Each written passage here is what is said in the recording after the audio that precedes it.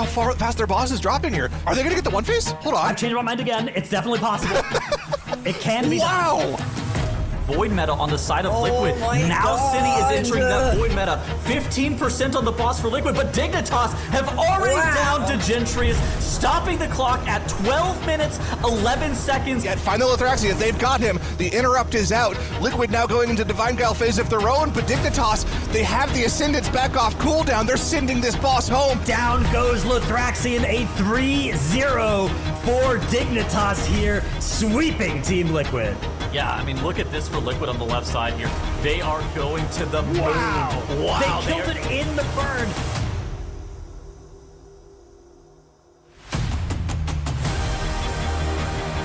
真的是已经快上一整个 boss 了。那么大计划最后抬走 boss 13分钟，刚刚好。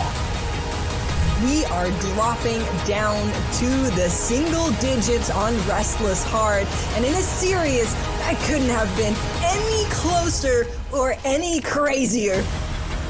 Oh no, the fear goes off. Spellbook.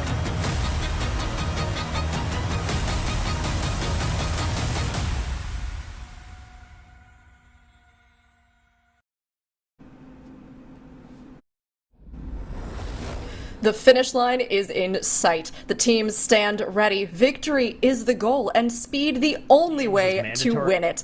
Welcome to Championship Sunday of the Mythic Dungeon International.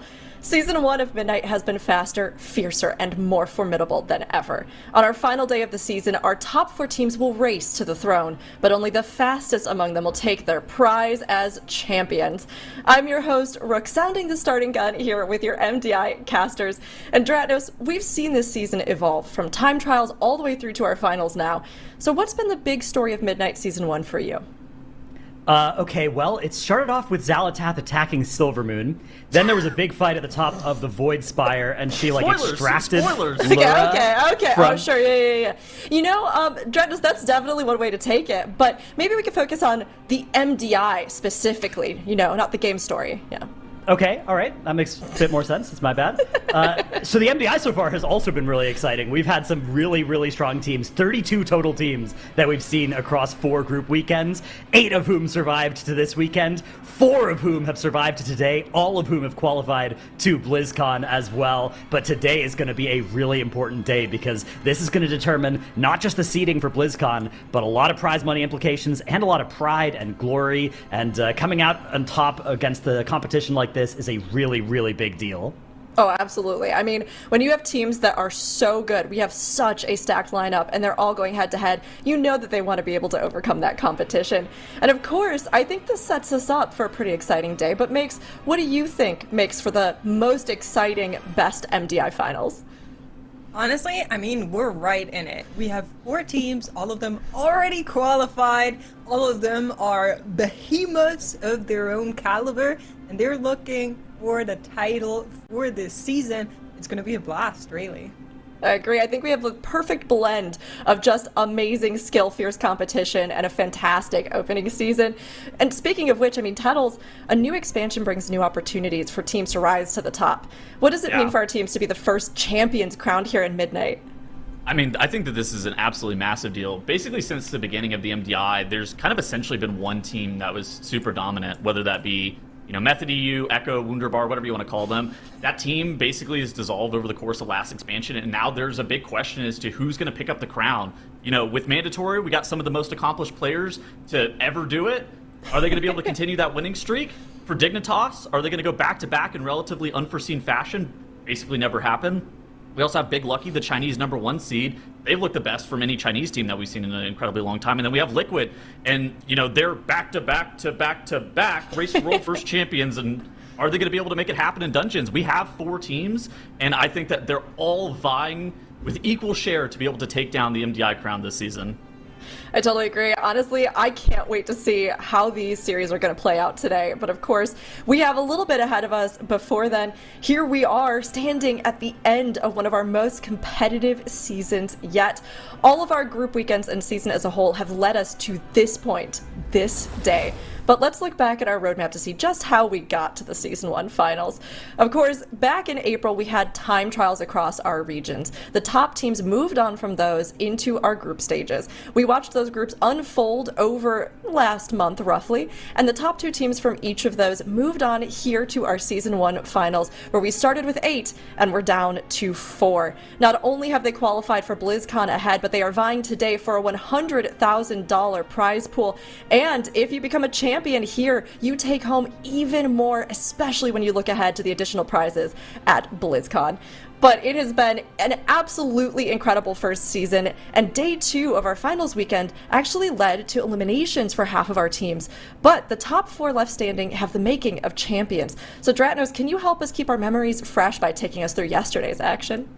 Yeah, day 2 was amazing. It was great. If you haven't watched it, you should go do that. But if you don't want to, here's a quick 3-minute recap. We started off with Mandatory versus Liquid. Both teams were incredibly fast. The 3 maps were all very close, and it all came down just a couple of mistakes. Mandatory actually lost game 1 off of 2 deaths at the end of a Zenith that otherwise was incredibly fast for them. Liquid had a couple deaths in the Skyreach, and then we got to this Mysara Caverns where both teams on just 1 death, couple percent on the boss, but Mandatory were the team that took it, and they qualified directly to BlizzCon with that win, made it through to today as well. An incredible performance out of one of our tournament frontrunners. Then we saw Triple Threat versus Dignitas. Triple Threat doing all this cool stuff to facilitate the Arms Warrior. We'll talk a little bit more about that in their later series, but unfortunately, just a couple of small mistakes, and Dignitas ended up being able to capitalize on that and win that series. Again, fairly close games between the two. Triple Threat definitely looked really strong, but not quite able to take a game against Dignitas.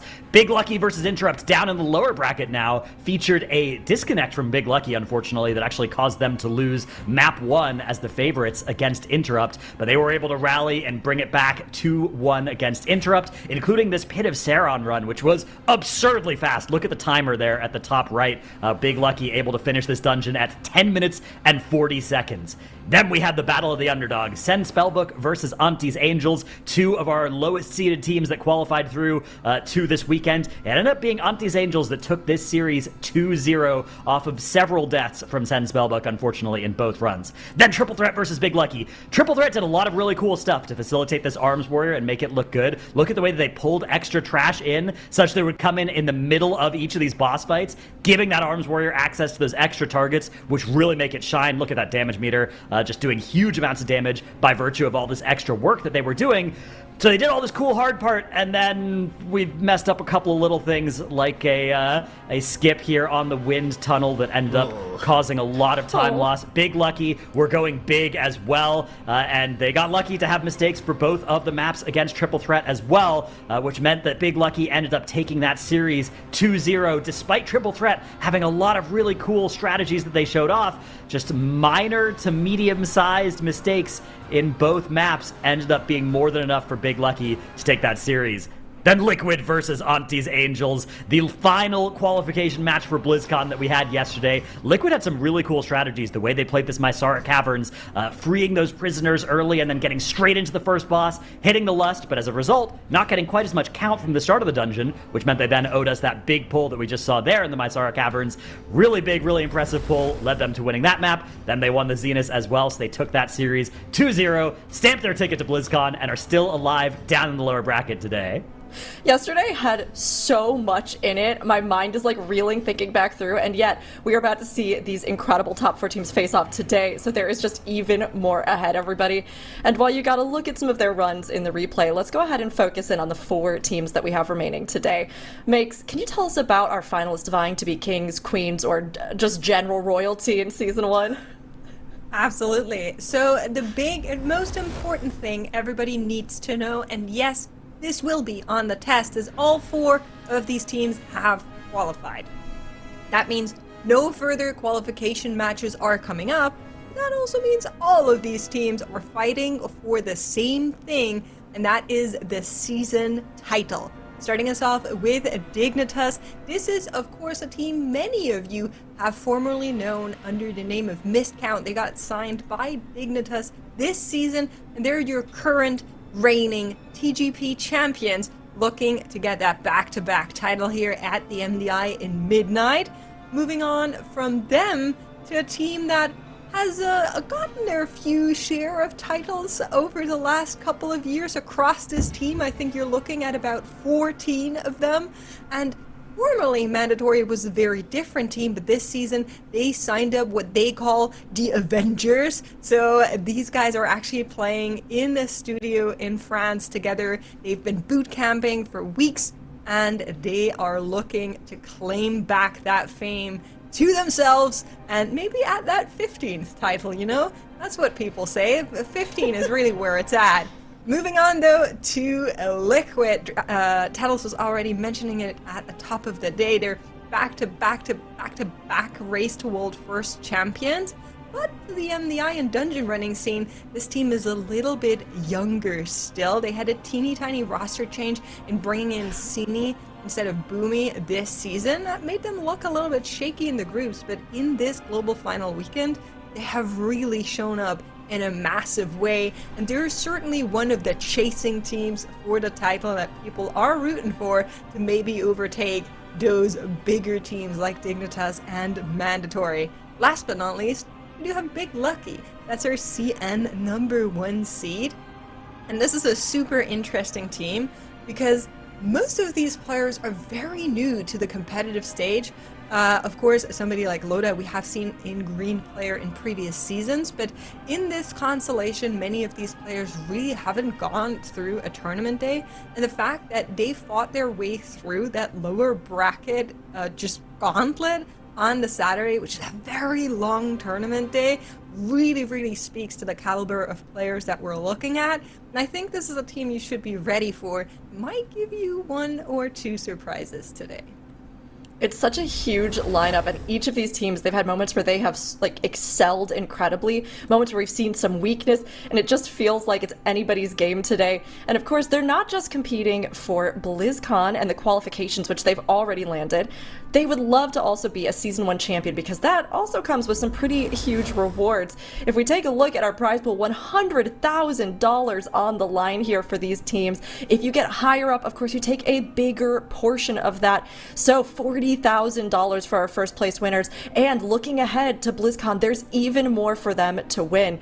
Of course, they don't just take home the prize pool money, they also take home one of these 3 custom Midnight medals if they land in the top 3, of course. But these designs are so cool every season. I love seeing what the team comes up with, and it's a really unique reminder of what you were able to accomplish on this huge global stage. Of course, though, like we've been pointing out, I mean, this is a lot on the line, and with all of these rewards for our teams, making it through is not good enough. They want to win it all. So Dratnos, along with those tangible prizes, does becoming a champion give you kind of a mental boost for future seasons or the BlizzCon stage?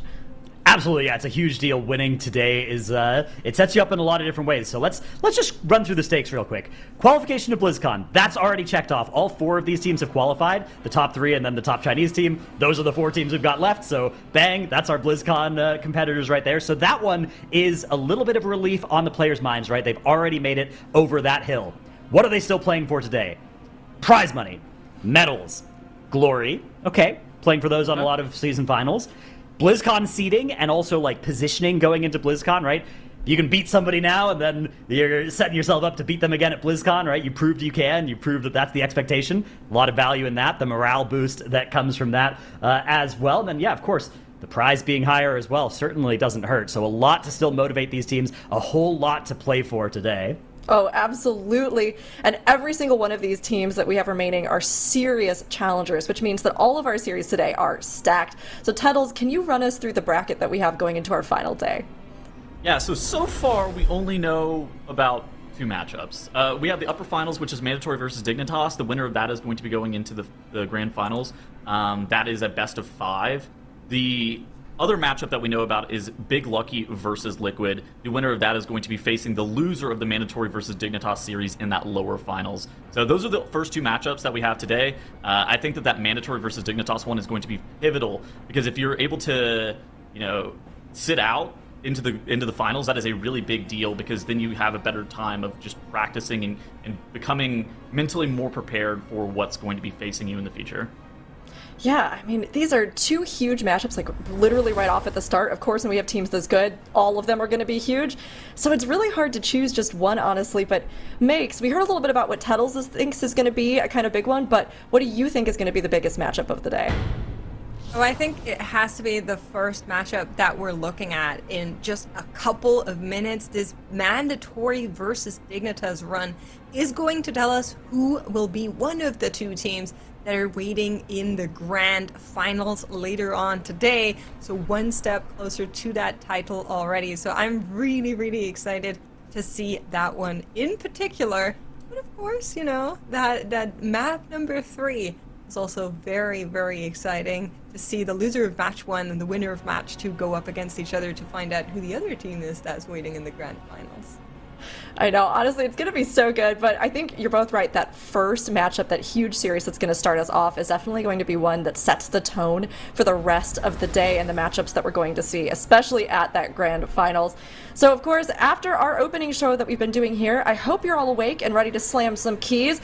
Right off the bat, we have this huge matchup between Mandatory and Dignitas. Get your predictions in on who you think will stop the timer first, chat. And meanwhile, we'll kind of go over these teams in a bit more detail. So, Mandatory, right? We mentioned that they mix in some players this season that you might recognize from Echo adjacent teams in the past, and their in-person boot camp has brought them all together to put in extra practice and unify as a team. But Tettles, do you think this has been paying off for them? I mean, historically, these are people that get a land buff, right? You know, that you get them together as a 5-stack, especially with 10 days worth of practice, and they should probably have a flawless run through the bracket.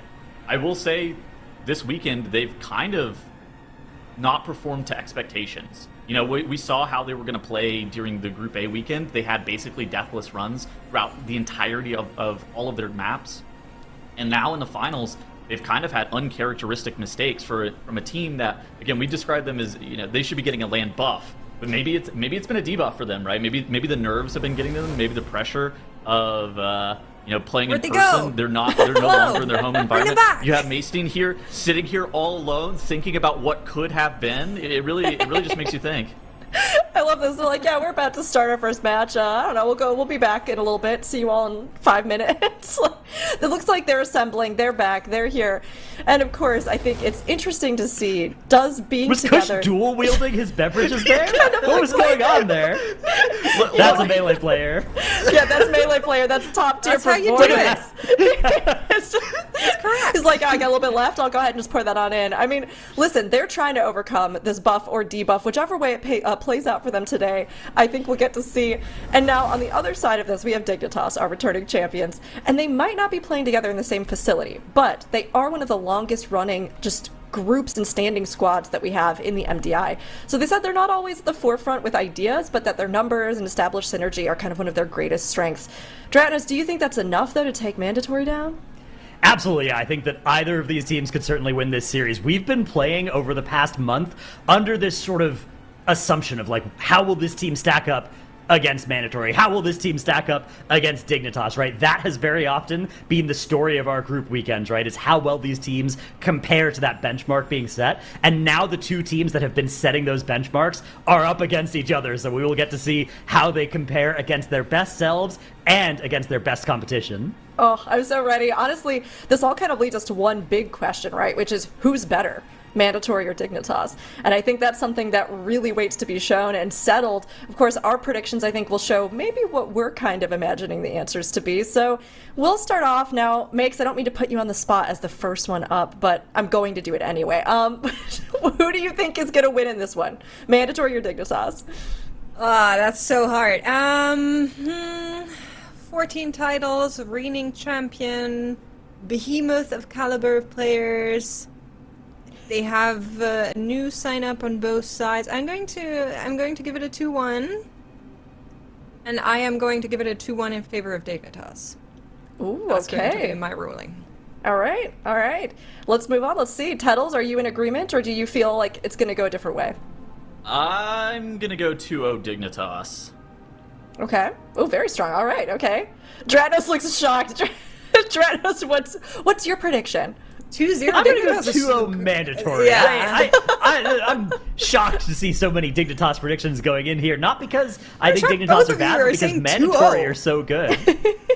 These Well, teams are I've got to so close. I got to counterbalance this. Sure. You guys both went for Dignitas. I got to go full on for Okay. mandatory. No, Yeah, look you're at right. Zyro. He's also gone for Dignitas. Wow. Okay, oh, listen, Dragnos, I love that you're standing up for mandatory because honestly, they have all of the caliber to do this, right? We've seen them go head to head. We've seen iterations of this team go up against Dignitas in the past and overcome them. So it's possible 100%, but I'm going to have to join the Dignitas train myself because they have looked amazing. I'm going to go 2-1. Yes, Tettles? Okay, hold on. Who do I you want to think has change my played vote. better I'm this doing weekend? 2-1 mandatory. I'm doing Okay. 2-1 mandatory. You guys cannot bully me into this. See, this is why I don't like being asked first. I I'm so want sorry. to be a revolutionary, and as soon as I pick something, everybody else does it. Change You're my French. vote, production, please. I can be. Makes us swapping. Tettles, you had a question. What was the question? Dratus, who do you think has played better this weekend? I do think Dignitas have played better this weekend, but mandatory get a buff in the clutch series sometimes. I think that is something that you definitely got to be scared of if you are a Dignitas fan here. That is true. That is a consideration. I feel like we have seen them just like when the pressure is on, it's almost like their skill just like keeps rising and rising and rising. Like it cannot be diminished by it. So it's very possible that they perform and maybe this swap is going to work out very much in your favor. Dratno's already jumping on that mandatory train. And as we can see with chat, it's pretty even here. I mean, honestly, I think it's hard to tell, but chat's kind of leaning towards mandatory here. So these two teams, they're going to have to face off. Of course, we will have map bans coming in shortly, but the first map that they have to play on no matter what is going to be Magister's Terrace. So as we think ahead to this one for both of these teams, maybe this will give us some more insights, Tettles, on how they might match up on this plus 19 here for the first map. Okay, so we've actually seen both of these teams play this Magister's Terrace. Dignitas busted out the Aldrachi Reaver Havoc Demon Hunter during their series versus Unti's Angels and put up the weekend best 15:59 timer. That is about a 15-second advantage over what Mandatory put up. Then Mandatory in their series yesterday versus Liquid, they banned out the Magister's Terrace, which makes me wonder whether or not this Aldrachi Reaver Havoc Demon Hunter is an advantage that Dignitas has in this map, to the point where Mandatory didn't want to play that against Liquid if they knew that Liquid also had that specialization in their bag. And so I think that this Magister's Terrace is a map that is in favor of Dignitas. For the Skyreach and the Seed the Triumvirate, those are both... Skyreach specifically is a very straightforward dungeon. It's kind of hard to tell who's going to have an advantage in there, but I feel like this Magister's Terrace, it has to tip the series in favor of Dignitas. I think it's very possible. I mean, we can see the bans, and Tettles has kind of delved a little bit into what lies ahead, but Dratnos, with that Skyreach, with that seat, what are some of your thoughts with these two teams and what we've seen of their performance in this lineup? All right, hear me out. This is a little bit of a cook, but imagine you're mandatory and you have a crazy overpowered strat in Magister's Terrace. You come into the weekend, you don't show it off against Interrupt in your first series, then you ban out Magister's Terrace against Liquid so you don't have to show it off, and then nobody else has seen it, and you come into Sunday and you get to use it both in this series and then in the grand finals, or force a ban onto the Magister's Terrace, right? If you think about it, that sounds like a really clever plan. Honestly, I always love that. I love when we get that surprise, like suddenly here's this secret strat that we've been sitting on and we're going to just blast. And it's possible, Dratnos, so I'm in... Really clever plan. Honestly, I always love that. I love when we get that surprise, like suddenly here's this secret strat that we've been sitting on and we're going to just blast. And it's possible, Dratnos, so I'm going to give that to you. But I think we're going to have to see whether or not that ends up being reality. This is our first game of the series, Mandatory versus Dignitas. Which of these teams will prove to be better? Makes, I'm sure they're out to prove themselves to all of us. For sure, and we're already seeing that first difference maker, Dignitas, showing us that Havoc Demon Hunter was not just a day one special to maybe confuse the rest of the competition, but that they're deciding to actually nail down on it. We have seen how well this Aldrachi Reaver can do, specifically on Gemellas, but just in general, being able to bring that funnel to the group. Certainly a spec that is very, very strong here. Mandatory on the other side, they're playing it a little bit more traditional here on the specs that they are bringing. They're going with the premier comp that we've been seeing for most of this group weekend, centered around that Augmentation Evoker, Devour Demon Hunter, and that Unholy DK. But already Dignitas just a smidge faster here as they're grabbing this Pyromancer pack, Tettles. Yeah, I mean, I think that the thought process behind the Dignitas comp is fairly straightforward. You continue to pull high priority mobs that have a lot more HP to allow for the Wounded Quarry funnel over and over again. And so there's going to be some pulls where we are just basically hoping that the DK plus the Augmentation Invoker buffing him is going to be able to do enough to be able to carry through the AoE. Additionally, Guardian Druid does a very large amount of AoE damage just by itself as well. So that's kind of the thought process on why the Eldrazi Reaver Havoc Demon Hunter is that play. Now, is it going to be better than what we are seeing from Kush on the left side for Mandatory? Look at him. He's doing 350,000 DPS. It's going to be something that, like, the Devour Demon Hunter should be higher overall DPS, but does the timer advantage for what the Havoc for what it's doing, is that going to be a big advantage? Because look at Dignitas on the right-hand side. They've already killed off the Pyromancer, and instead of waiting to get all of the remainder of the trash killed off, they're immediately pulling into the Arcanotron Custos pack. You see Dignitas with about a 5-second lead already at the very beginning of this dungeon. Yeah, a big factor in this dungeon is being able to stack up these infusions from the worm. So let's see how the teams are going to try to make the most out of it to really get that damage amp in there.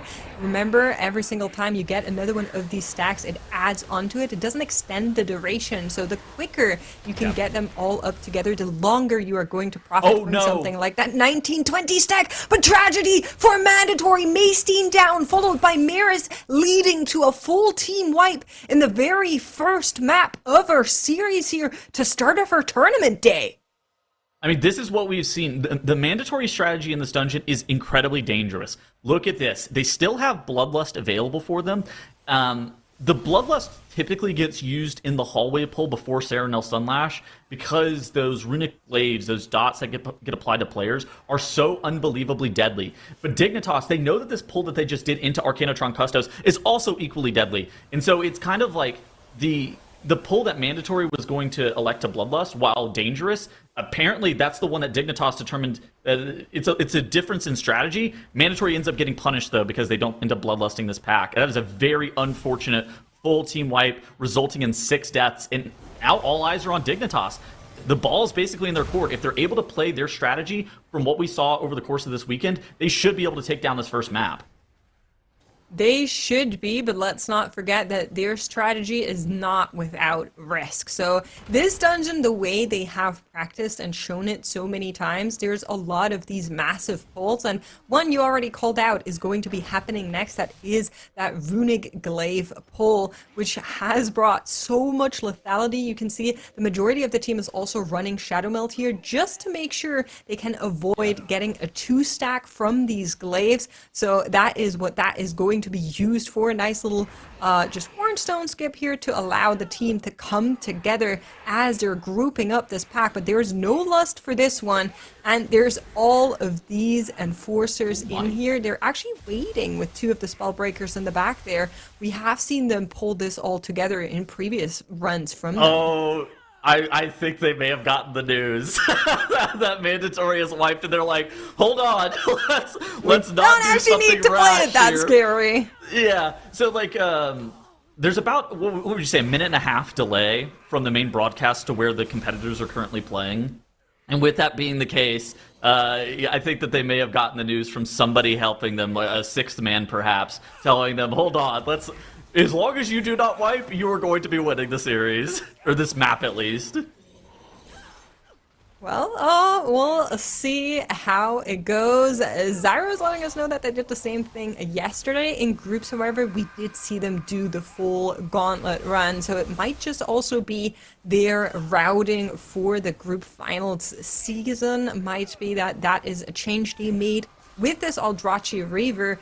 Can't be too sure here, but it's certainly a little bit safer between the 2 options that are presented. So Dignitas is going to not take any additional risk here and deal with those 2 spell breakers by themselves to then spawn the boss, whereas Mandatory, they're back in the same spot where tragedy has hit them. They have gotten through the worst of it. Still, there's a Magisters in this pack, but they were able to preserve that Bloodlust, which really is a big factor that'll allow them to accelerate from here on out. But of course, those 1 minute 30 on that death counter hurt them by a lot. Oh, I mean, that... So all wipes are bad, obviously. There are some that are far worse than others, and that, for Mandatory, they pressed all their offensive CDs. all of the trash reset, the boss reset. That is like, not only is that a minute 30 of time loss from just the death timer, that was probably an additional 2 minutes of timer loss as well on top of that. Like, that was an absolutely just massive mistake from the Mandatory camp there. And on the right-hand side, Dignitas, while Mandatory are finishing off Arcanotron Custos, Dignitas have already engaged the second boss in Serenel Sunlash. They are not fighting it with any trash. There's no real danger point here. The next big point of vulnerability for Dignitas is actually going to be in that Gamillis area. Whenever you end up having those Void Callers with the pulsing AoE, that's probably a big point for Dignitas to make sure that they continue to play safe, continue to play clean, and just get through those kind of pulls. But right now, I mean, on Serenel Sunlash, this should be basically free, even on this 19 Keystone level. I think that that's something important to like point out as well, is just how hard this dungeon is on a 19. Whenever we were talking about some of the highest keys in the world, about 24, I think, is the highest that's been put up so far for Magister's Terrace. We're only a couple of key levels away from that. Yeah, it's certainly not the best start to the tournament day, but we've seen something similar from Mandatory before, where that first run just didn't go their way and then they locked in after that. So even though this currently looks like an uphill battle, I wouldn't count them out just yet. Because, of course, this is only map 1, it is a best of 3, and this one isn't even over yet. Stranger things have happened before in the realms of MDI, and here is that big poll where they're going to be electing to use the Lust, and you can see they are going all the way in this gauntlet here. The first Lust, 9 minutes and 20 seconds into the dungeon, a classic. Well, normally we would have been here in under 7 minutes, right? So that would make it feel better. Something about, we'd be here about 4 minutes or something like that for sure. Maybe, yeah. But I mean, this pull for Mandatory is absolutely insane. That's why you're seeing the anti-magic zone, you're seeing the darkness, you're seeing all of the defensives being pressed, and the fact that they're even able to get through this is still quite impressive. They are going to be pulling Serenel Sunlash, but I mean, this is going to be multiple minutes of difference between Mandatory and Dignitas. Dignitas are finishing up Serenel Sunlash, and Mandatory just now pulling the boss. So an entire boss on the 19 Keystone level is separating them. So about 2.5 minutes of time just from like HP, and then a minute 30 on top of that. So about a 4-minute difference between these two teams currently. Yep, absolutely. A last couple of trash mobs now trickling in for Mandatory. Those were the ones that were caged and paralyses to the back. Something we've been seeing from a lot of teams. But yep, Dignitas is going to continue clicking, whereas Verb gets ready to get on out there because he, of course, does not have Shadow Meld. So the rest of the team can just run and meld it off. Verb doesn't have that accessibility, so he will need to giddy on out of here while the rest of the team will follow. Yeah, and in the meantime, he's also setting up to get some additional count. He uses that spatial to give him increased range. Then he sleepwalks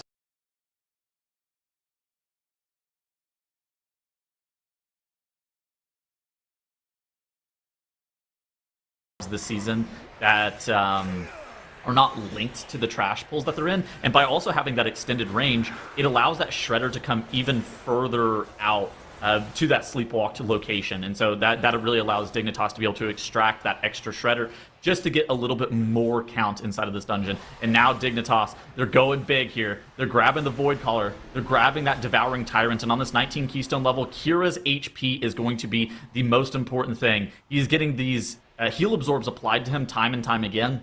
And while he's in that Incarn, he's fairly sturdy, he's fairly safe. It's about what happens whenever Kira is no longer in that Incarn that is actually the dangerous point. So now you're seeing that Incarn start to fade. He immediately changed it into that Bark Skin. Then he's going to probably change it into the Survival Instincts. And at that point in time, after that SI falls, we're going to hope for Dignitas that they have the Trash Pack filled off. And look at this Trash Pack just completely melting here. Yeah, it's not over just yet. A couple more interrupts will need to be deployed, specifically on that Terror Wave. Last second there from Yardi. Clutch up play to get it in their Blinding Sleet and stop a chaos from coming down onto Dignitas. But that is all it needs, just one CC, and they were able to bring that one in. I'm gonna need a recount on that Blinding Sleet. That was 0.1. Yeah, like, oh my goodness gracious. All right, so Dignitas there dealing with the last very difficult trash pull of the dungeon. They've actually grabbed a bonus Devouring Tyrant It's a pretty dangerous mob for your tank. But if he's able to survive the heal absorbs that consistently get put onto him, it should be fine. There is also the heal absorb bomb that gets put onto random players that gives them a 15% damage amp. But like, especially at the 19 Keystone level, if there is a critical mass of mobs, AJ should be able to just spam spinning crane kick and be able to heal that off rather quickly. The composition for Dignitas is also quite durable, so Verb is probably the only player that's actually in danger of getting killed off whenever they have that heal absorb on them. But I mean, Kira's HP, I think, is the scary one here. Oh, for sure. I mean, that is what it all kind of rises and falls with, but usually Kira has been one of the tanks of the World of Warcraft, so it's not something I worry too much about. Stuff like, you know, cast getting through, that's more the type that we have seen from Dignitas, where this would be a mistake that wouldn't be too uncommon for them. Kira dying, I think we have seen this less than 5 times across all of the MDI and TGP seasons altogether, so certainly not something I'm too scared about. But left-hand side, Mandatory are now arriving at the same spot here where it got quite dicey for Dignitas for a second. They also have to get through that same pack to get Jamelis spawned. But I want to divert your attention to the damage meter on the side of Dignitas, because there you can really see this Eldrazi, Reaver, Havoc, Demon Hunter shine. There's a lot of packs where it's good in this dungeon. Jamelis has to be the best one, where that Wounded Quarry is really coming in to shine. And we do have a death! No. As AG goes down, they need to res him up really quickly, as this boss does have a lot of just environmental damage to the entire team. The res has gone out, but seems to not be able to take it. Is he not in a safe spot, or might there be an issue with the tech side of things? Hopefully Dignitas is going to be able to get on through this. They're going to be utilizing their own defensives right now, and AJ now back with the team. He was just doing it for the tension, you know, for the cinematic arc, so to say. Ah, yes, cinematic choice here. Yeah. All right, Sometimes so now you're doing it Dignitas- for the plot. I will say, even though that was not great, and even though that could have been problematic, Dignitas are still about 3.5 minutes ahead. Whenever you're factoring in, okay, so now only 3 minutes and 15 seconds ahead. And so I think for Mandatory to actually be able to get back into this match, it would require Dignitas to almost have a wipe. So now, all eyes are on Dignitas on the right-hand side as they run up to the top of the spire in the Magister's Terrace. There is one trash pull and Degentrius. Those are the two things that separate Dignitas from stopping the clock here. They were quite fast in this run earlier this weekend. They put up something around the 60-minute marker. They do have this Bloodlust that's burning a hole in their pocket. I think it's very likely that they're going to be pressing it on Degentrius just to be able to get just a little bit more single target damage. And you see Kira, he is not going to be stopped as that Devouring Tyrant, that Shadow Rift Void Caller. Those mobs get pulled, and that is the target acquired for Hearthjax, that Shadow Rift Void Caller. He's going to be applying his Wounded Quarry. He's going to be applying that Reaver's Glaive to it. You see the Breath of Eons coming out. Yargi, his main job here is to kill off all of these small mobs, all of these Voidlings. That is Yargi's damage here. And then, AJ, he's going to be spinning Crane Kick just to make sure that Kira and the remainder of the party is going to be getting enough just group-wide healing to keep everybody topped up. And Dignitas, look at this. Kira, he's inching closer and closer towards that Degentrius ramp, all the way up to the boss. They're making sure that they're maximizing their position inside of this dungeon to save themselves just a couple of seconds. Because the strategy for Dignitas, it wasn't created today. It was created weeks and weeks and weeks ago whenever these teams started, even on the beta as far back, whenever these teams were trying to figure out what strategies would be good for this speedrun format. And now Dignitas, with a couple of the small mobs, they no longer have that Tyrant. They no longer have that Void Caller. They're going to be taking a bunch of these Shredders into the boss, even letting one of the Void Terror's Howling Fear casts go off. But you're able to LOS it. It's not a big deal.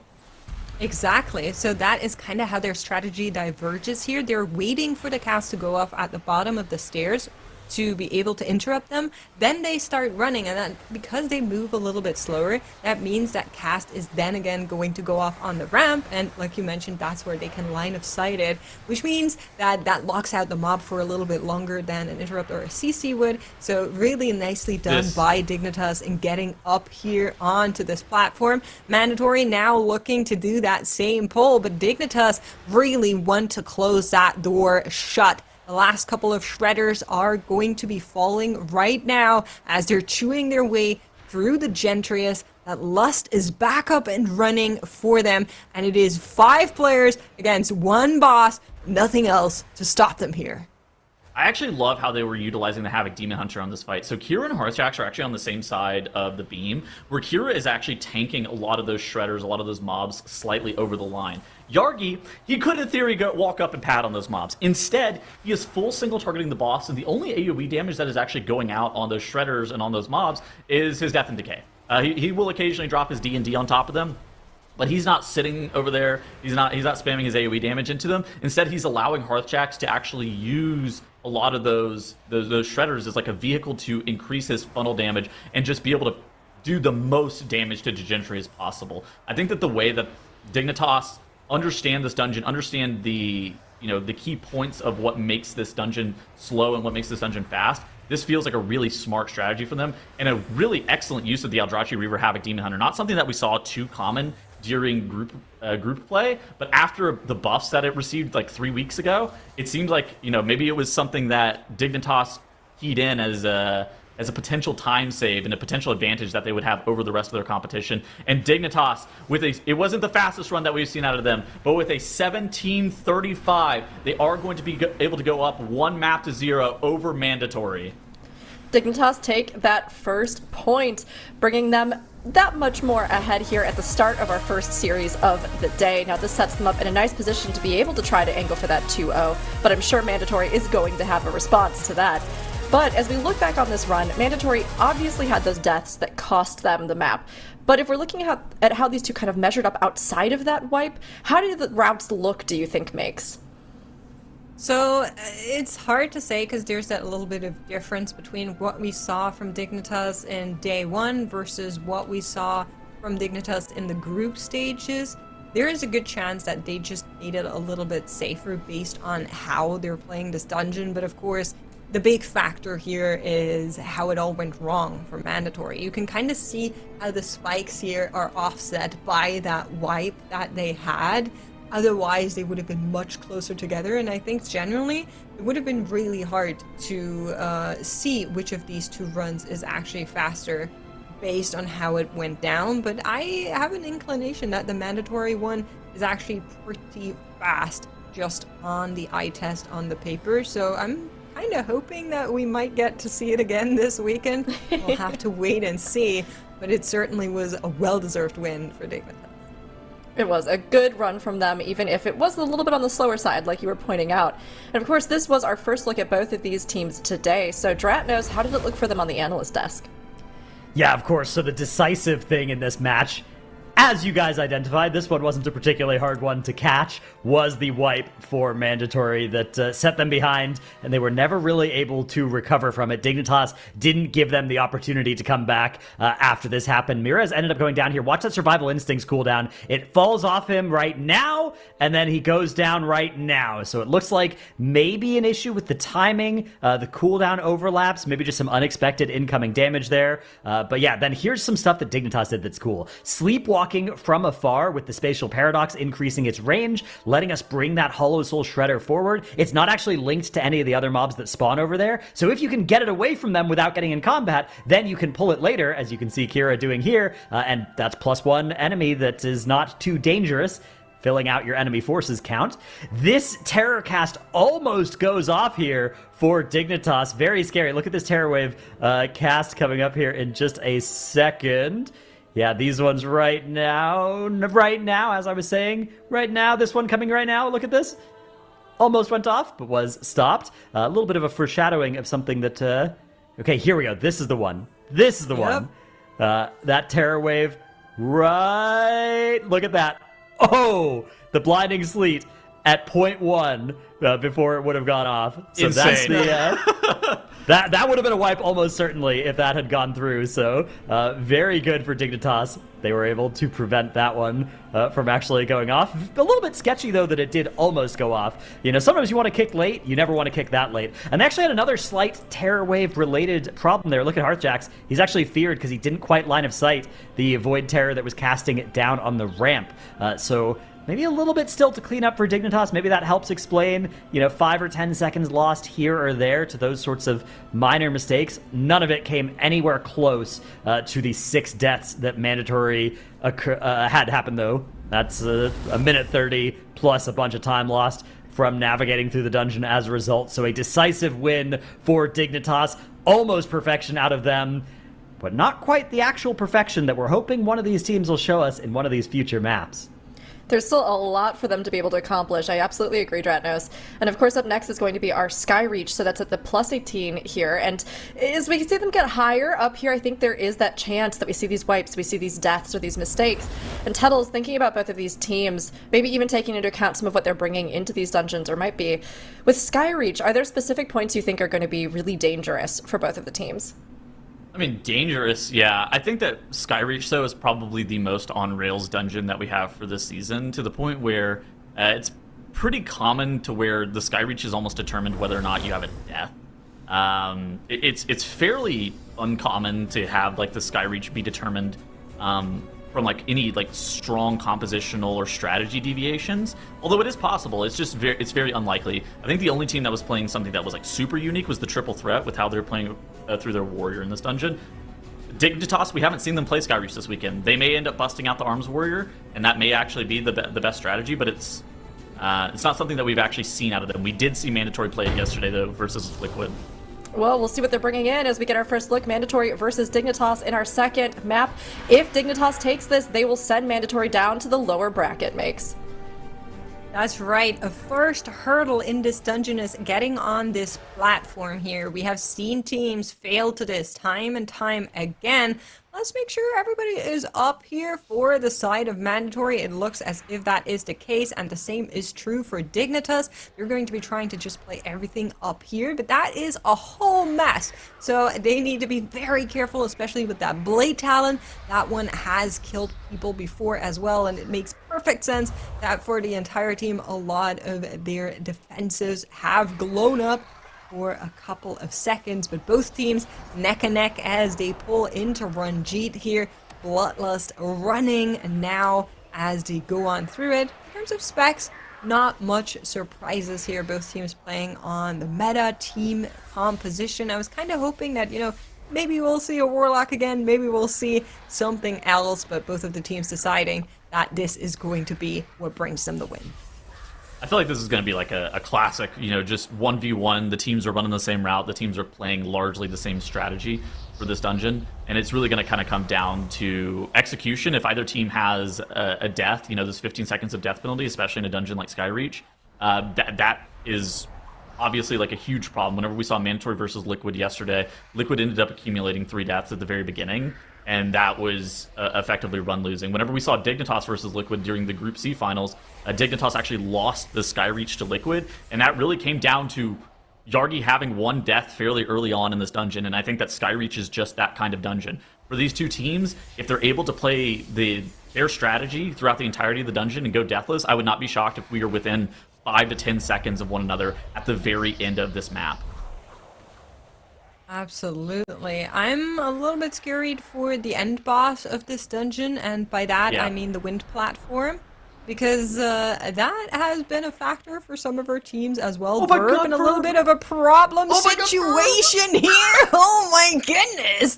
He gets bumped back and forth, but is able to get on out of there. If you're a class that is able to glide, this boss is honestly so rude because it knocks you up and you muscle memory the glide, and you just fly into nonsense. It is a mess, but I'm glad our players got through the worst of it here. Dignitas are going to be the team that downs Ranjit first, and I'm curious on how their next part of the dungeon looks like, because you can go pretty big here, but there's a lot of interrupts and additional mobs like that solar orb that players will need to look out for here. So let's see what Dignitas does.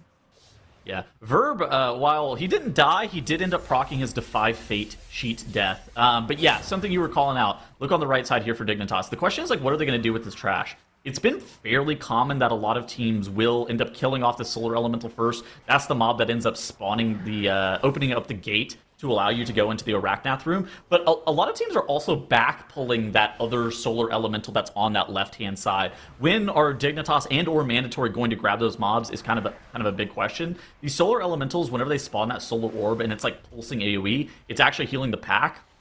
So making sure that you have good, focus fire damage, priority damage into those mobs is a big deal. And so this is kind of the question of what is the healer's job in this dungeon. You can see for Dignitas, AJ, he's already grabbing that solar elemental pull. It looks like he parried one of the initiates of the Dawn, and then one of the other initiates of the Dawn gets gripped in by Yargi, and they're going to be trying to focus down. They're going to be focusing kicks into those mobs, just making sure that the Blinding Sun Priestess AoE Disorient doesn't go off, making sure that the bolts don't go off as well. And now they are into a solar construct pull on both sides for Mandatory and Dignitas, only a few seconds separating these two teams. That's right. They do want to focus down the constructs first and foremost, but just like in the previous dungeon, those interrupts, like you mentioned, are so crucial. So I hope Yargi has that blinding sleet already. We can see it up for both of her TKs, just in case it's needed. But the solar constructs are going to be falling for Dignitas first, as well as they have finished out that first boss first. It does make sense that they are arriving here a little bit quicker too. Some unfortunate overlap for Mandatory, as those mobs were casting one last time on like single-digit HP, but they're now also in fight with Arachnath. Yeah, so we can see at the bottom of the screen, Dignitas were about 15 seconds faster on Ranjit coming out of that fight. But now I actually think Mandatory has gained maybe 5 seconds on that. It seems like there's only 10 seconds that were separating these two teams for when Arachnath got pulled. Are Dignitas going to be able to continue off with that momentum, or is it something that is a lead that Mandatory was able to just kind of get a little bit out of? And I mean, for Dignitas on the right-hand side, look at this. They actually have 3 targets to Mandatory's. Oh, now Mandatory actually have that Adept of the Dawn that came in super late. So Mandatory have a longer period of time of 2 target cleave.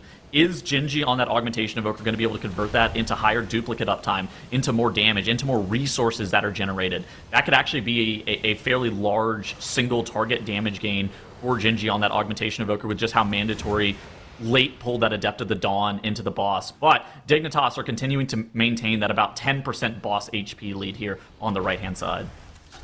I love the use of the pings that we're seeing on the teams for some of those beams if they're spawning in awkward spots. So just making sure that everybody is aware of where they're going to be coming down for the soaks.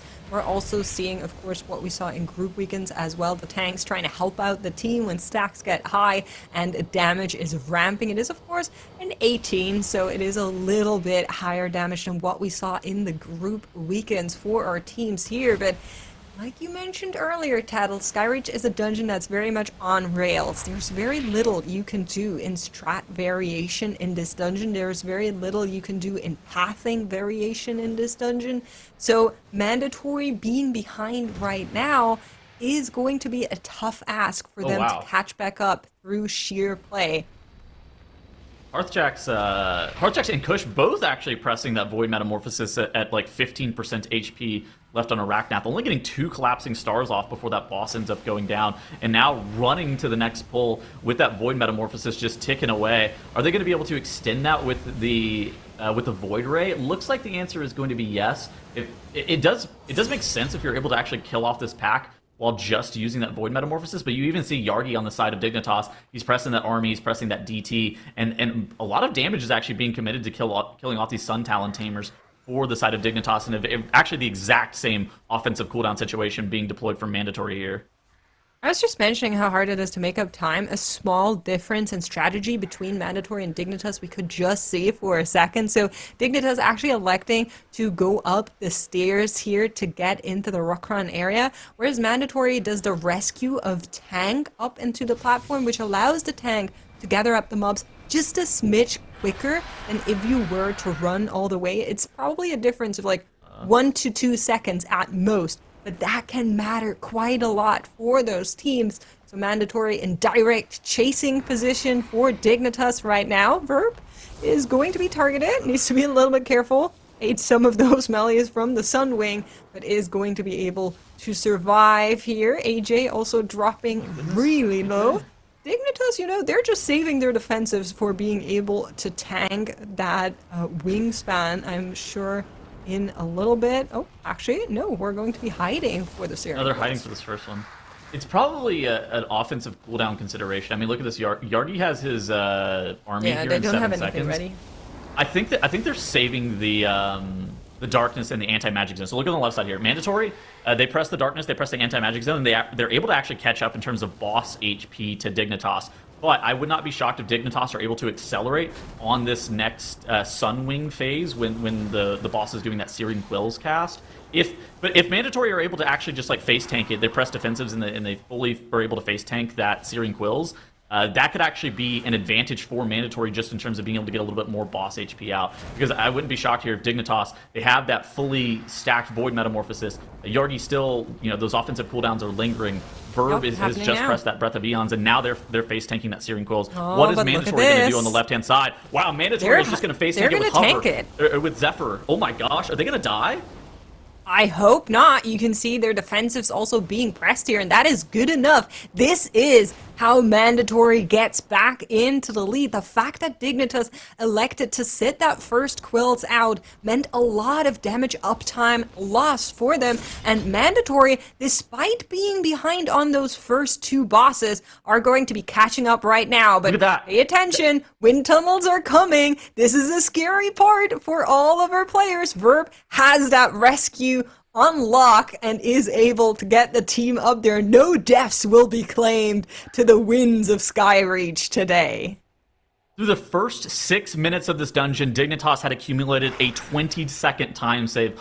All of it to be erased with a one boss split on what is largely seen to be a very straightforward split. It's just one trash pack, and it's just the boss. And for Mandatory, this is how they get back into the game. And Dignitas on the right-hand side, they're not letting it fall too further behind. They press their Bloodlust. They're pressing all their offensive CDs. This is the last very difficult trash pull for both of these two teams. There is a Blade Talon that's putting bleeds onto players. There is a Solar Elemental that's channeling onto people. There is kicks that have to be obtained on the Blinding Sun Priestess. If any of those kicks end up going off, it's going to end up disorienting your entire party and just wiping you. There is so much damage that is being output. You have the Raven here. He's casting his AoE, and then once that Dread Raven dies, that allows you to immediately pull the boss. And so for Mandatory, for Dignitas, that's going to be the main source of priority damage is that Dread Raven. And for Dignitas, it looks like they're going to be able to get the boss spawned just a hair earlier, and High Sage Vyrix is going to be pulled by Dignitas right now. So 2, 3, 4, 5 seconds. Mandatory is behind for 5 seconds. Because they started a second differential. We haven't really talked about that, but it doesn't matter right now. We have the correct times. I promise you we're going to check at the very end of it. But there's like 4 seconds between those two teams. It comes back to the wind skip. Dignitas was slower on Rockran, but they were faster on getting up to the wind and being able to move on from there. Whereas Mandatory was just a smidge slower there again, which we can see in the pull time on the High Sage Vyrix right now. Now, this is no Bloodlust. This is raw cooldowns once they're available. Again, you can see the armies coming off cooldown in 2, 3, 1 for Maestein right now as well. And they will need to send this into boss as quickly as they can, while also making sure that those Zealots do not carry anyone off the platform. They have a couple of ways to deal with this so that they can port back, one of which is Wernstone, one of which is Vengeful, just go back to the platform from the Demon Hunter. You also have the Monk port, so a couple of options. Rescue also works, just to not have to deal with that Zealot for them. But it looks like Dignitas is going to be on the chase here. They got the boss down sub 30% already. Mandatory right behind them. But is that going to be enough? Has to be the question, as these teams are trying their hardest to conjure damage out of thin air. Dignitas is not willing to give up the lead despite the difference onto Rockran, despite the difference onto the Quills. They don't want to lose this series. And all it takes for them is just a single win here to lock themselves into the grand finals. Single digits onto High Sage Vyrix right now, and they are going to be the team that takes it and takes this series. Absolutely phenomenal performance. I mean, seeing them just come through here, Dignitas has proven time and time again that they are so strong no matter what the format. They weren't content to only master TGP, they've moved on to master speedrunning as well. Any team that wants to take the Season 1 crown will have to pry it from them in our grand finals. And Mandatory are undoubtedly serious competition for all of our teams this weekend, but mistakes cost them what could have been a shot straight to the grand finals. They'll have to sweep through the lower bracket if they want to challenge Dignitas to a rematch at the end of the day. We were talking a lot about how these two teams theoretically measure up, but what did this map or the series show us about how they actually match up as we look at it, Tettles? I mean, I think that this is exactly what I expected coming into this finals. For Mandatory, whenever they played their series versus Liquid, whenever they played their series versus Interrupt, they were able to have plot armor and be able to barely squeak out two series that I thought were fairly losable. For Dignitas, they've looked so dominant this entire weekend, and they were able to get everything in order and take down this series 2-0. This is the Dignitas, this is the returning champions that we expected to see, and they are moving on to the grand finals here. This was really, really good to see them, especially on the second map, I think, just clash so directly. And it was a pretty intense run for the teams. So, Dratnos, where did this leave them as we look back on the series? I mean, what a great map we had there between the two of them. Look at the way that graph almost perfectly overlaps, although you can see it was Dignitas gaining quite a bit of an edge towards the start of the dungeon. Mandatory clawed back almost all of it, but not quite all of it by the time we got to the end, and ended up being, it says it's a minute victory by Dignitas, but it was much closer than that. That was Mandatory having 5 deaths once they had lost there at the end, but up until that point, it would have been 2 or 3 seconds, 5 or 10 seconds at most slower. So, start of the dungeon. Look at Dignitas, a little bit ahead already just on the first boss. The lead started opening up for them quite early on in here. You can see first boss going down for them about 8% ahead of Mandatory, so not a huge lead, but huge when the teams are as good as these two are, and the match is as close as this one was. Mandatory also a little bit slower to get to that second boss as compared to Dignitas as well, but Mandatory made back a lot of time here on the Rookran fight. Dignitas hiding behind this pillar while Mandatory just stayed in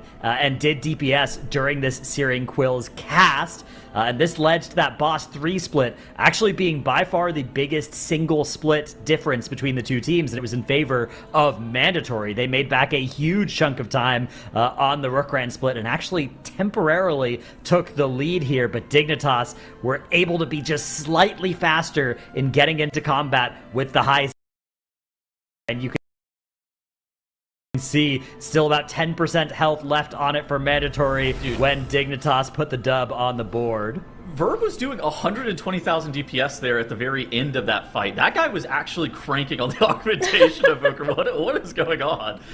Yeah, you heard it here first. You know, if your augmentation evokers ever look like they're not doing damage, it's they can do that much damage. They're just choosing not to. Oh, yeah. I see. So it's like a performance. So you just have to push harder. Clearly, all of them should be reaching those numbers. I think absolutely. Don't worry. Any of your evokers, you're gonna get some pushback. I think. Yeah, Makes. I have an important information. So I have conversed with the team just real quick to kind of check in on something, and apparently Dignitas not only had disconnect problems in their first but also in their second map of this series, leading to AJ being AFK for a couple of seconds prior to Rookran, which is why they didn't tank that first Searing Quill. So that is usually part of their route, and that is what they usually do. But because he was basically DC'd from before the boss till almost the second Searing Quills, they weren't able to just heal on through it, which is why they fell behind on that boss. That's crazy. The fact that they was that also the death of the Magisters? DCs, Yeah. Yes. Wow. Okay, Wow. I mean, Wow. gosh. Coming to a series against Mandatory, you have 2 little micro DCs, and you end up still being 2-0. That has got to feel really, really good for Dignitas. And as well, they know that those sorts of issues won't be a thing when they play at BlizzCon later this year as well on LAN. So they're going to only get better from here. But of course, we aren't done with them just yet. They have made it through to the finals at the end of the day today. But we don't know who they'll be facing yet. That is what we get to decide with our next 2 series. It is. I mean, it's a huge, huge day. All of these series are so competitive. And I mean, honestly, props to Dignitas navigating around those DCs and just continuing to still be as fast as they were. really close series, but our next one is promising to be exactly the same. We have Big Lucky versus Liquid coming up next down here in the lower bracket. Of course, eliminations are on the line, and teams want to be able to make it through and push to become the Season 1 champion so that they have a little extra glory, a little bit of extra money as well, and some, I think, a good mental place to come from as they look ahead to BlizzCon. But we're going to have Big Lucky versus Liquid coming up, two powerhouse teams that you won't want to miss. So everybody, while we have a quick break, thank you. Makes, are you, what's, you guys, is it sunny by you, or you I don't know what you're talking about. You suddenly Let's got get much into more break, German. please. Okay, we will go to break, everyone.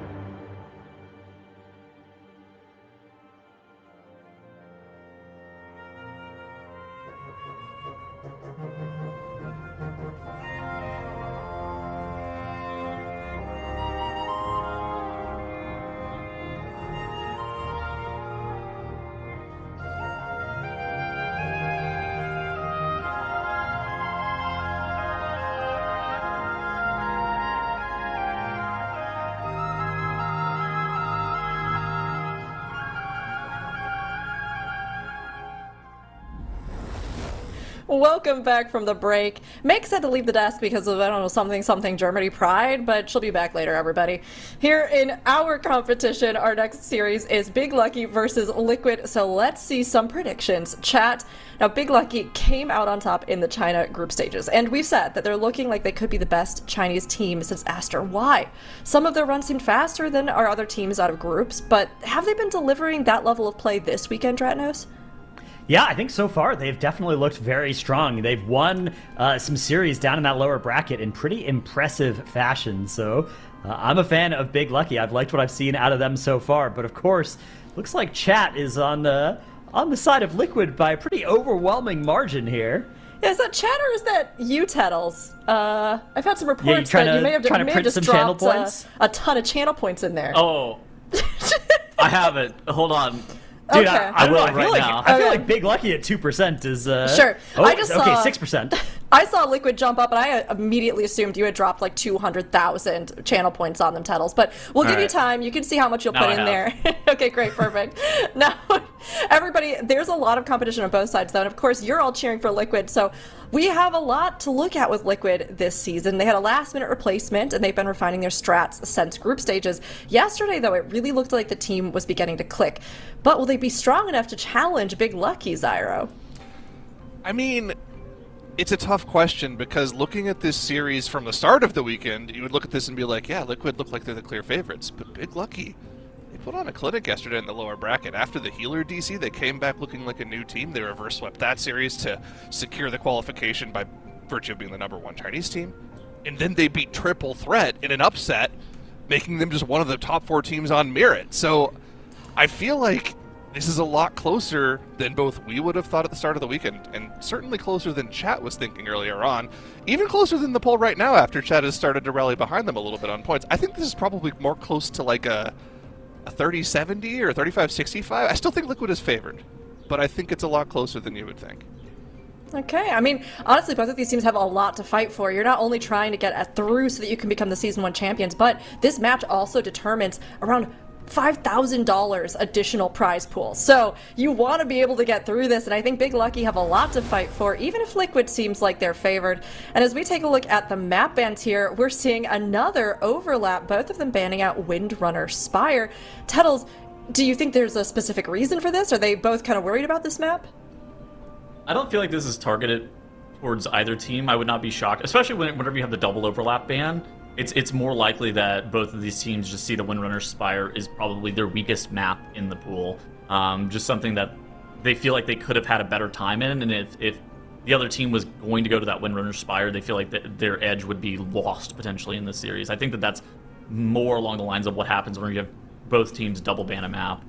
I think these bans are actually like pretty unlucky for Liquid, right? Because you look at that last map in Nexus Point Zenith, that seems to be like a bastion for them. If the game did go to a game 3 and we had 2 separate bans, the fact that they get to play that Ellie Shaman, that they have a shine on the Ellie Shaman for that key seemed like it was a real strength for them. But now we're just not going to see that map at all this series.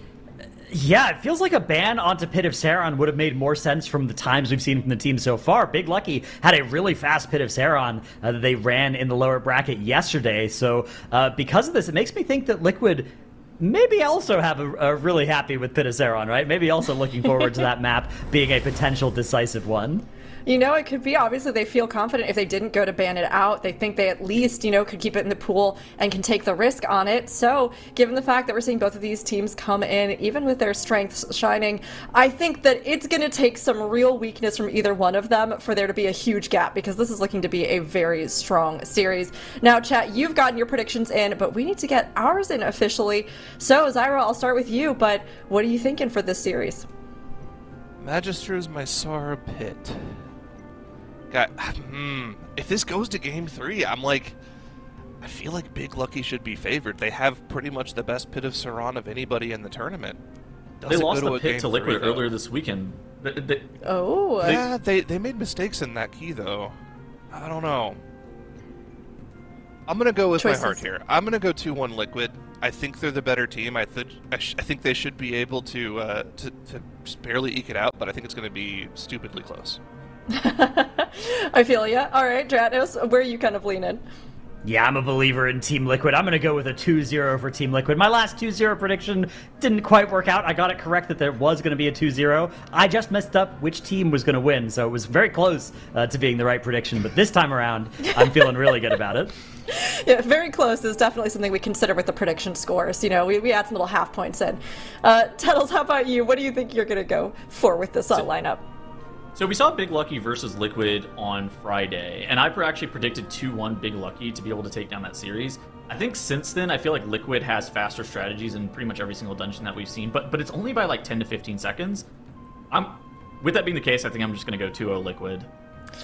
Okay, all right. Well, you know what? I'm going to have to bring the Big Lucky energy. I'm going to have to manifest for them, and I think I'm going to lean towards them. Now, they weren't as fast as I think we hoped to see them yesterday, especially given some of those competitive times, and some of those mistakes like we talked about in matchups, I think cost them here or there, even on maps they're really strong on, like Pit of Saran, right? But I'm going to go 2-1 towards Big Lucky because I really think that they can do it. It's just whether or not they have managed to really get into the groove to just really iron out some of those mistakes and be on par with this Liquid that we see coming into this weekend that really has been looking stronger and stronger with everyone. So I'm believing Big Lucky. Any of you out there voting with me in chat, thank you, but we'll see how it actually plays out. It looks like most folks leaning towards Liquid, and of course Liquid was looking really strong yesterday. And as we kind of think about that, I mean, Dratnos, do you think there was something, obviously they had this player come in, but was there something about their gameplay that really just seemed to be specifically better than we'd seen them in groups? Yeah, Liquid looked confident. They looked decisive in the maps we've seen, and also strategically, they look like they are back in this mode of being trendsetters and trailblazers rather than just being strat optimizers and adjusters. The Mysara Caverns that we've seen out of them in particular, I really like the way that they've attacked it and said, you know what? Other teams do it one way, but we have a better idea, and we're going to do it our way, and we're confident in it. And we get to see that Mysara Caverns in this very series, where we'll get to see that strategy probably on display again. And we're going to be coming into our first map here very soon. Big Lucky versus Team Liquid. Now, even though we've got a lot of votes toward Liquid, I think Big Lucky has a really big shot in this map. They have continued to climb through the lower bracket. We've seen them really excel and put up some competitive times. Meanwhile, Liquid, they've tightened up since groups, and the performance we saw from them yesterday was absolutely top tier. Both of these teams have to bring their all if they want to get that additional prize pool if they move up in the ranks, and if they want to be one step closer to becoming Season 1 champions. This is going to be Big Lucky versus Liquid here in our second map, Magisters, or in our first map, Magisters Terrace, Tettles. Yeah, and we are going to see this first map between Big Lucky and Liquid. What are we going to see compositionally? Are there going to be any differences? We're actually seeing neither of these two teams busting out that Eldrachi Reaver Havoc Demon Hunter that we saw from Dignitas in this dungeon earlier, instead electing to play that more tried and true Devour Demon Hunter. I think that a question that we have to answer, Dratnos, is where are they going to be lusting for both Big Lucky and Liquid?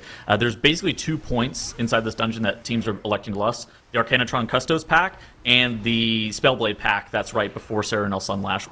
Do you have a kind of a preference for either of those two lusts? Yeah, it's interesting because that first lust on Custos is such a natural lust, right? You want to press your lust as soon as possible. You want to press your lust when you're in combat with a boss. You want to press your lust when you're fighting a dangerous set of enemies where you'll benefit defensively from A, killing stuff faster, and B, your healer having more haste so everybody is a little bit safer, right? And that Custos spot really gets all 3 of those major objectives checked off at once. But then if you can save it and use it on the Serenel Sunlash trash, that has seemed to potentially be faster. It's counterintuitive, but I actually really liked that lust when I saw it earlier. Yeah. So for this next poll here, for both of these two teams, it's basically just trying to focus down this Pyromancer. The moment this Pyromancer dies, the gauntlet that can send you back goes away. The teams are able to continue to progress forward through the dungeon. So that is going to be the mob that most of these teams are going to be targeting, trying to focus down. Now, it does have the most HP in this pack. It has about 1.5x the HP of even things like the healers and the magisters. You're going to need to also make sure that you get pretty aggressive purges onto the Pyromancer, because if any of those healer shields end up going onto that Pyromancer, it just really slows down your ability to be able to kill off this trash pack. And on the right-hand side, Liquid here have killed off that Blazing Pyromancer. How much HP does that Pyromancer have for Big Lucky on the left-hand side? It looks to be about 20 to 25%, and Liquid are already making their way into that Arcanatron Custos wing. The stampeding roar comes out from Yips, and Liquid are moving through this dungeon so quickly. Wolf Disco going to take a little bit of time there to start gathering a damage buff from that crystal. You can see those 10 stacks on him now, allowing him to do a little bit of extra damage on the opener on this boss. We've got the Lust available. Is it going to get pressed for Team Liquid? If it was, it would be right now as the Army of the Dead is being cast. So it looks like Liquid are holding this Lust for the Serenal Sunlash spot. Meanwhile, Big Lucky are getting into the boss combat as well. Looks like they're also holding this Lust. Yeah, there goes some cooldowns and no Lust being pressed.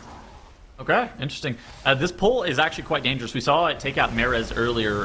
He ended up like just standing in the fire from the Pyromancer, and that ended up downing him for both for Mandatory in our series earlier today. But for Big Lucky and Liquid, it looks like Shun on that Guardian Druid and Yips on that Guardian Druid are able to stay alive, layering their defensive cooldowns quite nicely. They're not out of the woods yet. You know, there's still a decent amount of damage coming in from that Arcane Sentry. The Blazing Pyromancer can still take some players out, but they're certainly out of the hardest part of that pull for the tanks, with just 20 to 30 mobs just white swinging on them the entire time. That is the point in time at which we would have been likely to see a tank death.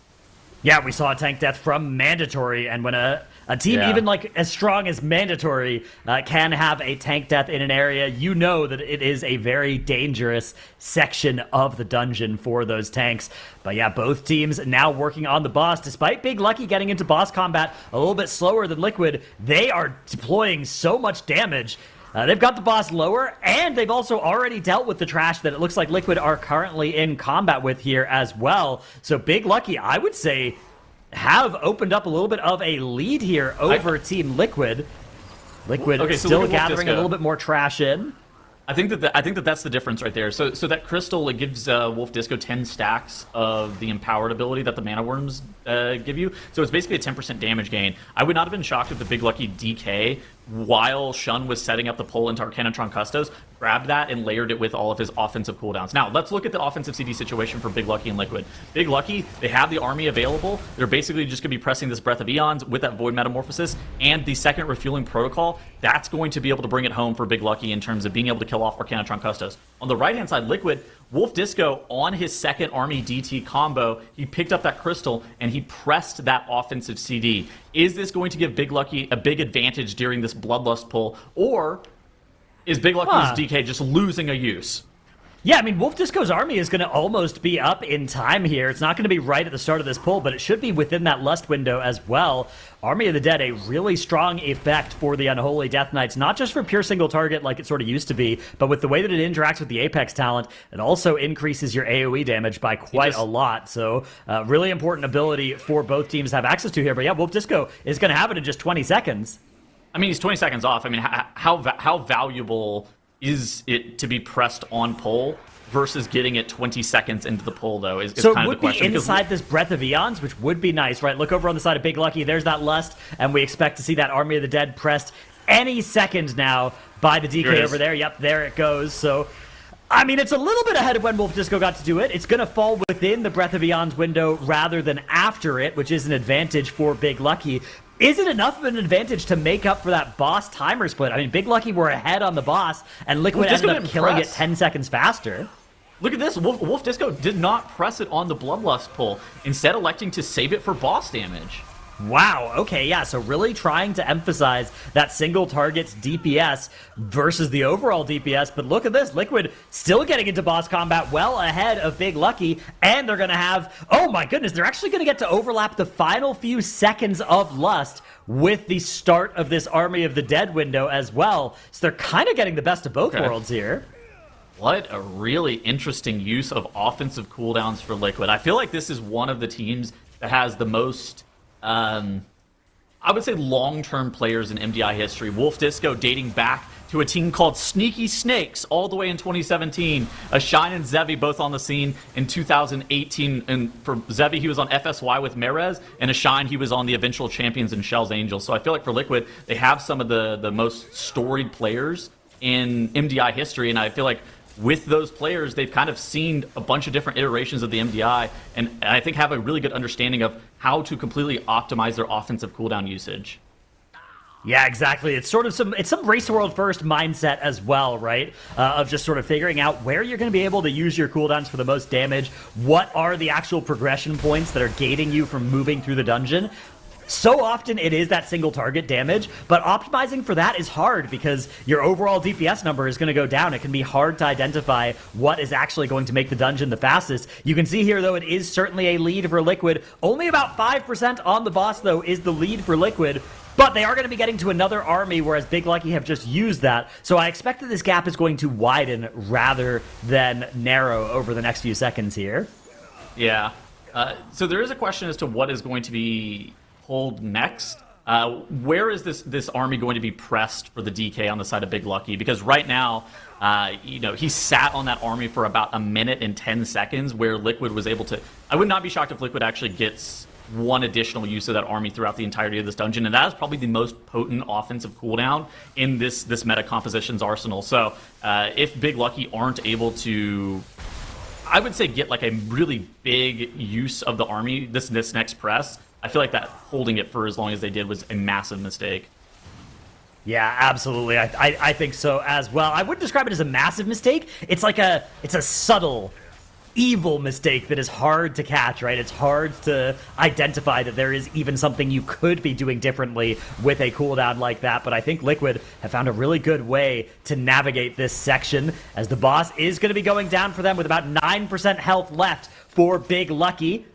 Liquid now going to be channeling into that shield, and they're sending half of the team, 4/5 of the team even ahead, to charge forward, while it is going to be Cine that actually finishes off that final bit of the channel. Usually that would be an Evoker job, but this time around the Evoker has a different job, which is that Sleepwalk that's going to be done to bring over an extra Hollow Soul from further ahead in the dungeon, perhaps. Or maybe not something that Liquid have adapted from the Dignitas route. Yeah, it looks like Liquid have a slightly different configuration of trash than Dignitas. That's sweet too, because the way that Liquid set up that pull, that Void Caller hadn't spawned yet. So the ads, whenever you end up finishing off that Shadow Well cast, they spawn the ads in waves. And so that Void Caller, it wasn't even up.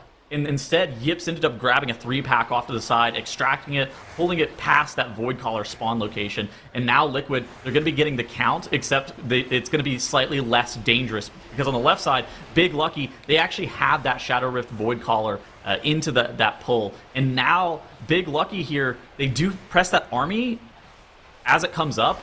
But Liquid's Wolf Disco, he had his army available, so he's +1 Army of the Dead cast over Big Lucky's DK throughout the entirety of the dungeon. And now, things going not great for Big Lucky, as Loda does end up going down. Is he going to be able to recover that death? It looks like the entirety of Big Lucky has been topped, and they do still have some of their defensives available. That was a very unfortunate death, costing them 15 seconds in a map that we don't know if they have 15 seconds available to spare.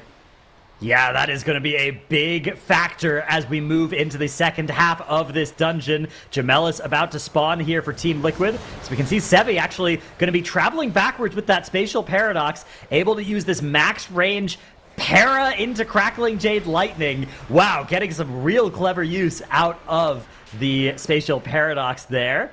And traveling now back into boss combat. We have Yips bringing the boss over the wall here. I really like this movement. Yeah, that's going to force both of these little Gemelli to path towards the fountain for a little while, which means it's very easy to get all three of them stacked up during this first Cosmic Sting cast sequence, letting them really leverage that full AoE cleave for as long as possible before inevitably they do split up, and now we only have 2 target for a little while. But still got all this extra trash underneath the bosses as well. Liquid just doing so much damage. Meanwhile, Big Lucky also in boss combat, quite a bit slower in getting into boss combat, and they have 15 seconds against them now from death timers. They have those void infused mana worms, which actually do a decent amount more damage than the other side in terms of the amount of damage that they deal to you. But it did give the entirety of Liquid 10 stacks of that damage amp buff. So Liquid there getting a little bit of additional damage from pulling those mana worms, and while, again, they are dangerous, It's just something that seems like it works out quite nicely for Liquid. And Liquid's offensive cooldowns lining up really well whenever the triplicate for Gamilas comes back out. You saw a shine there. The moment that triplicate happens, he slams down his Breath of Eons. Wolf Disco has that DT available. Cindy is going to be rotating. He could potentially press this Void Metamorphosis. I'm not 100% sure if you want to press it here, though. It looks like the answer is going to be yes. Even still, another the boss death, at 21% HP. Coming in for Big Lucky. That's going to be their battle res, the second battle res of the map for them. Now 30 seconds of death timers will be applied against them while Liquid still on a flawless run so far. Final bit of damage required to stop the Gemellis encounter here for Liquid and travel to the end of the dungeon.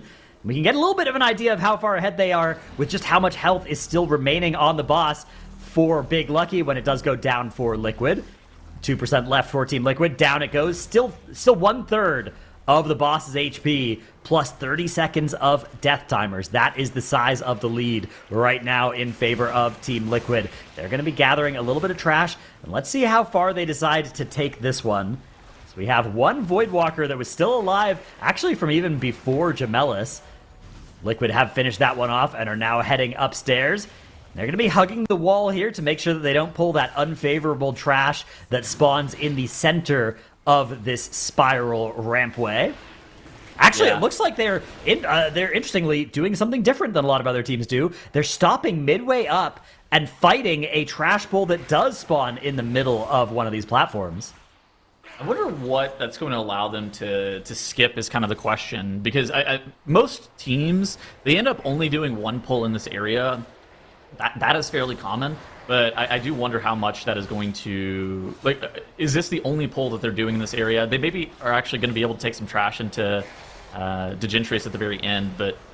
Oh, look at this. Big Lucky on the left-hand side. They're on the exact same strategy. And so for Big Lucky, just looking at the splits at the bottom of the screen, they're 30 seconds behind in terms of Gemellis boss kill, and they're additionally another 30 seconds behind in terms of the death penalty that's assessed against them. So there is still a possibility for them to be able to catch back up. It's going to be very difficult, and it's going to kind of require Liquid to make a mistake. But Liquid here, ooh, that's a really clean skip. You saw the incapacitating roar, and then you saw those grips from Wolf Disco getting the shredders, getting those casters into this pull. And now DIGNITAS has been engaged for Liquid here, about a minute ahead of where we saw from Big Lucky.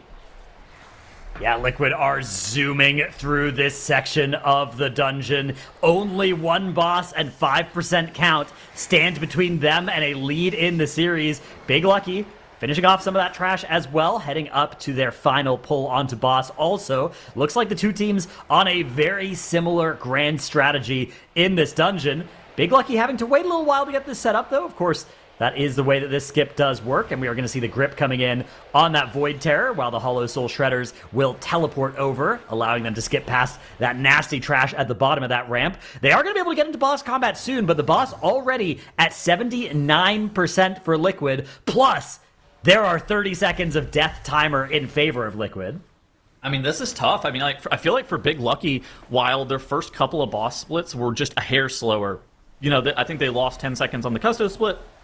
They lost 2 or 3 seconds on the Serenel Sunlash split. If they did not have those deaths on the Gamilas split, I feel like this would have been within 10 seconds of the Liquid run. But right now, for Big Lucky fans, you're just kind of hoping that Liquid makes a mistake. And for Liquid, they have the Bloodlust available. They are just going to be waiting for a couple of their offensive CDs to become available, potentially even waiting for that damage potion as well, as that is something that is a big source of additional DPS this season, is just when you're using that Light's Potential Potion or the Potion of Recklessness, depending on the specializations. And so those kind of compounding multiplicative damage sources, those are kind of the things that Liquid are looking at in terms of determining when are they going to be pressing their Bloodlust. I would not be shocked if it's pressed a couple seconds. Yeah, press right here. You got the Breath of Eons. You got the Void Metamorphosis. Wolf Disco, his Army of the Dead is going to be overlapping this in just a couple of seconds. And Liquid is going to be a foot race for them to be able to bring it home as the boss continues to drop lower and lower. And on the left side, Big Lucky are able to keep it close. They're probably going to stop the clock within something about 15 seconds. Oh, but another death seals their fate, dude. I think. we've got another little problem as well. I don't want to alarm you any further, but Big Lucky are also not at 100% count. No! So Oh, no! there's a lot that has gone wrong in this map for Big Lucky. More deaths befalling them here on the last boss. Oh my goodness, nearly losing their healer as well, but it is going to be Liquid who are going to stop the clock. The boss goes down for them. 0 deaths, 100% count. Team Liquid up 1-0. Liquid take the first map of the series, and it was an incredibly well-played map on their part. Now, of course, we saw some mistakes over on Big Lucky, and they cannot afford to have them when Liquid is playing this all out. But we were talking a little bit, Tettles, especially, you were mentioning some of the skillful offensive cooldowns and usage from Liquid in this run. So how did this give them an advantage over the timings that we've seen from other teams? It's hard to tell versus, teams that aren't playing the exact same composition, right? I think if you try to compare, say, DIGNITAS, whenever they're playing the Havoc Demon Hunter, it's really difficult to tell. Whenever we were comparing it to Big Lucky, though, it did really just seem like Wolf Disco got one additional use of the army over the course of the entire dungeon. Now, the question is pressing that additional army better than pressing it at the absolute perfect time? Because the DK for Big Lucky, he had it during the Bloodlust pull where Wolf Disco opted to save it, but Wolf Disco in theory should have done a lot more damage to Serenal Sunlash. So there's a little bit of give and take, and I think it's kind of like the Ascendance that's also pressed in the Nexus Point Zenith occasionally, where some teams are pressing Ascendance on the first pull of the dungeon, and some Elemental Shamans are very brave and they're holding it for the boss. Gotta love seeing that bravery. I mean, it's interesting, right? These alignments, these choices, of course, you want to try, if you're going through as fast as possible, you need to burn as fast as possible. And there's a lot that can go wrong while they're trying to do that. But seeing Liquid just absolutely nail it is so cool, and it makes a huge difference. And while we can't always see every detail of how the action plays out, thankfully we have Zyro on the analyst desk to break it down for us. So Zyro, what were you seeing this time around? I was seeing a well-contested series right up until about the Jamilus room. Both teams were pretty much neck and neck. Damage was very close to each other. Akinetron and Custos went down within about 5 seconds of each other between the teams. The only major difference was the fact that Big Lucky likes to grab a couple of extra enforcers right before this boss pull just to tag into the boss. The strategy in the hallway heading up to Serenal Sunlash was the same for both teams as well, making sure they CC a healer and Magister before going down, gathering around the corner, but Liquid actually just got to their spots a little bit faster. I think that was kind of the theme of the run for these teams. They were very similar in terms of progression and DPS, but Liquid's straight movement through the dungeon was just a little bit more precise, a little bit more crisp, and of course by the time we got to Gemelis' room, that opened up into about a 15-20 second lead for Liquid. Of course, Loda going down during this AoE pull normally is a disaster when there's this much AoE damage going out, but the fact that Big Lucky is able to keep the pull alive and continue on, even with the healer deaths there, is pretty impressive, but it set them even further behind the pace that Liquid was already setting and really just let Liquid start to run away with the series. A few further deaths from Big Lucky kind of sealed that fate, but Liquid was able to put together a decently impressive time here. 16:28 in Magister's Terrace. It's not the fastest that we've seen this weekend. It certainly can compete with some of the best runs that we've seen. It's only about 20 seconds behind the fastest clip, which we saw from Mandatory earlier this weekend. If Liquid wins the series, that's who they're going to be going up against next in the lower bracket finals, so it might be a preview of that here, but at the end of the day, Liquid goes up 1-0 in the series and puts Big Lucky in a familiar position. Backs to the wall. One more map loss eliminates them from the tournament. You know, they managed to get through yesterday, so hopefully today they're able to bring it together, eliminate some of those deaths, and really tighten up the run because they're going to need to. Liquid is just looking like they have absolutely come to make it all the way to the end. Now, next up we'll have this Mysara Caverns that we're going to see them facing often. And this is one where I think, interestingly enough, like early on, people seemed to want to avoid this map, but we've seen a lot more play of it coming through yesterday and into today. With Mysara Caverns, what are we thinking is something that the teams really need to take into account, Dratnos?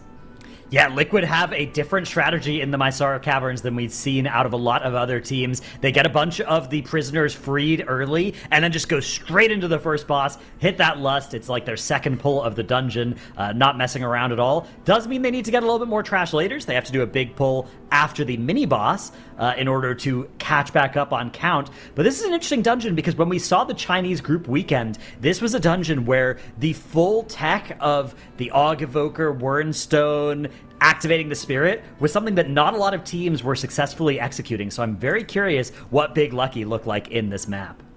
It'll be, I think, a real test of their skill, especially knowing that Liquid already has such a defined path that they take through this that is so efficient for them. I mean, Big Lucky, though, we talked about the fact that they were putting up some incredibly competitive times, especially coming through their group weekends. So if this is the point to put those peak times out, then like you've got to do it right now, because if not, elimination is going to come for them. They've got to be able to get another point on the board and even this out to take us to a third map. Otherwise, Liquid is going to run away with it, which wouldn't be so bad for most of our desk's predictions. But I mean, Zyro, seeing how these two are kind of matching up, do you think Big Lucky, they can pull it together? How can they kind of meet Liquid in this next map? Well, that's the interesting question, right? Because we actually haven't seen what Big Lucky has prepped for this weekend in this dungeon yet. Like Drano said, we saw what they were doing in the regional weekend a couple of weekends ago. Didn't look that impressive. Most of the teams, like you said, weren't really doing the Ghost Incense tech, but Liquid doesn't do that in their run either. They go for the bigger pull after the Altar Room, which is a little bit different. We have no idea what Big Lucky have prepared. They could have an insanely fast strat in this dungeon, and they could upset Liquid here, which would be impressive, because Liquid has the second fastest run of any of the teams in this dungeon this weekend. Only Dignitas has been faster in this key, so if there's ever a time to pull out that strategy for Big Lucky to keep themselves alive in the tournament, it's now. This is the time. This will make or break Big Lucky. They need to get this other point if they want to stay in the running, if they want to stay a Season 1 champion, and if they want to vie for the bigger prize pool that moving up in the ranks will land you. Of course, if Liquid, if they're able to land this, bring this in, they'll be able to continue moving on, and we all know they've got that championship in their sights. This is going to be our second game of the series, Big Lucky versus Liquid. If Liquid takes this point, they will move on 2-0, but Big Lucky, they have a shot here to get their luck in order and be able to pull this off, Tettles.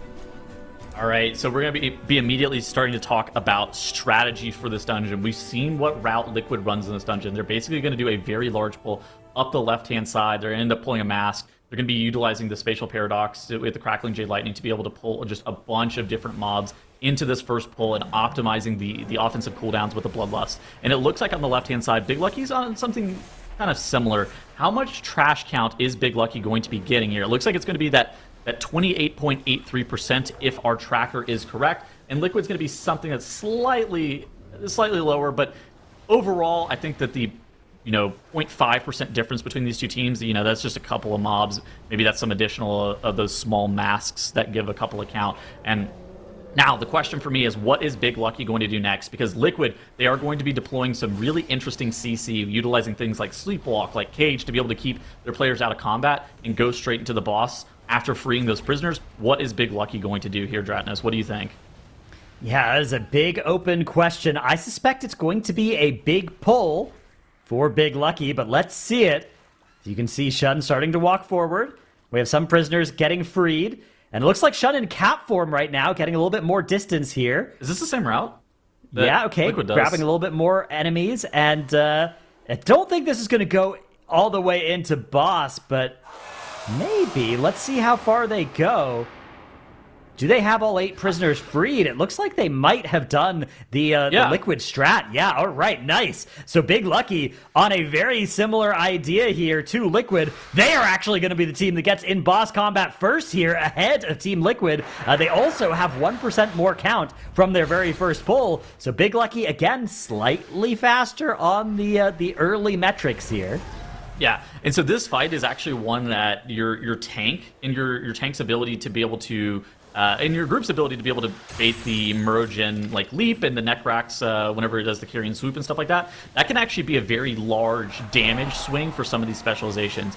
Things like the Devour Demon Hunter, if it ends up losing some uptime because they end up having to get into that trap, that could be a huge damage loss. So what we've seen from some of our teams is the healer is going to be electing to take the trap for some of them to be able to make sure that they don't have to jump in that trap for that carry and swoop. But it does look like for Big Lucky, that Demon Hunter, very unfortunate during that Void Metamorphosis window. He's going to have to be jumping in for Liquid. It's kind of similar situation to Shine on that Augmentation Evoker, going to be jumping in that trap. And, now we have to be looking at those baits. The bait base is based on where the tank has his back facing. And so if Murogen is able to maintain its presence like close to melee, to where the Collapsing Stars, to where the DK's cleave can continue to just AoE down the boss, that could actually be fairly large damage swings. And you're seeing Liquid here starting to build up an advantage. Even though they had the boss pulled about 5 seconds later, they have a very slight advantage in terms of the amount of damage that they've dealt to the boss. Yeah, DPS is looking great here for Team Liquid. On the side of cooldowns as well, things are very much identical between the two teams on that front too.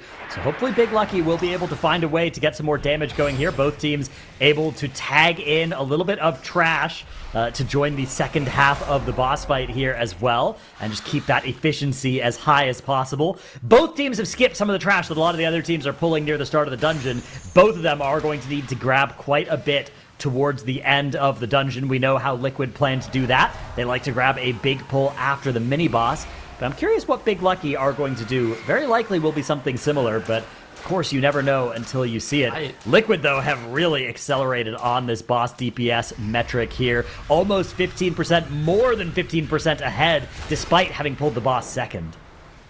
I think it's largely due to how they've been, positioning their traps, positioning the boss, and making sure that the boss has been stacked the entire time. I felt like Big Lucky, while they didn't do a bad job, I think that flanking spear cast and the neck racks whenever the bird does like that big AoE circle, just making sure that those two mobs are stacked the entire time is a huge damage swing. And while Liquid, they pulled the boss 3 or 4 seconds after, they're going to end up killing this first boss somewhere around, what is this, like 10... 12 seconds even ahead of Big Lucky. So a slight advantage in favor of Liquid here as they are making their way into this second area. And for Big Lucky and Liquid, they both have something that's kind of unique, not something that we see super common. It is a Blood Elf racial on both of their Mistweaver monks. That is likely to be able to purge the skirmisher shields at some point during this dungeon, to be able to remove those from all of those skirmishers and be able to get an efficient count for mobs that typically aren't the most efficient in terms of count that you get. Yeah, this is a really nice lead that Liquid have opened up here. End up being 18 seconds on that boss one split, as the boss was just at 3% health for so long for Big Lucky before they were able to finally finish it off. Mini-boss rather, now getting pulled for Big Lucky as Spatial Paradox goes out on their healer to allow them to tag in a bunch of the extra trash in this room from a nice, safe distance. Both healers also are playing the Blood Elf, Tettles. That's going to be really valuable once we get to the Grim Skirmishers later in this dungeon. In fact, this is the first pull that contains any of them, but not enough to warrant the use of a Blood Elf racial. But I think the next big pull probably will see that racial getting some use. Does mean that the healers need to be a little bit careful, as they no longer have a get-out-of-jail-free card if they accidentally get healer aggro on pull, which is certainly a risk that you run with this composition. Looks like the DK on the side of Big Lucky, he elected to save his army DT combination for after the first ritual sacrifice ended up going off, allowing the pack to just like stack up a little bit more nice, a little bit more clean, and get all of the mobs inside of his death and decay. And it looks like it's actually going to net Big Lucky a little bit more damage. And while they were a lot slower coming into this Gnarlden pull, they're a little bit faster coming out of it, and they got more count at the exact same time. A very interesting strategy by Big Lucky. They're not playing the exact same route as Liquid. Instead, they ended up grabbing that Bound Defender that we saw Liquid looking to skip with that Shadow Meld. Yeah, and being able to do that means that you don't have to wait for that Shadow Meld skip to execute as well. So that's going to save them even a little bit more time. And Big Lucky are backtracking for the spirit activation there, sending the Devourer Demon Hunter to do that job. We've seen healers do it. We've seen evokers do it. I don't think we've ever seen a DPS player do it, although the Demon Hunter does have the advantage of being the quickest to be able to navigate the dungeon with those shifts. So that might be the reason why they sent the Demon Hunter.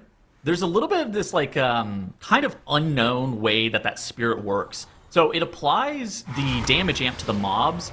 There's an ICD for how frequently it can actually apply it, and you want that you want the spirit to cast with like full saturation on the mobs. And so I know that for like Mistweaver monks, especially since they're filling every single global, they're able to like fully saturate the debuff getting applied. I don't know about Devour Demon Hunter versus Augmentation Evoker, if that Devour Demon Hunter has maybe more stacks of that spirit that get applied to the boss. And I mean, look at this on the left-hand side for Big Lucky. The ability to be able to pull that Bound Defender in that Gnarlden pull, and now they are into Vordaza about half a pull faster than Liquid. This is a huge deal for Big Lucky. Maybe they have the fastest route in this Mysaris Caverns with just what we've seen from them right here. Yeah, this is an incredible strategy that we are seeing develop for Big Lucky right in front of our eyes. Vordaza 35% lower for Big Lucky than it is for Team Liquid. Now, Team Liquid are the team that have slightly more count right now, but both teams are going to be getting a lot of count as this trash they're currently in combat with starts to go down. It is Big Lucky taking a slight lead on that front as well, but the huge thing to look at is that boss HP advantage. Now, on the first boss, Liquid were able to deal more boss DPS than Big Lucky. Even if that were to happen on this boss fight, though, will they be able to do enough more damage to actually catch up and overtake? Kind of a question as well is necrotic convergence. You know, every single time after a certain period of time, Vordaza jumps in the middle and casts this necrotic convergence. But the most notable thing is that it puts a shield on itself. Big Lucky has Vordaza at that first necrotic convergence at the 48% mark. That is, you know, looking at some of the offensive CDs for Big Lucky that are going to become available here. Is Big Lucky going to be able, with that spirit, to skip a necrotic convergence cast that Liquid might get? Because look on the right-hand side here. Liquid are into the first necrotic convergence at that 50% amount, and they have slightly worse setup offensive cooldown-wise. And so for Big Lucky, if they're able to beat that second cast necrotic convergence, that could net them somewhere in the order of about 15 seconds of an advantage just in terms of boss kill time. Yeah, exactly. That could be a very, very big deal. That cast now interrupted for Team Liquid. Looking over at the boss ability bar for Big Lucky, we've got one more Rest Phantoms coming out. It looks like this boss is going to die before doing much else. 4% now. Shun already starting to move forward through the dungeon. And indeed, down it goes. Big Lucky now just have the bridge. One trash pull on that bridge up onto the drummer in all likelihood. And the last boss standing between them and equalizing this series. A lot of danger, though, exists in these pulls. You have to navigate this bridge with its very deadly projectiles being sent down from the boss. And you have a bunch of these Grim Skirmishers and Bound Defenders, each of which have some pretty nasty abilities that you do have to be on the lookout for. Those Grim Skirmishers, when that shield is removed, is a big burst of damage that can absolutely kill players if they're unprepared. And of course, they have the damage of the ritual drums now on top of it. Once the Bound Defenders get added as well, that is some directional shields and some tornadoes to look out for too. Yeah, oh my gosh, on the right-hand side, Liquid here, you were 1 second away from that additional cast and that shield going off. So now, for Big Lucky, like you said on the left-hand side, they have way less count than Liquid. What is this going to mean for Big Lucky? This actually is going to mean that they need to finish off these Bound Defenders. And the reason that they're pressing this Bloodlust on pull is because they are going to need to do as much damage to these Bound Defenders as possible. That Bound Defender is actually, unfortunately, stuck outside of this original room and casting that shield. And for Big Lucky, they are going to need to be able to get these mobs killed off prior to Raktul starting the intermission cast. If these mobs do not die before Raktul starts the intermission cast, then the Bound Defenders reset, meaning that you can no longer get the count from them. So Big Lucky, they're going to have to commit some globals into killing these defenders and making sure that they get killed on time. With the Liquid route, from what we've seen from them so far, they actually don't have to commit the same globals into the Bound Defenders to be able to get them killed off in time, because they have just a little bit more count. Instead, it's going to be a lot of the Smallies, the Skirmishers, the Tormented Shades. Those are going to be the mobs that give Liquid 100% enemy forces, and so whenever Raktul pushes them into the intermission, they're completely okay with letting those Bound Defenders reset. But for Big Lucky here, that final Bound Defender, is that going to be able to get them over the hump to 100% enemy forces? It looks like the answer is yes, and it's right as that soul-rending roar cast resolves. Perfectly timed for Big Lucky. Now, all they have to do is run down this gauntlet, get some kicks on some shades, get some damage amp, and then be able to burn 56% off of Raktul before they have a flawless run. This has been phenomenal for the top-seeded Chinese team, and now Big Lucky here, they are engaging the boss. They're pressing the Void Metamorphosis, the army, the Breath of Eons is coming out. Is the boss going to be able to die inside of this Soul Expulsion cast? Yeah, it's okay if it gets low, but it does need to get low here. They actually are maybe not doing quite enough damage to be ahead of this check, although they are now re-accelerating. That Void Meta still rolling. Another Collapsing Star is going to go into the boss before that damage amp goes away. 6% still for them to get through with no damage amp, but that is going to be no problem. In fact, they still actually had a couple of seconds of that damage amp. Big Lucky are going to be able to stop the clock here. They're going to be able to equalize the series 1-1. So impressive. Big Lucky weren't ready to go down without a fight, and luck and skill was definitely on their side. Great to see them even out the scoreboard here, taking us to a map 3. Now, we were talking about the fact before this map that we weren't really sure how Big Lucky would look in this dungeon, given the strats that we saw them use in their group weekend. But how did their strategy here in finals save them time, Dratnus?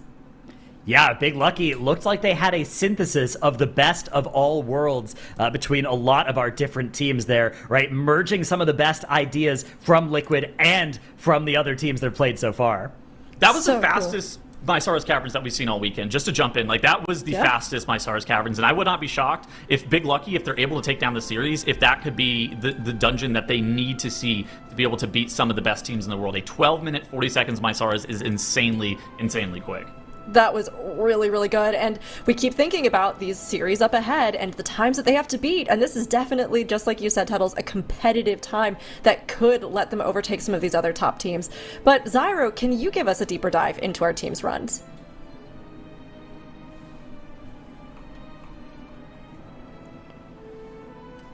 Zyro, This here we team, go. sorry, excuse me, muted moment.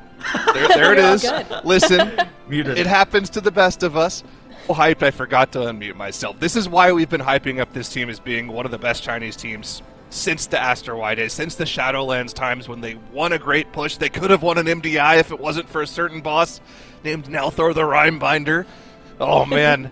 This team is insane, showing us once again why they're so good at just coming up with new strats. Like Teddle said, fastest run we've seen all weekend. Previous fastest was Dignitas, who were only 6 seconds slower, but this was a great run. They took together the pieces of all the best runs that we've seen so far, going for the one pull strat into the first boss, like we saw from Liquid, pulling in that RP to get extra damage on Warcraft in the middle of the dungeon. This is just such a super strong strategy from them, and they were perfectly clean throughout.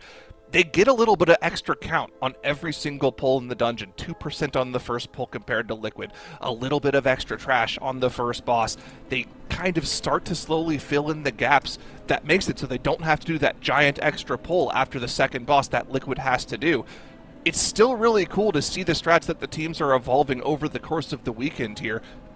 Big Lucky also found their own way to make sure they got all of the jailed citizens freed so they could spawn the boss here. Liquid looked like they had better boss damage on this first boss because Big Lucky actually ended up pulling the boss first by a couple of seconds, but Liquid had about 10% more boss damage, so they started to pull ahead a little bit here.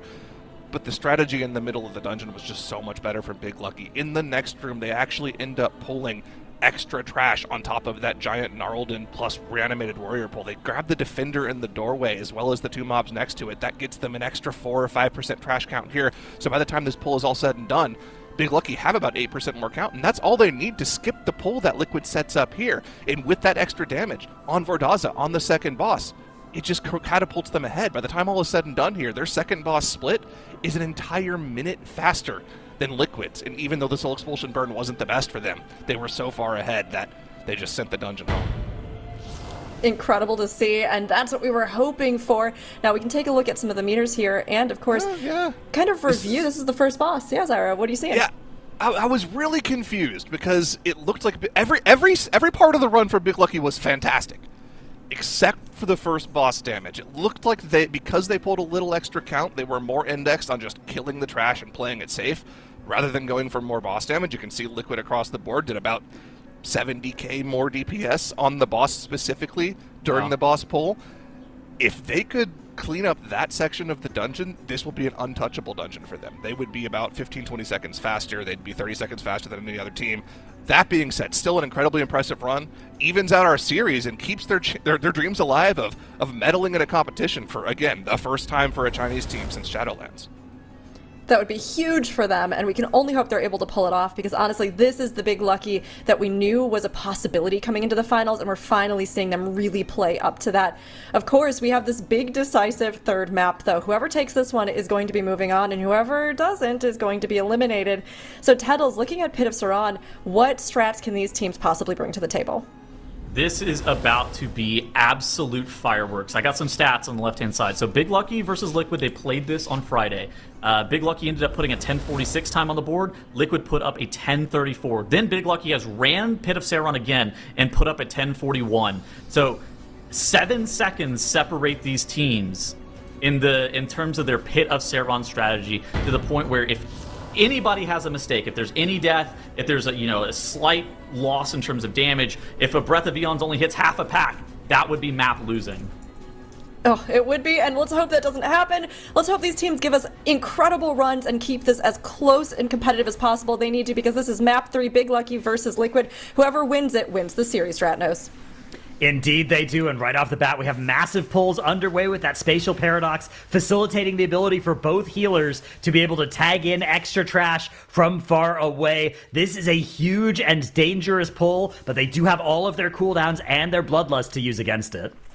Yeah, I mean, how much trash count are both of these two teams going to be electing to get? I think that whenever we saw Liquid in this dungeon earlier this weekend, they ran a significantly different strategy than Big Lucky. Big Lucky had historically been going for a slightly smaller first pull of the dungeon, and then electing to do an additional, I would say, like half pull prior to pulling the first boss in this dungeon. Have they changed their strategy in this dungeon, or are they going to be doing the exact same strategy that they had planned for throughout the entirety of this weekend? It looks like they are doing that exact same strategy, where Shun is now running up the right-hand side, while XCM and Loda, they're grabbing those quarry camps and making sure to resolve those. But Liquid, on the right-hand side, they just grabbed a bit more trash count in their first pull. That 38.72% enemy forces, while it doesn't look super assuming, it actually allows Liquid to run up the left side and do a pretty big skip. Look at Big Lucky. They have to take a pit stop here. They have to stop and kill this Plunge Talon Gargoyle before making their way towards Garfrost. Liquid, on the right-hand side, after they do this skip with the rescue,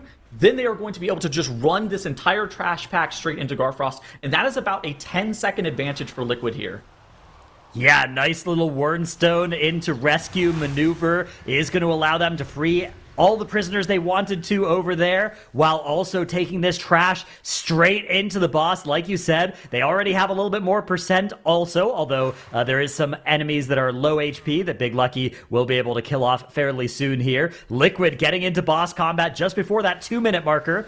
Big Lucky doing the same just after that timestamp. And both teams now without the Bloodlust, but with most of their major cooldowns coming up right now. The Army of the Dead for Big Lucky. Breath of Eons having already been popped for both Evokers as well on pull. Incarnation is rolling as well, making both tanks fairly safe and also able to pump out quite a lot of damage. Although as that does fall off, we're going to start seeing some danger for the tanks until the rest of the trash is taken care of here. Yeah, I mean, I think that trash being stacked on top of the boss is like a really big deal for both the Devoured Demon Hunter and this Unholy DK. Whenever the Unholy DK has the DT, they have their Death and Decay down. That is a large source of their damage, is being able to keep the mobs planted inside of that D&D. And it looked like for Big Lucky and Liquid, both of these tanks and Yips and Shun were able to do that effortlessly. That was a really big, that could have been a really big damage swing if either of the tanks had to, say, move out, or, the Serenite bombs weren't dropped perfectly. And now we saw for Big Lucky, Loda had left the arena. What is he going to do? Well, he's going to go and tag the next Dreadpulse Lich. It's got I think it's like a Tormentor that's also inside that pack, and a Cold Wraith. I think that those are the mobs that are in that pack. A very dangerous pack. And on the right-hand side, we didn't see Zebi do it, but he also ran out of the room for Liquid. Wernstone's back into the room, and then he's pulled that trash into Garfrost, allowing both Big Lucky and Liquid to get a little bit more trash count here. Yeah, the Dreadpulse Lich actually has an insidious amount of damage that it deals once it is below 50% HP. That's where the Dreadpulse in the name comes from. Below 50% HP, those Liches just pulse damage. So it's actually not as scary at the start of this, but now you can see those pulses starting to come in for Liquid. This is going to be a little bit scary because it might overlap with the Forge Master Glacial Overload damage, depending on whether they're able to kill this boss off before it does that stomp. It looks like they are going to be able to beat it. The Lich also down for Liquid, so their offense turned out to be the best defense for them, stopping the damage of both the Lich and the boss before it would have otherwise become a problem. Yips now entering travel form, freeing one of the prisoners along the way, and wasting no time starting this next pull. Meanwhile, Zasevi over on the right is going to throw a paralysis on that Cold Wraith. The rest of the trash in that pull, though, is going to be taken forward. The next Cold Wraith is answered by an interrupt from Yips. That's going to mean that it'll walk with them for a little while and be a little bit easier to gather up with the boss. And boss combat is exactly the next thing for Liquid here. They've already engaged while Big Lucky are still taking their time to gather here. Evoker going on a little bit of a side adventure to free the prisoner, the third prisoner from the start of the dungeon, before using the Wernstone to rejoin the group as well. Big Lucky also in boss combat now.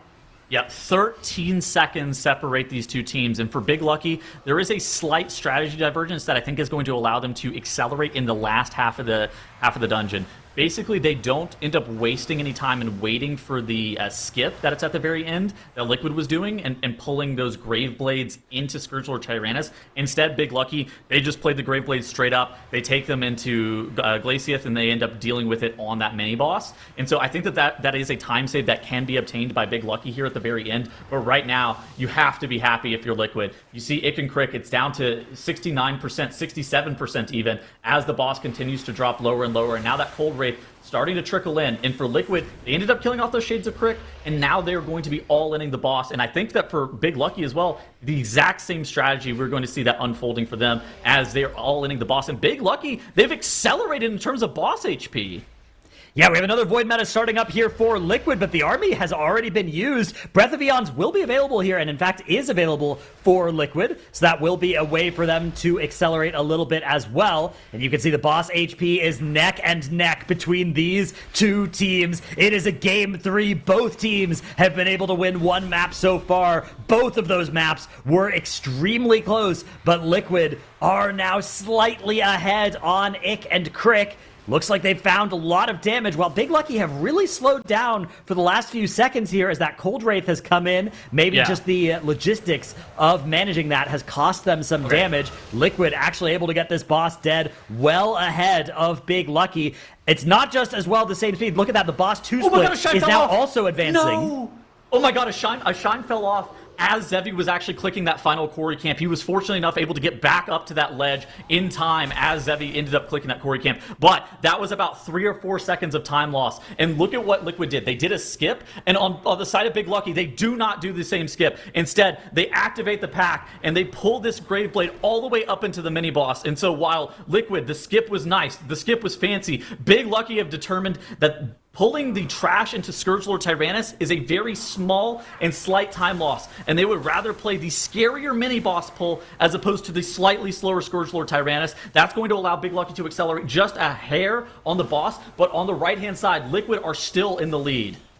Yeah, if we add together those boss 1 and boss 2 splits, it is about a 20-second lead for Team Liquid. Like you said, maybe about 5 seconds lost as a result of the skip not being executed perfectly for Liquid. Plus, then we have that strategic divergence about whether or not to even go for that skip and whether or not you're going to deal with that extra trash pull onto Scourgelord Tyrannus that you then promise to do if you skip it on the way up. The mini-boss, though, already dead for Team Liquid. Dreadpulse Lich is low HP and is pulsing on the group. They are going to be able to finally finish it off as well. And there is a Grave Blade as well that is following them. You have to be a little bit careful getting too far away from that Grave Blade, as it can kill other members of your group if you are not careful. Yip's going to be dropping down, though, hitting that Wild Charge, that Moonfire, tagging that pack, and then Wernstoning back upstairs. So we have one Grave Blade coming from the cave, and then we have 4 mobs that are walking up the mountain right now. Scourgelord Tyrannus being brought over to that midpoint of those 3 different sets of enemies that are now converging on Team Liquid. So you can see right now, a Grave Blade looks like maybe going to be hitting a shine for a little bit as well,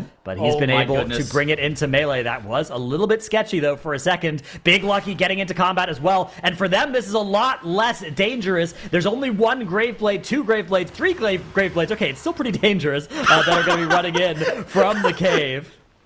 Yeah, and look at that for Big Lucky as well. They had to get the kick on that Cold Wraith. But now it's just going to be a race to the finish. They're not going to be focusing down any of the damage to these Grave Blades. Instead, for Big Lucky and Liquid, the plan is fairly simple. Scourgelord Tyrannus damage. The moment that the boss dies, the clock stops. The trash, it will get killed off by the time that the boss is going down, just because the boss has so much more HP than the trash. Liquid have a lot more trash to be able to kill off, but the Grave Blades, they're at 40% HP. Now you see Yips here. He's pressing his Incarn. Cindy's inside of that Void Metamorphosis. Wolf Disco with that Army and that DT. Liquid should be looking to accelerate boss damage here. This is going to be a really big deal. And 20% HP on the boss separates Big Lucky from Liquid. It looks like Big Liquid have had an advantage basically since the first pull of the dungeon. Is that advantage going to be able to hold here? That is the big question. There's not much time left to answer it as well. 35% on the boss for Liquid, 45 now for Big Lucky. 14% is the advantage in favor of Team Liquid. Both teams at 100% count, both teams at 0 deaths. It is just going to come down to who can kill the boss first. Looking at cooldowns as well, there's more bad news for Big Lucky as they're not in a Void meta. No Breath of Eons is going to be available. No Army is going to be available in time. Liquid are charging to the finish line. There's nothing left to stop them. They are going to take this series 2-1. They are going to send Big Lucky home, but we're going to see them again at BlizzCon. Liquid pulled it off, even given this incredible competition from Big Lucky, who locked in and brought it down to the wire. Seeing these teams go to the map 3 was truly a delight, and honestly, Liquid taking it here at the end, well done to them. It shows how their skill and how their practice has come together in a perfect storm to unleash these incredibly fast runs that we're seeing. Now, this was such a close one, and seeing these two teams play neck and neck, I mean, Teddles, do you think this was both of them at their best? I think that this was both of them at their absolute best. I was talking to some of the Liquid guys yesterday, and they were so stressed coming into this tournament. They knew what it all meant, and they told me yesterday, after they had qualified for BlizzCon, they felt like a big weight was off of their shoulders. It felt like they could finally play the game plan that they had wanted to for the entirety of the weekend, and they have a PB in the Pit of Sauron. The fastest Pit of Sauron that we've seen all weekend is out of Liquid. They shaved 5 seconds off their previous best here, and I feel like they were able to enter that flow state and slam down that 10-21 and slam the door on our Chinese champions and Big Lucky and make it into the lower bracket finals. So impressive. Honestly, both of the teams should be so proud because, yes, I agree. I feel like this was both of them just going all out. And although Big Lucky will be eliminated here from our group finals, of course, like you said, we will be seeing them again on the grand final stage at BlizzCon. Now, Zyro, a lot went down on that map, so can you take us through it? Yeah, I want to echo just how impressive both of these runs were, right? Big Lucky, Liquid, Pit of Sauron. We had this matchup in our second matchup of the weekend back on Friday. Liquid is able to dispatch Big Lucky with a 1034 of their own. Big Lucky improved their timer over the weekend to a 1034 here, but it wasn't good enough to beat the Liquid, who just seem free after qualifying for BlizzCon. They're playing their best. They're playing incredibly well. And I think the trend for this series that I've been noticing is that Big Lucky looks like on the big polls, they're able to have the same level of execution as Liquid, the same level of execution as the highest teams, as the best teams. But the thing that Liquid has been doing better than Big Lucky consistently in all of the dungeons is boss damage. They look like they just know how to focus the damage where it matters to progress the key. Key point here, Liquid and Big Lucky almost even on the boss here. Big Lucky actually pull ahead at the 35% mark, but Liquid accelerates their boss damage at this point with the Void meta from Cine in that even boss ends up dying for Liquid about 20 seconds faster. They killed this boss when they were tied at 35%. Big Lucky's boss is at about 18% by the time Liquid's dies. Liquid's boss damage just seems so much better throughout the key, and that was just the major difference from them. And you look at the damage meters, you're like, they look pretty even. It looks like it's the same thing. I can only attribute this to a Shine diff, right? If you look at the logs, a Shine is typically doing 15, 20% more overall DPS than his competition in this key. It's been so impressive to see how well this team is playing once they've been unleashed. And now Liquid, they're not done. They don't get time for a break. They move on in the lower bracket. They're facing an absolute Goliath in front of them in mandatory. I cannot wait for this matchup. Liquid has to be on it, right? This is going to be huge between these two teams because we've seen them both play at such a high caliber this weekend. And that lower bracket, you have to fight your way through if you're going to be crowned champions. Now, we mentioned the bracket, so let's take a look at it in a little bit more detail. Dratnos, what are we seeing kind of unfold in our action here in our final day? Yeah, so we did see, of course, at the start of the day, it was Dignitas 2-0ing Mandatory. I don't want to call it an upset because I think both of those teams are incredibly phenomenal. Dignitas are defending champions as well when they played previously known as Missed Count, but they are now Dignitas, and they absolutely look like defending champions. They are waiting in the grand finals of today. But before we get there, we have Mandatory versus Liquid up next. Mandatory sent down from that upper bracket. Liquid already in the lower bracket thanks to Mandatory from earlier. They have stayed alive, though, winning 2 series down here to earn the opportunity for a rematch against Mandatory. This is going to be a big rematch, and I have no doubt that Liquid absolutely want to do the reverse to Mandatory, as happened to them a little bit earlier on. But before we get to see these huge series unfold, we have a little bit of a palate cleanser, a little bit of a breather here, as we play another round of Something Ain't Right, everybody. This is basically a game where we have to guess what we think isn't right with the dungeon maps that we're about to see. Stairs is a keyword. I'll let you all know that ahead of time, but we've seen a lot of different edits to these, so everybody keep your eyes peeled. A game where we have to guess what we think isn't right with the dungeon maps that we're about to see.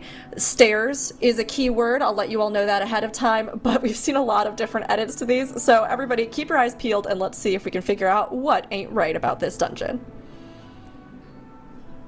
Nexus point. Well, I see, you know. I think maybe there aren't enough stairs. I'm so sad I didn't say this. I was thinking before we were shown this, what if they just put stairs everywhere? That would be the most Sierra thing to do, and then he actually did it. Hold on. The madman went and did One of it. these mobs that spawn Lithraxian as well. What's going on there? Is that Dragnos and Tattles? Who's that in there? Huh? Okay. They do call us mini bosses. That's a good point.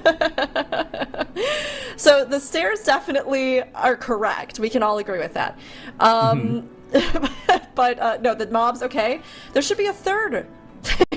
Oh my gosh, there's so many. All the stairs, every single stair. Yeah. You missed a few. Yeah, keep going. Okay, the portal is there. That's good. Sure. There's one more actual thing. Is it being covered by all of our check marks is the question, or is it something else? I mean, what is it? Is it actually called the Core Defense Null Ward? Is that right? Is that the actual name of that? Core Defense Null Ward. I want to say that's right. Yeah. Okay. Sounds RP enough to be an area of the dungeon, but I don't know. That sounds like fantasy nonsense. Yeah, 100%. Null Ward. Okay, it is supposed to be, so it is something that isn't being covered by a check mark as well. So it is still visible, whatever the final change is. Thank you. Thanks for the check marks. Yep, appreciate it. Yeah, add a few more. That'll help. This is channeling. The tiny ones around the big one are perfect. So small. Should there be an extra wave of RP trash to spawn the boss on the right? Is that it, perchance? It's not that. No? Okay. Let's see. Maybe something with the mobs I'm hearing, perhaps? I can't see them. Yeah, there's too many check marks. Yeah, I think there's supposed to be an extra mob where the green check mark is. So... Wow, we're covering all the things that it's not. Alright, production. Okay, well this is very clear, and I think we can all get a really good look at the dungeon. Is the portal in the wrong place? What? That is that... Is that the wrong... The wrong portal graphic? Oh, there's missing stairs. Oh my god. Oh no, wait. No. It's just the wrong portal graphic. It's just the wrong graphic. Okay. It's slightly blurrier. It's slightly wrong color. It's the wrong color. Okay. Yeah, okay. Alright, of course. Right. Yeah. Okay, production. What's the next one? Let's see. Algathar Academy. Nope, that's... This is Algathar Academy. It is Algathar Academy. Okay, I had a second. I was like, are there enough stairs? Now, I know that our production member that makes these is a wee bit British, and so I think he's changed the quad to the quid, being the currency of the realm. Oh, wow, nailed it. I apologize to all of our British viewers. A mate in it. I'm so sorry. No. everyone. That was good representation for them. Dratus is also British. He's allowed to do that. You know, we have heard there's been some complaints that we need more EU energy on the desk, so I guess this is our best shot when Makes isn't here right now. So sorry, everyone. Let's see. I think there's an extra pack of birds on the Cross platform. What are those birds doing there? What are those birds doing there? Too many birds. Are those rats that are on the bridge? Is that the actual icon that's used for those mobs? Oh. Like on the bridge next to the quid there. Yeah. Guys, Those are the correct icon. guys. For battle axes? Really? Tattles, Yes, you're looking. Zyra? You're looking exactly at it. You're looking at the right spot. That's a bridge, not stairs. Oh my god. Please. That is The correct. pain. That is correct. Well, there it is. We got it, everybody. Too many stairs, a stair that was actually a bridge, and a lot of other errors that we all caught. Thank you for playing along with us, everyone. But we have even more action. When we get back from a short break, we're going to have Mandatory versus Liquid coming up next. This is a big rematch, and of course, these teams are trying to claw their way out of this lower bracket so they can stand there proudly in the grand finals and have a shot at our Season 1 title. They've got a lot of work to do before then, and especially Mandatory versus Liquid, this is going to be a huge one. So you don't want to go anywhere. Stick around and join us in just a few minutes for this epic showdown.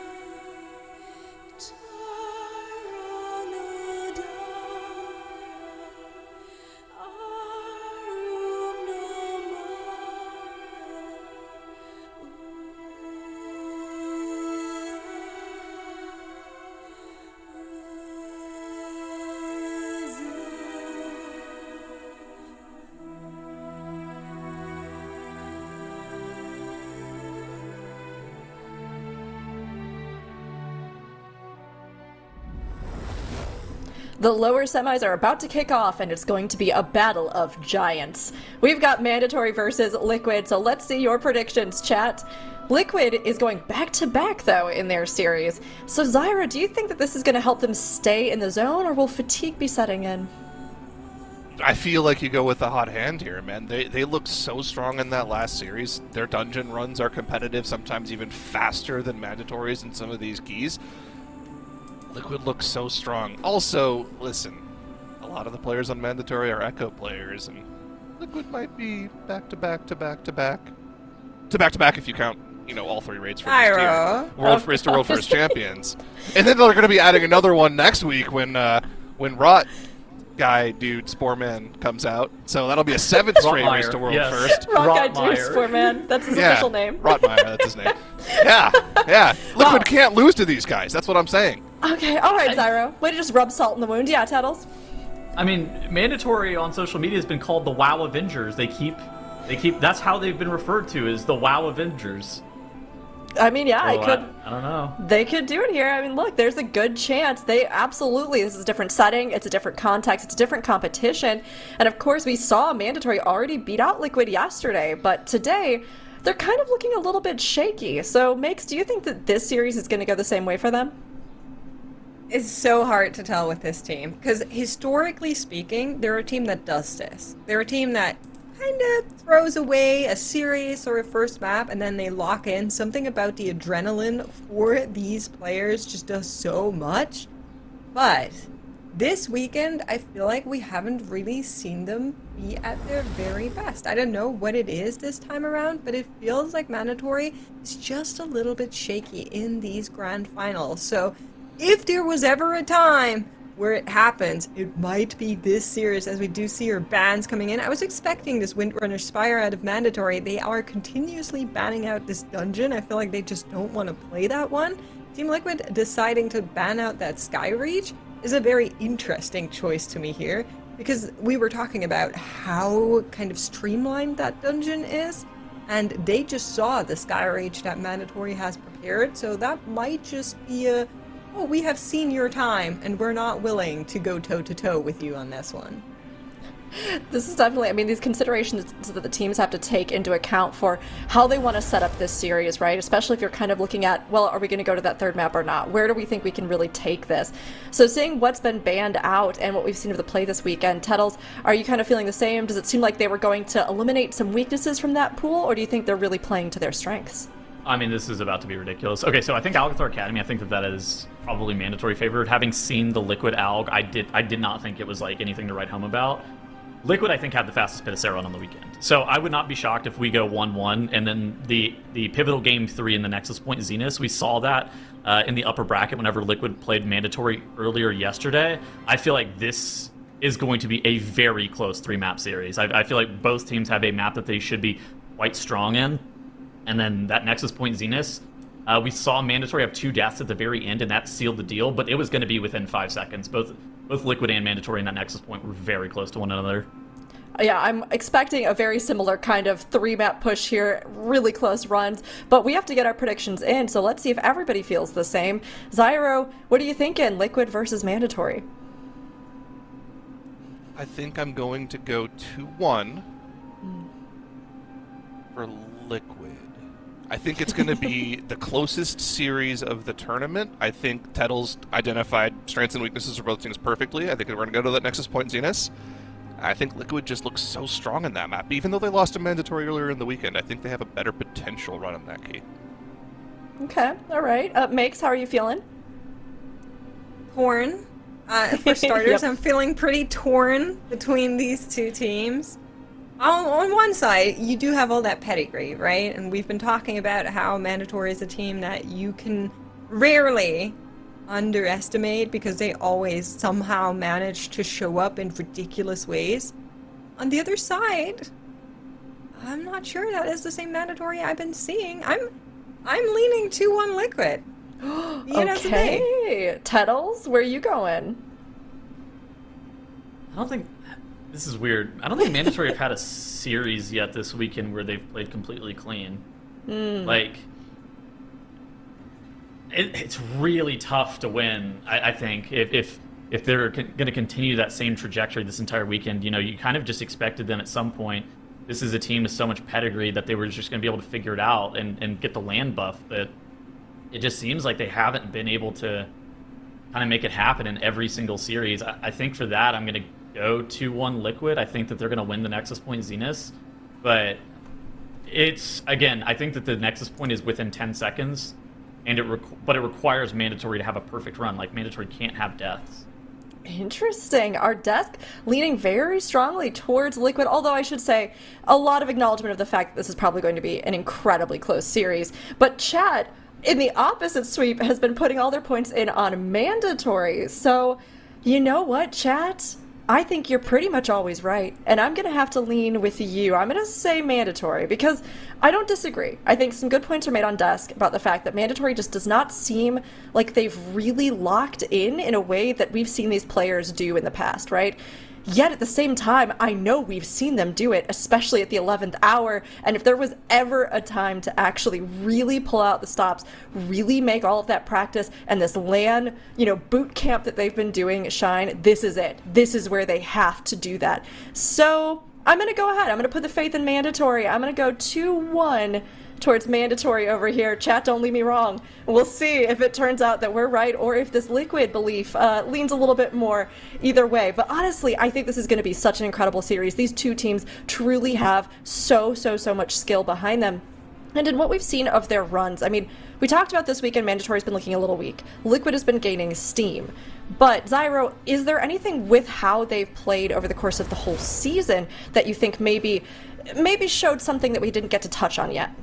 No, I feel like it's really hard to talk about how they played in cup stages because that was a completely different team, right? That was a team that had only had 4 days of practice to play together. The fact that they were able to top 2 in that bracket, make it to global finals, go through practice with their sub player, that's allowed them to become the team that we initially expected them to be. That's why they're a top 3 team. That's why they're playing for a top 2 slot here, playing for those higher medal positions here. Of course, all of our teams still in the competition will be getting those custom medals, but it's time to get into the Algathar Academy. Both teams agreeing on the comps, both Devourer Demon Hunters, no Eldrazi Reaver here, unfortunately.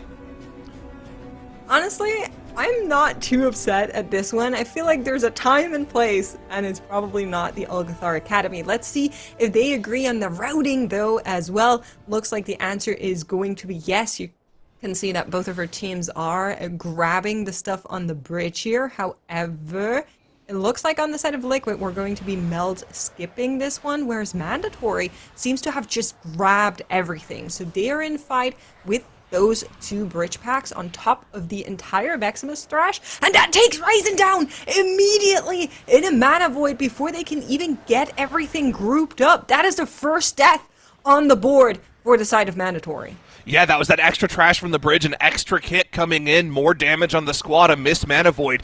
Deprives Mandatory of their only battle res for the next 9 minutes of the key, and with Cushy down, there's no void meta for the next 2 minutes. Oh my god, he has to run back. There's no battle res. They still don't have the Lust active. Obviously, it was never going to be in the plan for them.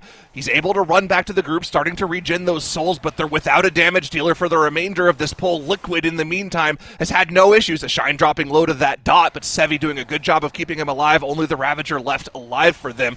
Liquid already in the driver's seat here. 30 seconds behind is Mandatory, and the pack is taking forever to kill as they have no damage dealer. It's normally the remnant of that Devourer Metamorphosis that's dealing with the remainder of these mobs. Kush doesn't even have the Void meta back ready for the next pack here. That is absolute tragedy, but it comes back to what we've been saying about the way Mandatory has been showing up in this group weekend. This is not the same clean, reliable, flawless execution we have known from this team. It is just a little bit different from the looks of it, and it does put them with the back against the walls for now. However, small caveat here, we're at the very start of this dungeon. A lot can still happen. 2 deaths and the ability to keep that pull ongoing, and the fact that they didn't lose too much uptime besides that whole Kusher needing to run back scenario does still mean there's ways to come back from this. Is it going to be easy? Absolutely not. But it is very much within the possibilities here. So that is something that you should be open to as this continues. Now, both teams are currently working away on Veximus. This is where we are seeing those bloodlusts used as well. And then after that, we should be seeing them beeline for Croft. I'm expecting both of our teams to go straight for the platform and go on over and then deal with the ancient overgrown room afterwards. But we have seen teams try to go there first to cut down on the RP time. Now, Mandatory is doing a good job after those mistakes of keeping it close. This is a very difficult key, highest key level of the weekend in one of the dungeons that has the most potential to kill your keys due to the unavoidable damage there is available in this dungeon. The teams really haven't been fazed by that all weekend. They've been going for the bigger pulls regardless. It went wrong for Mandatory in this particular pull, but like you said, still plenty of dungeon left, so Liquid cannot rest on their laurels here. It looks like Mandatory is only about 20% behind on the boss. They do have the 30% death timers, but also makes, remember, Mandatory did have a little bit of extra count that they pulled into that first pull as well. Liquid are going to have to make that up at some point in the dungeon. That trash was the bridge pull, though, so Liquid are very likely to probably pull that into the Overgrown Ancient later on. We'll have to see if that is going to be the strategy for them. For the time being, Veximus down for Liquid. Mandatory, again, only at 20% here. So that is why I'm a little bit curious on whether or not Mandatory has planned something different in their routing, because that bridge trash can be nicely pulled into the Overgrown Ancient. There's really no need to layer on that difficulty in that first pack, especially if you want to save the lust for Veximus and all the trash you're playing there additionally. So I'm kind of expecting Mandatory to do something a little bit different here. Now, this could be absolute delulu-ness on my end, but let's see where they're opting to go.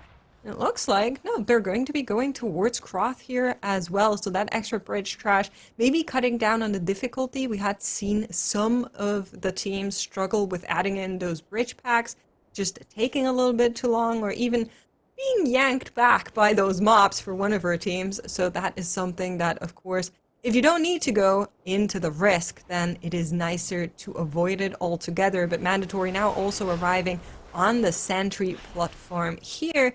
Liquid already halfway through, though, and they are going to be the team that arrives at Croth first. Slight just moment to catch your breath in the middle of the dungeon. Not really a lot going on here. Just gotta dodge the slowly meandering tornadoes. Make sure you don't get hit by the big AoE swirl. It's just pure single target, so there's not that much to be gained here. You end up getting an army DT press from Wolf Disco on the side of Liquid. Probably going to be popped from Mastein here as well, just due to timings in this key. You're going to want to get one press of those on one of these Alpha Eagle packs in the middle of the dungeon here, just so you can keep it on cooldown.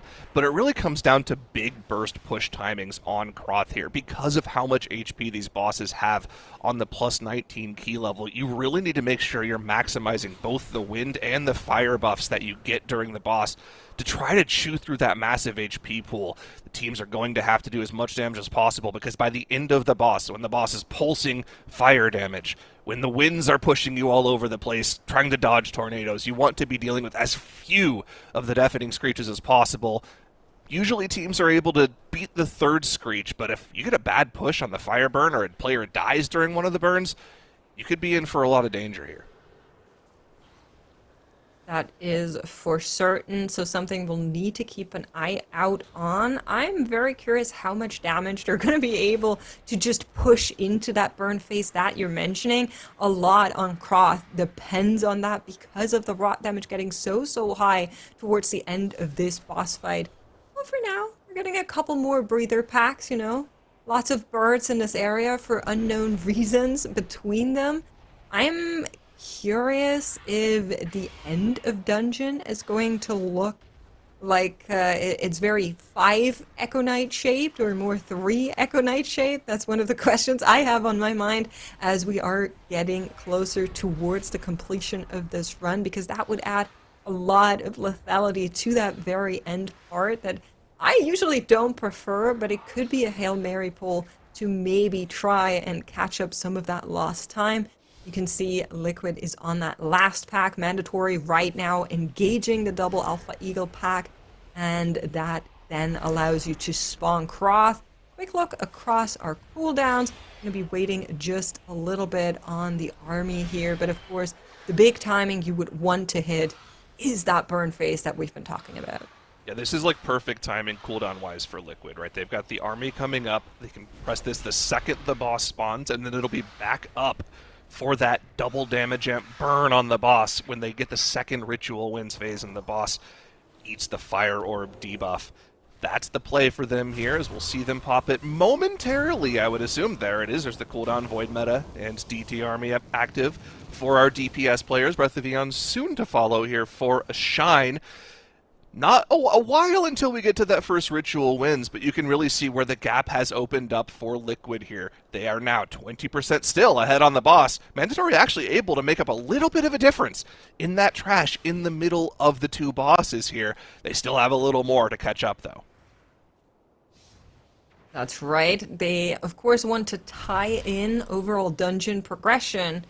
And then they need to be 30 seconds faster than Liquid because of that death differential, just to keep everybody in mind of that. It's easy to forget when you don't see it and just see the team side by side, but Mandatory will need to finish this dungeon 30 seconds faster than Liquid if they want to tie, 31 if they want to take it based on the current death timers. Now, still a lot of time in this dungeon before we get to the end, so those death timers could still very much change, but we have our haste buff coming in here right now for the entire team on Liquid, and then soon-ish our fire portal should spawn as well and allow us to get access to that boss burn.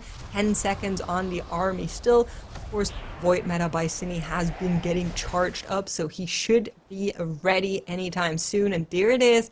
And we're going to be seeing how quickly can they burn this boss. He's holding on to that third collapsing star. It's been ready for a while. It's been nothing but devour spam for the past 15 seconds. The second that debuff goes out, there's the first star. Bam! Straight into the boss. Fourth collapsing star soon to follow. It was actually a little bit of an early Void meta press. The timing wasn't perfect, but as long as we get this star in the damage up window, it was a good burn for Cine. Boom. 18% on the boss after the fire debuff here for Liquid is about the best we've seen from any of our teams. Keep an eye on the damage of the group. Pulsing damage from that fire debuff, from the second Ruinous Winds, going to start whittling away at those shields, and by the time the Deafening Screech comes out, the players have to pop defensive to stay alive, lighting up across the board there on the health bars at the top of the screen to make sure they don't take too much damage from that dot plus fire debuff. Second Deafening Screech not far away though, only 10 seconds, and with no personals available for those, they're going to have to expend some sort of major damage cooldown to live through it. Maybe an AMZ, maybe a Darkness, maybe they just straight up beat the Deafening Screech, though. The cast goes off here. They have to eat it. Need to be healed. Can they kill the boss before the dot kills him? No, Zevi can keep them alive. Burn was good on the side of Mandatory as well, though, getting it to roughly the equal point, the same point that Liquid did. That's right. So for them, the dicey situation is now coming up. Can they avoid getting into that second big AoE? And this looks very much like that might be possible. Here is that first one that they're now just going to go through with defensives. And then Croth should be falling soon. 3% remain, whereas Liquid has already arrived at the Overgrown Ancient. You're going to be doing that Lasher pull, whereas Mandatory is already inching towards their platform here to get started with that as quickly as possible as well.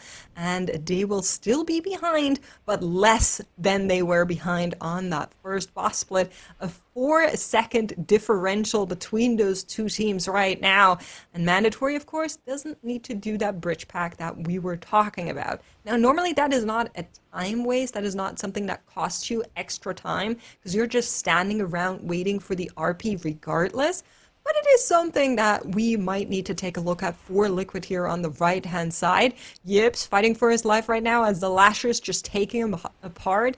Markskin coming in here to make sure he can sustain himself as the Incarnate has run out. So Sevi paying close attention to the tank here to make sure they get through it together. But he's not out of the woods just yet. Yips using his last charge of survival instincts. Nothing available for the next 15 seconds here as only the Vile Lashers remain. He should be able to stay alive through just those as the debuffs have also been dispelled mostly off of him as well. Pull just now getting underway for Mandatory. They've dealt with most of the fodder, but all of the Skitterflies and Lashers are still very, very healthy. Mira's, though, with 2 charges of SI to keep himself active, should be well on his way to staying alive through this pull. For Liquid, that bridge patch, that is now the target of Zasevi, only grabbing the front pack. They only need the first 3 mobs. As they start to engage the Overgrown Ancient, those mobs should funnel in here momentarily. Now you gotta make sure that the boss comes a little bit closer so your healer doesn't actually go too far away from those mobs, which allows them to kind of just trickle into the arena slowly but surely. They should be arriving to Battle Access. You can see a Zephyr coming in the back there to make sure they're not adding too much chaos right now. Roots being deployed as well, and they're only going to be getting those in once the majority of those Lashers have dropped down here, just to make it easier on coordination. Ancient Branch has spawned, and they will take that down as quickly as possible. But Mandatory, they're also on this boss already, and like we mentioned, they don't need those battle access on top. They're currently a 7% differential between our two teams. What Liquid is in fight right now only accounts for about 3.2 of that count. So Liquid still needs to pull some extra in the Echo Knight area that we will need to keep an eye on, because every additional Echo Knight you're pulling into Echo of Doragosa is scary. So looking at the count required at the end of the dungeon here for both of our teams, each Echo Knight is worth a little over 3%. It's about 3.3% count. Each Invoker is 1% count. So Mandatory needs 4 Echo Knights, 1 Invoker to complete their count. That's about exactly what they need. Liquid will need about 4% more, so 1 extra Echo Knight, 1 extra Invoker. So they'll have to go for 5 Echo Knights plus 2 Invokers. They'll probably keep an Invoker CC'd in the back and do 5 Echo Knights plus 1 Invoker with the boss. The level of execution for Liquid on this last pull is much, much higher than Mandatory. And the thing for Mandatory as well is they have significantly closed the gap on this boss. Liquid having to cleave down that extra trash has cost them precious time here. Mandatory was slower on the first boss split, obviously because of the deaths, but they were even still slower on the Croc split. They didn't make up any time there. This Overgrown Ancient split, though, they've made up a ton of time. Look at this. We're almost even on the boss here, Migs. And with the extra level of execution required on the last pull, plus the extra damage required to cleave down the extra trash they need, Mandatory might still be in this map, even with the death timer. We'll have to wait and see for the remainder here. Of course, this is where the splits differentiate, like you've been mentioning. But let's see how Liquid is going to set this up. We know they need more count than Mandatory. Skip is working out. Everybody is up here. Yips is grabbing the pack already. On the side of Mandatory, we're going to be looking at a Fear Skip here, waiting for Maris to grab those Echo Knights into the Invoker, and then they will be able to go. So it's going to be those 4 Echo Knights plus the Invoker on the side of Mandatory. And in the meantime, Liquid has grabbed everything and anything they could find to rack up together here. It is... Wait, is it also only 4? 4 Echo Knights plus an Invoker is only 14% count. This is not count. Unless they have 2 Invokers CC'd in the back, this is not count they for have Liquid. to. Either way, this is the pull that they've gathered up for themselves. Mandatory, quick to gather the pull on their own. They're keeping it close here. Liquid still have the 30-second death timers in the back pocket, but we don't know if they have the count. We need to see if those 2 Invokers will trickle in later on. In the meantime, both monks under massive pressure here. Tons of damage coming out from the Arcane Smash. There is 1 Invoker for Liquid. They need 1 more, though. That does still not count for them. All right, let's see if we can find 1 more Evoker in the background here, as both of our teams are neck and neck on the boss percentages. They are so in sync right now. It is absolutely astonishing. If it weren't for those 30 seconds, I'm pretty sure, based on routing, Mandatory would have this, but the reality is that they have that death penalty, and they will need to somehow find an answer to it here, or Liquid will claim this very first map. Now, that last Invoker has fallen based on what we're seeing. We're sitting on 99.13 count, so I'm not feeling too positive about this. We've been in combat with this boss for a minute 30. If there was a CC ad in the back, it would have come by now. There it is, though. It's actually there. It was casting. Woo! Double grip for Wolf Disco. This is the count Liquid needed. We were worried if that mob wasn't there, they'd have to go back and kill a mob, and they would only have the death timers of Mandatory to kill that mob, but they have the count on top of the boss, and only 3% behind on the boss. That is not going to be a 30-second differential. This boss does progress in difficulty as you get further and further into the encounter, as more of these orb spawners spawn throughout the room. Once the boss moves the debuff from you, you have to keep dodging this bullet hell. More and more of them continue to spawn. The team's doing their best job to make sure they aren't taking any extra avoidable damage. That is correct. Any death here would bring them back closer together if it should happen on the side of Liquid, but they are determined to not let that happen. Now, finally arriving at 100% count for Team Liquid. They are neck and neck on the boss percentage. Echo of Doragosa for both of our teams is going to be dropping into the single digits right now. Mandatory is going to stop the clock on this dungeon run first, but because of those 30 extra seconds, it is going to go in the corner of Team Liquid for that very first map of this series. And we see that point indeed going to Team Liquid. Mandatory kept it competitive, but working against those deaths, it was so hard to make up that time. And we're seeing that Mandatory's mistakes are adding time onto the clock that they just can't afford to waste.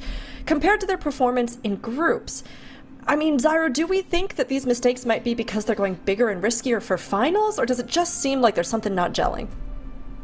I mean, in general, when we bump the key level up, you're going to have more mistakes happen.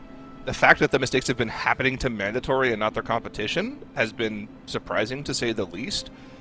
But when you're putting together these speedrun strategies, there is some level of difficulty to them. There's going to be some variance in your pulls. There's going to be a cast that gets missed every now and then. It's really unfortunate that is happening for Mandatory, especially in a dungeon that they looked faster in, right? They completed the dungeon first, which is incredibly impressive considering how far behind they were on the first and second boss splits. That being said, death timers have to be taken into account, and Liquid do walk away with the first map win here. You know, it's tough to see, especially for myself and chat and all of us who put all of our votes into Mandatory, but of course there's still another map ahead. Now on this one though, for some more insights into what went down, let's go over to Tettles on the analyst desk. I mean, this started off, and I said earlier, I thought Mandatory was going to have a better strategy in here just because of Liquid strat, and Mandatory starts off this dungeon, and they have a better strategy. They're going bigger, they're going bolder on this first pull. They add the additional trash packs that were on the bridge into this first pull, but they immediately get punished for it. Ryson ends up going down. Then they bleed a second death to the Vicious Lunge from the Arcane Foragers to Kush. I think it was like 4 of them that targeted him at the exact same time. If he had his blur active, or, you know, it was a very... If they target different players, if a couple of them target Macine or something like that, we probably have a different situation just because Mandatory was really good here. And they were like trying to claw back a bunch of time. They immediately started this dungeon. In just those 2 deaths and the Veximus split, you can see they were a full minute behind. But their strategy was faster. They went into the Overgrown Ancient. And for Mandatory and Liquid, they both killed Overgrown Ancient at virtually the exact same time, because Liquid, they had to end up back pulling some of that trash. You see on screen here on the right hand side, Zevi ends up walking over, he ends up grabbing some of that trash, and Mandatory, they are trying to claw back some of the time that they had previously lost. Liquid, look at the count difference. Liquid has 80.65%, Mandatory ends up having about 87% enemy forces when things are all said and done with the aggravated skitterflies, and so then it's kind of all eyes on Liquid. Are Liquid, with a 30-second advantage from death penalties, going to be able to pull off and kill off the 5 Echo Knight triple Invoker pull? Now, they had Invokers coming in very late with things like the Cage, with things like the Hibernate. Yips is actually using Hibernate on the Dragonkin, a kind of a unique strategy. It was a pull that we saw kill them off in their series versus Big Lucky, but fortunately enough for Liquid fans, Liquid were able to kill off all 5 of those Echo Knights. They did not have a singular death. Mandatory even kill off the Echo Doragosa earlier, just proving that their strategy was faster. But those 30 seconds worth of death penalty with the more aggressive first pull in the dungeon come back to haunt them, and now Liquid are up 1-0. Liquid have the advantage here getting that first point, but the next map could make this an even tie. Pit of Sauron is next, and makes, thinking about both of the teams on this map, I mean, Is this one where you think mandatory, they can take advantage and they can push forward to claim the second map in the series? I mean, I'm not so sure about that one. I think this Pit of Saran is very much Liquid favored based on the runs that we have seen from them. They have the faster run in there. But I'm also just generally a little bit worried about the execution of mandatory. We've been raving about them being deathless in their group. We've been talking about how absolutely flawless and clean they've been playing. I haven't seen it this weekend. It's just not been there. And unless you're going to be able to show up really big in those next two maps, that might just be where it's at this weekend. I'm not sure what else to tell you there. It's looking really rough for them. Well, Mix, I was hoping you would give me some hope, but you know what? It's fine. I think you're just bringing the truth, because I think it is going to be a hard one. And Zyro, it sounded like, did you have some thoughts as well about Pit of Saran and how these two teams might match up? I mean, Mandatory has a very, very fast Pit of Saran, right? We've seen it from them. It was the very first map we saw this weekend. It was an 11-minute flat. They had a death. So they could definitely get closer to like the 10:30 mark. If Liquid goes at the pace they did in the Big Lucky series, I don't think anyone beats them, though. 10:21 is ridiculous. That's one of the fastest MDI runs ever, let alone just this competition. Can Liquid execute their strategy, though? It's a very volatile strategy. We'll have to see. Can Mandatory put together a deathless run? Because their team, when they're deathless, they look unbeatable. Dude, a lot of questions going into this map.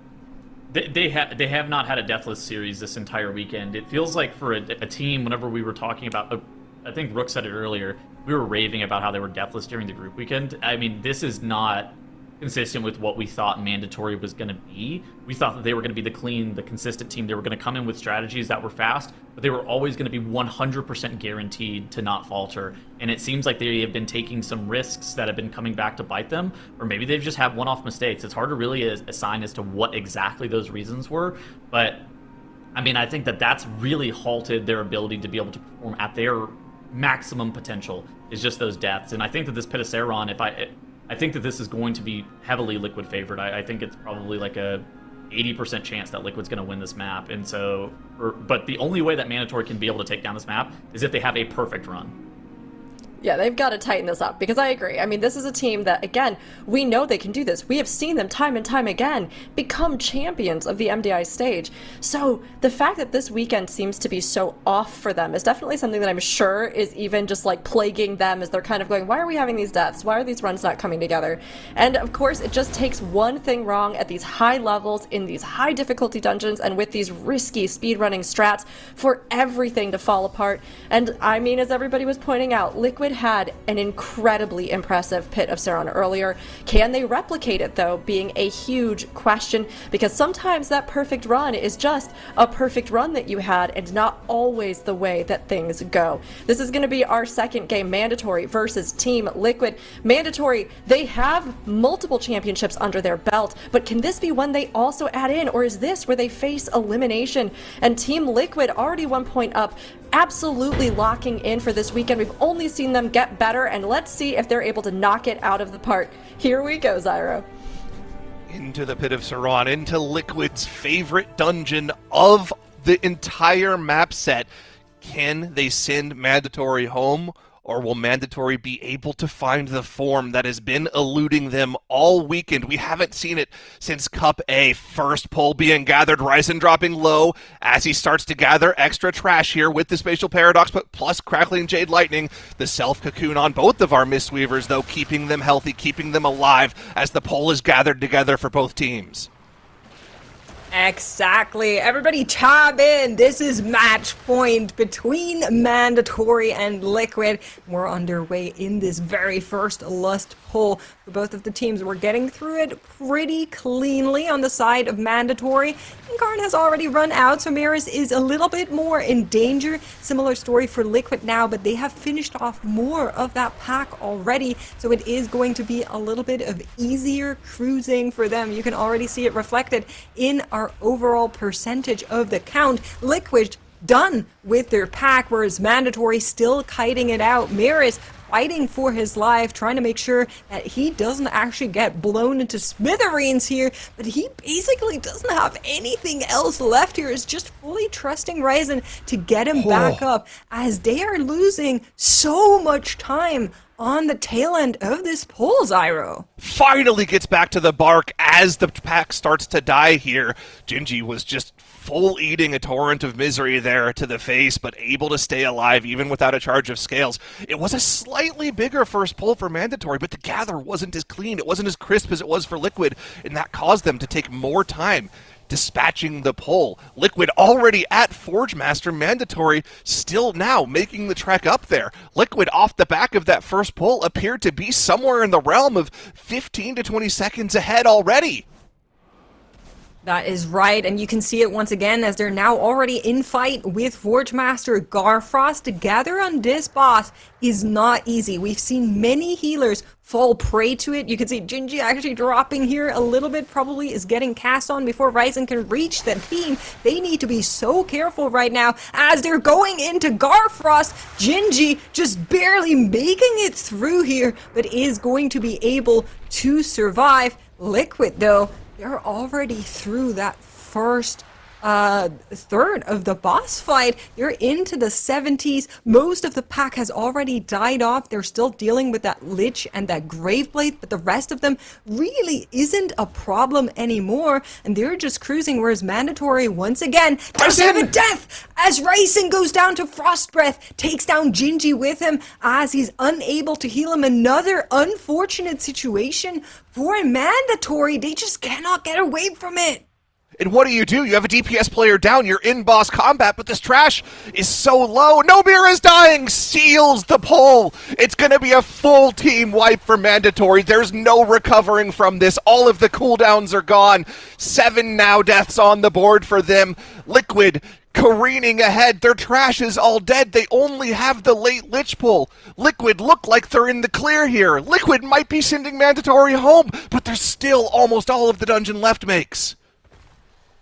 That's right, we cannot get ahead of ourselves right now, as one-sided as it might be looking. This is only the first boss in the Pit of Saran. A lot can still happen in this dungeon, but for now, Mandatory is not even playing with their back against the wall. It feels like they're in the wall. They don't have any room to move here. They're praying for Liquid to have a mistake as Mirrors goes down once again. Once again, a pull for them unravels into nothing, and they will need to restart that gather once more as Liquid has already basically finished the first boss.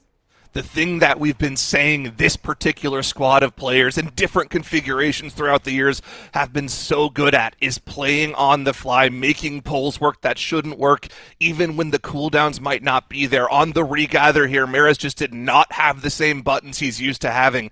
Dies to an Icy Blast from the Lich, not kicked on him, not able to live the damage, and another team wipe brings Mandatory even further behind. Like you said, Forge Master down for Liquid. They're not changing their routing. They're not going any slower. They're not playing it safe. They want to put another world record on the board in this dungeon. All of the trash being gathered now. Crick soon to be pulled. Liquid are looking in a dominating position. That is absolutely the case right now. Mandatory now arriving at Forge Master Garfrost, but Liquid already way ahead of them as they're dealing with the Crick pack. They, of course, have their strategy, and they're going to show it off one more time. We've seen them in this dungeon look so good time and time again all throughout this weekend, and they, of course, are going to show it to us one more time. Dealing with those shades here. First one is down, second one soon to follow with it. The rest of the pack should be dealt with swiftly. One more gargoyle that they need to down to alleviate some of that extra pain that this pull gives them. And they can just cleave off that last Graveblade. Crick already into the 50s here. So a very nicely executed huge pull from Liquid once again onto a boss. Super, super clean. They are unfazed by the difficulty of the task at hand here. Trash being dealt with. They've got everything they need to just run up the platform towards the final boss. Still have to dispatch the remainder of this boss, but like we were talking about in the big Lucky series, boss damage is something that Liquid have in great supply. They're not going to have to deal with the next set of totems. The Void meta from Cine here will carry the remainder of the damage they need on this boss. World record timer in this key set by Liquid just mere minutes ago, 10:21. Can they potentially best themselves and show the world that it's not the mistakes of the other team that make them a great team? It's just their own merit, their own strategies, their own play. We'll have to see if they're able to pull it off. Mandatory on their end, trying to make a go at it, giving themselves an opportunity if Liquid are to make a mistake, but Liquid don't seem like they have any of those to give. Done with Garfrost, done with Ick and Crick, Liquid beelining for Forge Master at the end here, Scout Lord, as they're getting through the Pit of Sauron. The skip is working out. The team is grouping up to get in fight with Glacius. This is the last pull before they encounter that very last boss of this dungeon. This is one of the last instances of danger for the team. The last moments where they could anything have going wrong for themselves to maybe open up a teeny tiny gap, but they are so far ahead of Mandatory. It is looking absolutely unreal as they're gathering what is the majority of the remainder of count in this dungeon. Of course, Glacius is going to take just a little while longer. They do have their cooldowns that have just been sent. No other offensives available other than what we're seeing here. That Lust will only come back on the final boss, and they're just going to chill and cruise through this icy gauntlet. Glacius has not much HP left to give. They almost did a single burn on the focus guard there. 10% HP left on Glacius after that damage amp was dealt with. The boss positioning there from Yips was exquisite there, making sure he dragged the trash away from any of the ground effects so that regardless of which direction that guard was pointed, the rest of the team could get in position behind to do that extra crit damage to that mini-boss. 8 minutes, 30 seconds on the board as Yips jumps down to gather the remaining trash that Liquid need to complete this map and give themselves a berth in the grand finals to play for their first ever MDI championship. Scourgelord Tyrannus is all that separates them from that feat.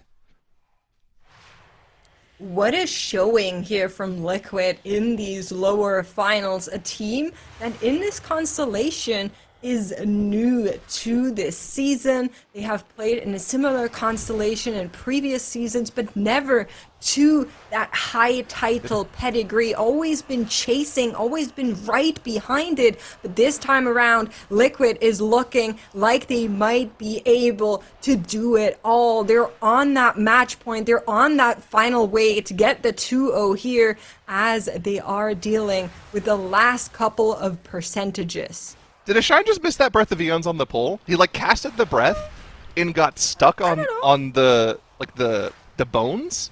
He did get over the trash though. I just didn't see if the debuff applied. Maybe we're just not showing the clutch debuff. up play, maybe. Tettles is saying he hit it, so that we'll count it. Yeah. It was a little sketchy, We'll count it. but we'll count it. The damage is there. It does not look, though, however, like Liquid are going to be able to match their personal best. 10:21 is an absolutely insane timer in this dungeon.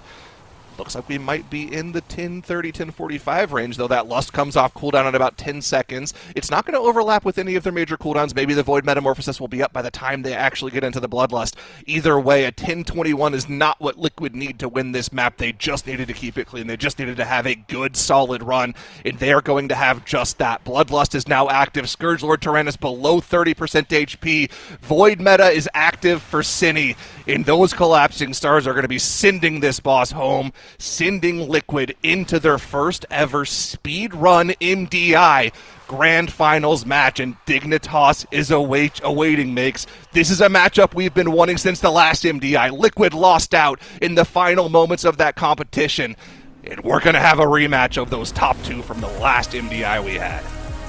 That rematch is definitely looming on the horizon, and Liquid only continue to get faster and faster.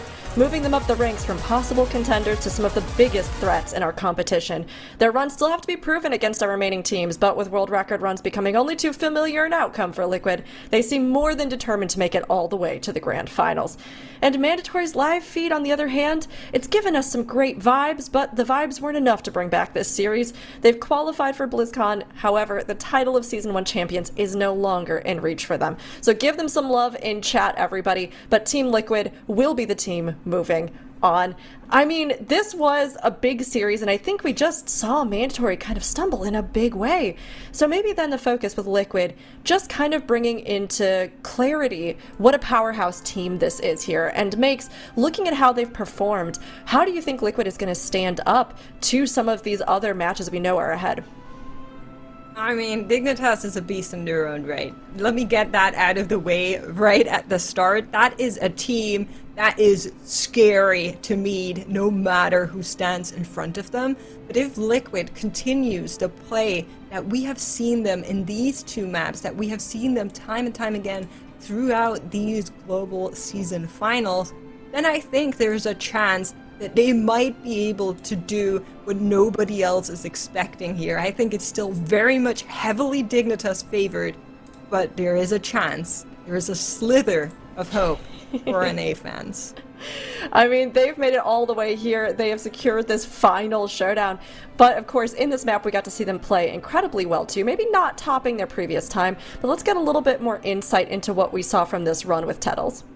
I mean, this is exactly what we talked about at the start of the series. For this map, it was always going to be a Liquid-favored map, and weird stuff was happening to Mandatory the first pull. I started out the replay package, and I was trying to figure out why Mandatory randomly just procced 20 seconds being behind. I could not figure out for the life of me what exactly went wrong to the point where they just lost so much damage from their DK and the Devour Demon Hunter.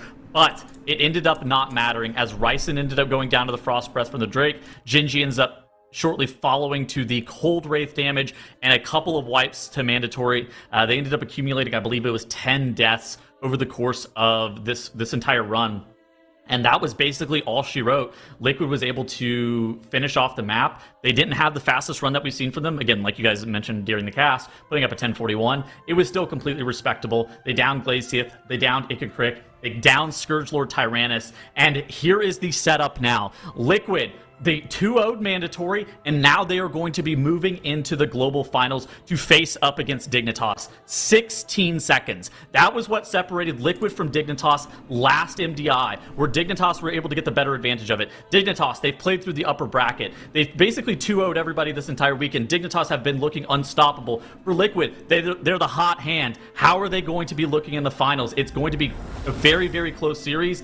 And man, okay, actually we have some meters now. This was the damage differential on the first pull of this dungeon, where look at this, Genji looking like LeBron on the side of Mandatory, but the pull was just so much slower. I think Genji may have even had to commit a second breath. The difference between 64 and 98 seconds on that first pull is astounding. Wait a minute. This is These don't look the same as the damage meters in game. I think hogs are log juicing. This can't be right, dude. I wonder if Kush just lost all of his damage. Like, what happened to him? Maybe it could have been a Plunge Talon Gargoyle? Maybe, yeah. Maybe. Interesting. So I weird. mean, it's unfortunate. I think, again, we just didn't see the play from Mandatory that we would have expected.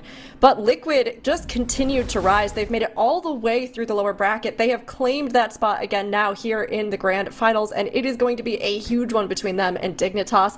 I mean, we have seen our whole season pan out, and this weekend our finals pan out as Tettles officially has put his tie on his head, so you know it's getting real here. To celebrate, I'm sure, the Liquid victory there. But, they've got to go up against Dignitas. And Zyro, as we consider how this weekend has panned out, can we kind of touch on what's brought us to this point and what we have ahead in this final showdown? Yeah, this has been a fantastic weekend. I think this is one of the strongest fields we've had in general. The 4 teams that we have today, all of them going to BlizzCon. They're all going to get their own rematches in on the big stage, on the live crowd, live audience stage at BlizzCon. It's going to be so awesome to see that. Of course, Mandatory will get to go for their revenge. Same for Big Lucky. Can't wait for that. But it's all led to this matchup here, Dignitas Liquid, like Tettles and I have been talking about. This is a matchup that these Liquid players have been waiting for. They want this so bad. They felt like they should have had that Great Push final in the bag last expansion. They've been wanting to make up for that loss ever since then, and now in the grand finals of Season 1 of Midnight, they get the opportunity to try to take down the returning champions in Dignitas. Can they do it? Can Dignitas hold? Can't wait to watch this one. It's going to be huge and so exciting seeing them come in here from that TGP format last season now to speedrunning, and yet they both look so strong even in this other format with Mythic Plus. It's going to be a huge one, and this is one you all don't want to miss. This is going to be our grand finals of Season 1 here in Midnight for the Mythic Dungeon International. Dignitas versus Liquid. We'll give you a few minutes to prepare yourself and to let the teams get ready, but after that, all bets are off. We are going to crown a champion at the end of our next series.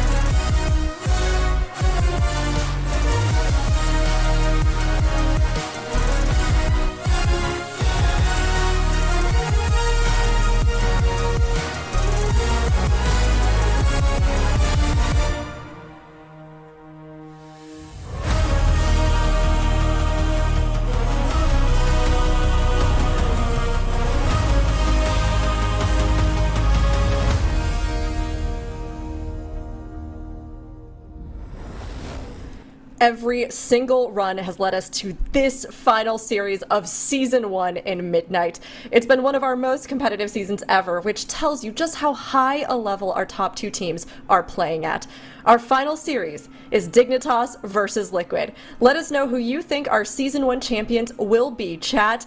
Meanwhile, I think this is going to be a tough one for us to decide, so I'm very glad, Zyro, that we have an additional cat host on desk once again to help weigh in. I mean, it's going to be a close one. Both of these teams have shown so much strength this season, with Liquid amping up, finding their groove, and really coming out this weekend to blow us away with some phenomenal runs. And then, of course, Dignitas strong from the start, returning champions, and a team that really has been one to beat from the get-go. But has there been any sign of weakness from Dignitas that Liquid can take advantage of? Do you think, Zyro? Not really. Dignitas has looked like... Okay, Dignitas has looked like we expected Mandatory to look like this weekend, to be honest. They've been the team that's been lights out. They've been the team putting up perfect times pretty much in every single key. I feel like there are some dungeons where Liquid is favored, Pit of Saran being one of them, maybe Nexus Point Sinus being another one of them, but looking at the entire map pool we have available to them, I think Dignitas just looks like the stronger team. Gosh, I mean, it's definitely going to be, I think, incredibly hard to take them down, because I have to agree with you. Dignitas really have just been strong every weekend. Then Liquid, they've been really, I think, coming out to show everything that they're capable of here for the finals. And of course, they've been waiting for this rematch like we were talking about. They lost last season to Dignitas, formerly Missed Count, but I'm sure they want to try and triumph over them now. So what do you think it would mean to them, Dratnos, if they were able to take it here in this season? This would be so huge for Team Liquid. This series, 7 maps in our map pool, as it is a best of 5 and 1 map banned per team. So basically the entire season's dungeon pool. This is going to be a marathon. This is really going to test what both teams have excellence-wise in every single dungeon in their kit. It is the Windrunner Spire that is getting banned by Team Liquid here. Dignitas throwing out the Nexus Point Zenith from this pool as well. It would have been the final map in the series as well. Sorry, Dignitas, yeah, throwing that one out there. Yeah, it feels like a little bit of a flex there just to take the one off the end. And of course, this will be a best of 5 for our grand finals of Season 1. Makes taking a look at what's been banned. I mean, Mysara Caverns first, but there's a lot of other maps to go. So what do you think the teams are going to show us here in our finals? Okay, I've been already scrambling to compare those two teams' timers based on the runs that we have seen from them in this dungeon. And I am kind of like swayed between the two of them. So in some maps, like that Magister's Terrace, for example, Dignitas had a really good run on their day 1 with 15:59, but then today they showed us a 17:43 with only a single death differential. So if Liquid is able to get Dignitas to give us their slower run, then they would take this one. On the side of Mysara Caverns, I think it's leaning towards Dignitas as well. And then the Alcathar Academy is more of a toss-up, as we've kind of not really seen some of our teams in here. So we'll have to see how those dungeons shake out. But I don't think it's lopsided. I think it will be a really, really close series. I totally agree. Like, if this had been Liquid, as we saw them in groups, right, where they were kind of trying to still find their footing, then this would be a very different story. But Liquid this weekend, they have been top contenders, and even with what we just saw from their performance, it feels like they are on fire right now. Now, Dignitas, they've been able to sit to rest, to watch the competition, maybe practice if that's what they were feeling like doing, since they landed in the upper bracket and secured this grand final spot early on. But for both of them to come in, I think really it just matters how perfect these runs are going to be. Because them to come in, I think really it just matters how perfect these runs are going to be. Because anything less than perfect is not going to cut it when the competition is this fierce. And you have a rematch that has been a whole season in the making. Absolutely incredible teams here. As we come into our first game, this is Mysara Caverns, Dignitas versus Team Liquid. Whoever takes it will be 1 point ahead in this battle for the crown, and at the end, a huge difference because the winner walks away with 40k for that first place, while the loser will only get half of that at 20k. So crown, glory, and prizes on the line. Who is going to emerge the victor from this series, starting here with Game 1, Mysara Cavern Stratnos? All right, the Mysara Caverns. We know that in this dungeon, Team Liquid have a little bit of a different approach than a lot of the other teams have opted to use in here. So going to be interesting to see how Dignitas choose to attack this as well. Both teams spawning in with, it looks like, the same composition, okay, as expected there. And the big pull to get underway here, that first opportunity to use a Bloodlust. Although Liquid typically have been holding this for the boss, and they've just been rushing to that first boss as quickly as possible. Dignitas going to just be sending that Lust right now on this huge pull. Yeah, Liquid as well. Yeah, Liquid made a change on their second run of this weekend where they just moved the Lust to the first pull and opted to go for lusting the trash on the last boss instead of lusting the damage amp, because they lose half the Lust if you lust the damage amp. It seems a little weird to do that, so it's good that they made that change. The overall strategy for them has not really changed. They still pull trash on top of the boss, now doing it without Lust, which is definitely more dangerous. The thing that I'm curious of, Dratnos, is are we going to see any strat changes between the two teams from what we saw from Big Lucky earlier today? They looked like they had the fastest route in this key, and they did end up having the fastest time this weekend, netting them 6 seconds faster than the best run we saw from Dignitas. Looks like that's not going to be the case, though, as Dignitas is not changing their strategy. They will be going for the more standard second trash pull on the left side here before heading down to the first boss. Yeah, it is absolutely worth noting that Dignitas have been resting. They have been here for hours from the upper bracket where they won earlier today, whereas Liquid have fought a grueling path through the lower bracket to get here, Cine, on a shift, free a prisoner from upstairs, Wernstone back plan. That is how Liquid secure that 8th and final prisoner that they need to activate the boss. Very cool movement from the team there, facilitating this strategy of just getting into boss combat as quickly as possible. I feel like I like Liquid's strategy in theory, but then I look at the timer of teams like Dignitas and Big Lucky being better than them in this dungeon, and that makes me think that maybe it's the invisible benefit of freeing that spirit and getting to leverage its damage on the second boss that is just making up so much time, even though this route looks so good in terms of just how quickly it pulls the first boss. Yeah, I mean, that was the major difference, right? Like, when we were looking at that matchup, the Big Lucky versus Liquid matchup in the second match of the day today, when they played this dungeon, Big Lucky was almost a minute faster in the entire dungeon. In almost all of that time came from the second boss split. Yes, Liquid does do an extra trash pull after that altar area where you unlock that spirit RP, but the split was just straight out a minute faster, and it's not like Big Lucky was losing out on trash count. They just went a little bit bigger with their pulls. They removed an entire trash pull from the dungeon compared to Liquid. So, yeah, Liquid has an interesting strategy. They cooked up something here. I think this one just might be a little bit burnt, but something that has to be said about the Liquid strategy. They've been consistent with it. When you go a little too big with your pulls, there's more opportunity for volatility, there's more opportunity for deaths, and that's something Liquid really hasn't had a problem with in this dungeon. So, we need to keep an eye on Dignitas here. Can they stay clean with their pulls? Good news for Dignitas fans is they've been clean all weekend long with their pulls and their routes. They've looked pretty much unbeatable so far.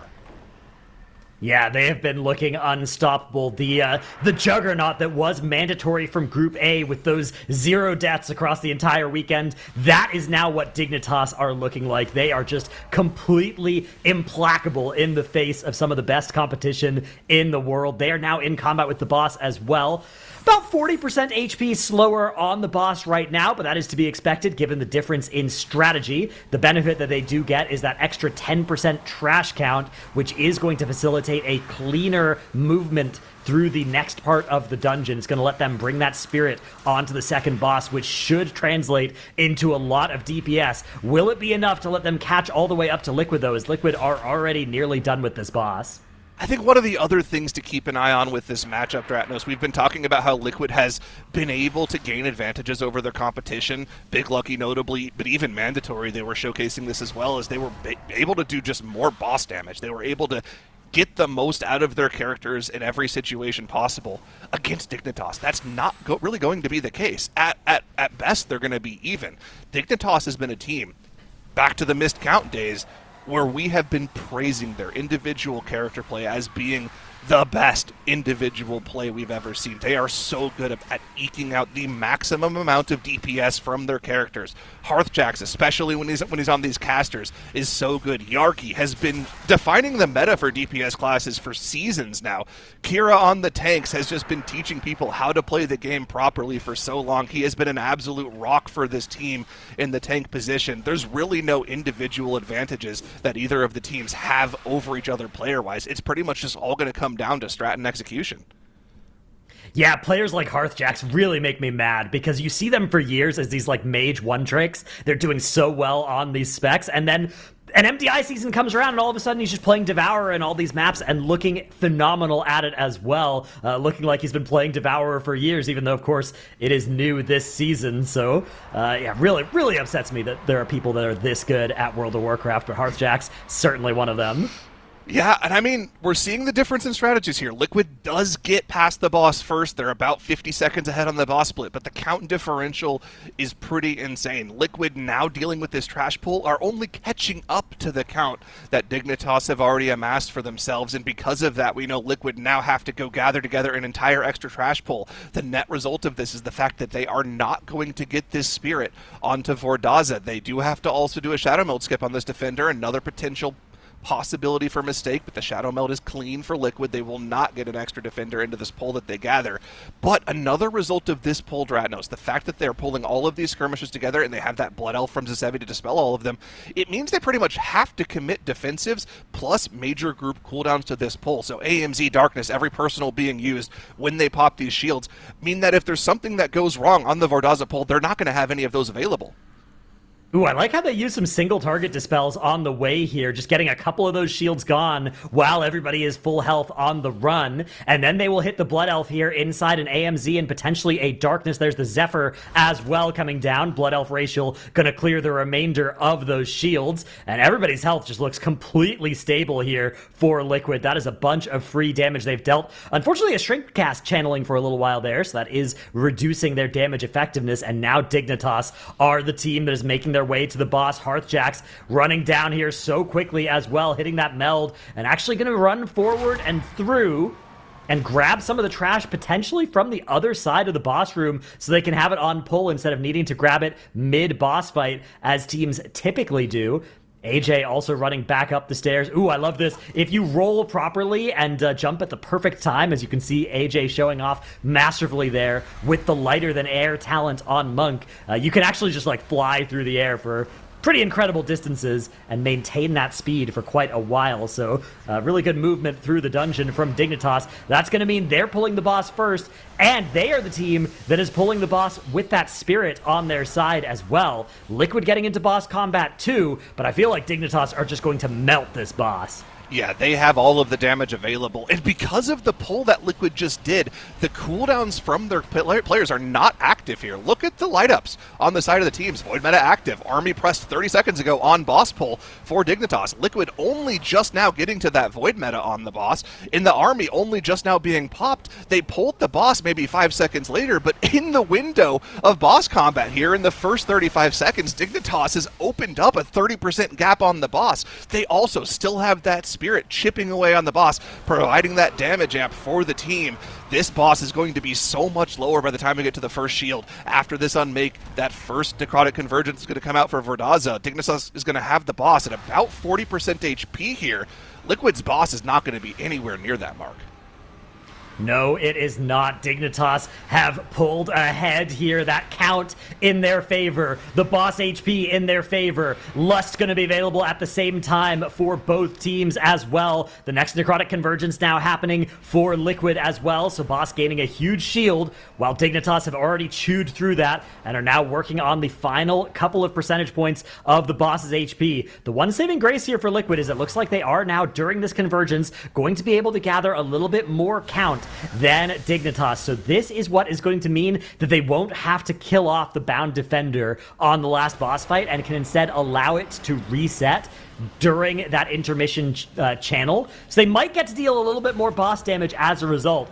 Is it going to be enough to make up the now 30% boss HP gap that Dignitas have opened? I suspect not, but there is still a lot of time left in this map, although the light at the end of the tunnel is very rapidly approaching. Well, the worry for me with Liquid is with how low their boss damage is, they might get a second Necrotic Conversion, Stratos. That timer is not far away for them. They do have the army active right now. Just was popped, so they're going to have a big amount of burst damage from the Unholy DK. But the problem with this press, even if they beat the Necrotic Convergence, they're now not going to have that cooldown for the big trash pull onto the final boss, Stratos. The cooldown allocation just does not seem efficient here for Liquid. No, it does not. This cooldown definitely is worrying here. The cooldown situation, rather, between the two teams. If you are a Liquid fan, Dignitas, though, charging it towards the end of the dungeon. If you're a Dignitas fan, you've got to be very, very happy to see how quickly and how flawlessly they are once again navigating this map. This has been the story of Dignitas all weekend. These clean, zero-death runs, these pulls just being executed instantly, wasting no time getting in position. Every single move being executed like clockwork here. Dignitas finishing off that drummer, moving over to the side here. They are going to wait a little while here just to facilitate the mobs grouping up, line of sighting nicely. This is a prerequisite of their strategy because they do need to kill the defenders before the boss intermission. They actually do need to wait a little while more, although, as I say that, I'm looking now. Are we in combat? Yeah, okay, yes. So those defenders are running up, and they do need to make sure that they will kill this defender so that they can get access to full count. Whereas Liquid, on the other hand, don't need to kill the defender. I think they are in combat with one. It will join this fight eventually, but they don't need to actually kill it because they have extra count already. Yeah, a little bit of extra movement required there from Liquid because they opt to not line of sight around the corner, so they run to the edge of the room, let the casters funnel in, and then pull the boss plus skirmishers back on top of these casters. But they have the trash on top of the boss now. Dignitas still in the driver's seat, though. The cooldowns, once again, were just not set and prepared on time for Liquid. By the time the boss was pulled, Dignitas had the Void Meta ready. They had the Army DT waiting in the wings. They were ready to push it there. Liquid didn't have the Void Meta on the boss on the pull, and now the death sets them even further behind. 15 seconds of death timer added to the timer for Liquid. They do not have time left to give. Dignitas done with their trash. That final defender goes down, gives them 100% count, and they're entering the intermission phase, Dratnos. Indeed they are. This was going to be an uphill battle for Liquid, no matter how you sliced it. They came into the boss a little bit behind, but with that death, it goes from being an uphill climb to being an up mountain climb that Liquid will need to scale in order to catch up to Dignitas here, and I just don't think Dignitas are going to give them that opening. They have their damage amps. They are blasting damage into the boss right now. They are going to kill this thing, I think, before this Soul Expulsion cast even finishes. Their DPS here is phenomenal. Another collapsing star coming in just a second here as well is going to take another 2% directly off the boss's health bar. 5% left for Dignitas as they show no signs of stopping. The boss goes down before the cast even finishes, and Dignitas go up 1-0. That is really a mountain to climb, as you put it. I mean, you gotta get the equipment ready because Dignitas are gonna leave you all the way down in the foothills. They scaled this mountain, climbed to the peak, and have emerged with the first point in our Grand Finals series. Dignitas just are so incredibly strong, and of course, they weren't always exactly this team that we've seen now. They've grown a lot over the seasons to become exactly this powerhouse, this team to beat that we've been able to witness last season and this season. So, I mean, looking at it, I mean, it's been very interesting. But Zyro, how do you think that this run has kind of shown the ways that Dignitas has improved? Well, they set another world record. They beat their own time by another 15 seconds. So, well, that says enough in its own right. Two of their players also taking 0 avoidable damage. AJ and Verb just playing a perfect dungeon. Also, Yargi and Hearthjax only took like 1 tick of avoidable damage the entire key. They're playing literally this was almost a perfect key from them. I'm going to call it a That perfect is an key from absurd avoidable damage graph. Yeah, that's ridiculous. Aside from Kira, who's the tank, which, you know, the tank, it says avoidable damage, but as a tank, it's correct to take the avoidable damage a lot of the time because it doesn't actually threaten you and you want to be standing in the right spot. So The other 4 players only taking a combined 350k avoidable damage. That's not even enough damage to kill one player if it happened all at once on one player, and that was the total damage they took across the whole team, across the whole dungeon. It's amazing to see. I mean, they used to be this team that had this incredible promise, but just had these mistakes. And with the practice, with the focus, with what we've seen, they have become a team that it feels like mistakes, you don't expect them at all, because the way they run is just, like you said, almost purely perfect. But we'll get some more details on this from another perspective here with Makes, who is over on the analyst desk. That's right. I have a couple of details for you here. We're going to be starting off with, of course, the start of our dungeon. Both teams doing basically the same thing here. That is where their routes diverge. So in case you haven't been paying close attention, Dignitas goes on, plays the second pack, whereas Liquid on the right-hand side, they do stuff like this. So Cine goes up, takes the back door into this hut to deal with this prisoner, then ports on back over to a Shine who has sleepwalked, caged the other mobs to be able to get to that prisoner, which allows them to go into the boss really quickly, and that is cool. But on the other side, Dignitas is getting a lot of count value from this early area, and they are also getting into this boss, but look at how much count they're carrying and how much count Liquid has right now. So while it looks like Liquid is taking the lead at the very first boss, it is not really that big of a gap just yet because of that extra count that Dignitas is getting there. Now, the way Liquid is planning to make up for that is pulls like this one, where you're going to be seeing them stack everything together, use Darkness, use AMZ, and then use that Arcane Torrent from the Blood Elf racial that they can just melt these shields to really get through these packs quicker. But Dignitas doesn't need to do that. They're just bursting these shields on their own onto Cleave as they arrive at Rodaza with perfect lineup. So not only did they take basically zero avoidable damage, they also have perfect timing on all of their offensive cooldowns. Here, once again, you know they're about to burst those shields. They're also just going to use that Darkness and that AMZ, but they don't need that Arcane Torrent. They're just going to tank it to the face, burst these shields, and get out of here as quick as possible. Now, while that series was going on, and I will take blame for this, because I was thinking it is so nice to have a series where both teams are deathless, and right as that thought has escaped my brain, Cine went down, so I will take personal responsibility for that. I haven't even said it. I didn't even get that far. But I was right there. mentally noting it to put into my recap for this analyst segment, and just in that moment, Cine dies. So hopefully we'll get it in the next matchup. Well, makes no thinking in the next matchup at all. Please and thank you.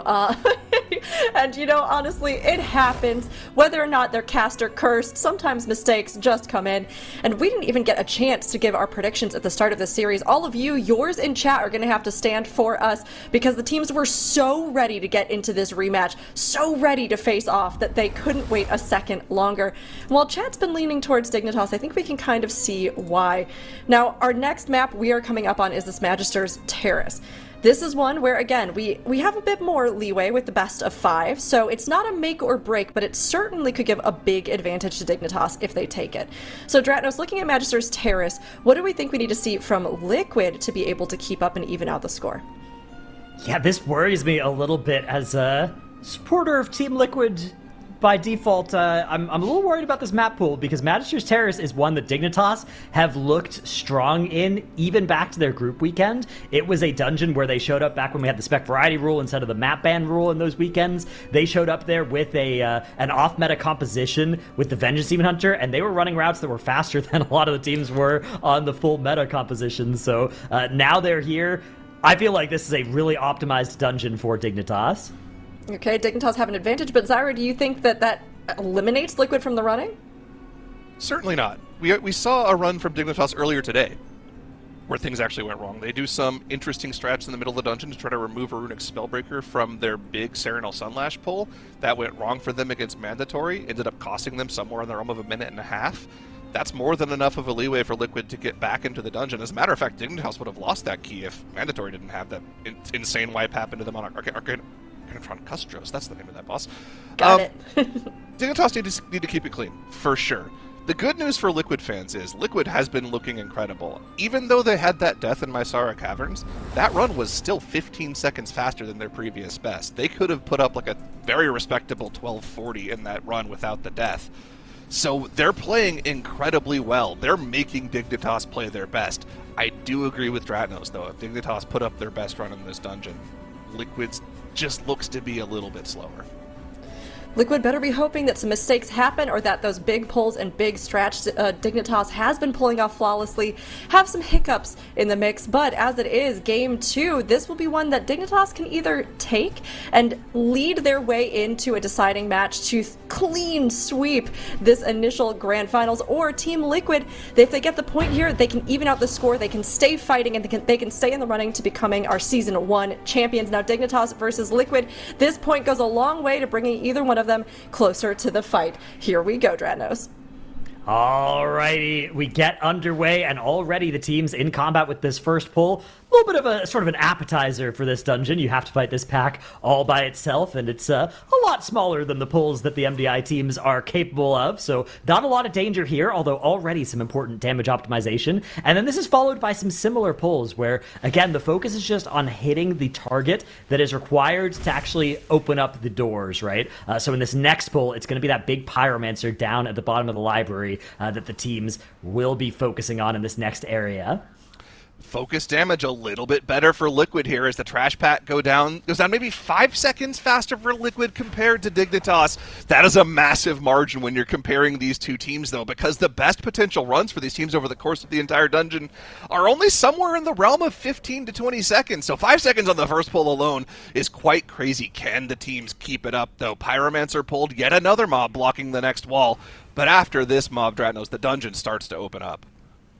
Absolutely, yeah. This is where things are going to start to get crazy here for both teams. First, though, it is that one Pyromancer marked with a skull for Dignitas, and it looks like potentially unmarked for... Oh, no, it's got a diamond on the side of Team Liquid. That is the mob that both teams are focusing their damage into. That is the mob that opens the path into the rest of the dungeon. Liquid slightly faster on the very first pull of the dungeon, but it does look like Dignitas have the ever so slightest edge on Blazing Pyromancer damage, and indeed, down it goes for... Oh my goodness, for both teams in the exact same millisecond. Well, part of the reason they might have the better focus damage, Dratnos, is once again they're back on the Eldrachi Reaver Havoc Demon Hunter. They've got that focus damage back in the comp here. This seems to be the play for Dignitas. It's the funnel damage of that class versus the raw AoE damage output of the Devourer Demon Hunter on Liquid. Let's see what the play is as the poll starts to get gathered onto Arcanatron Custos for both of the teams. Cine does not have the Void meta available yet for this poll. We'll take a couple of Void Rays to get into that, but the damage is available on pull for Dignitas in the Bloodlust, and they are absolutely blasting this boss.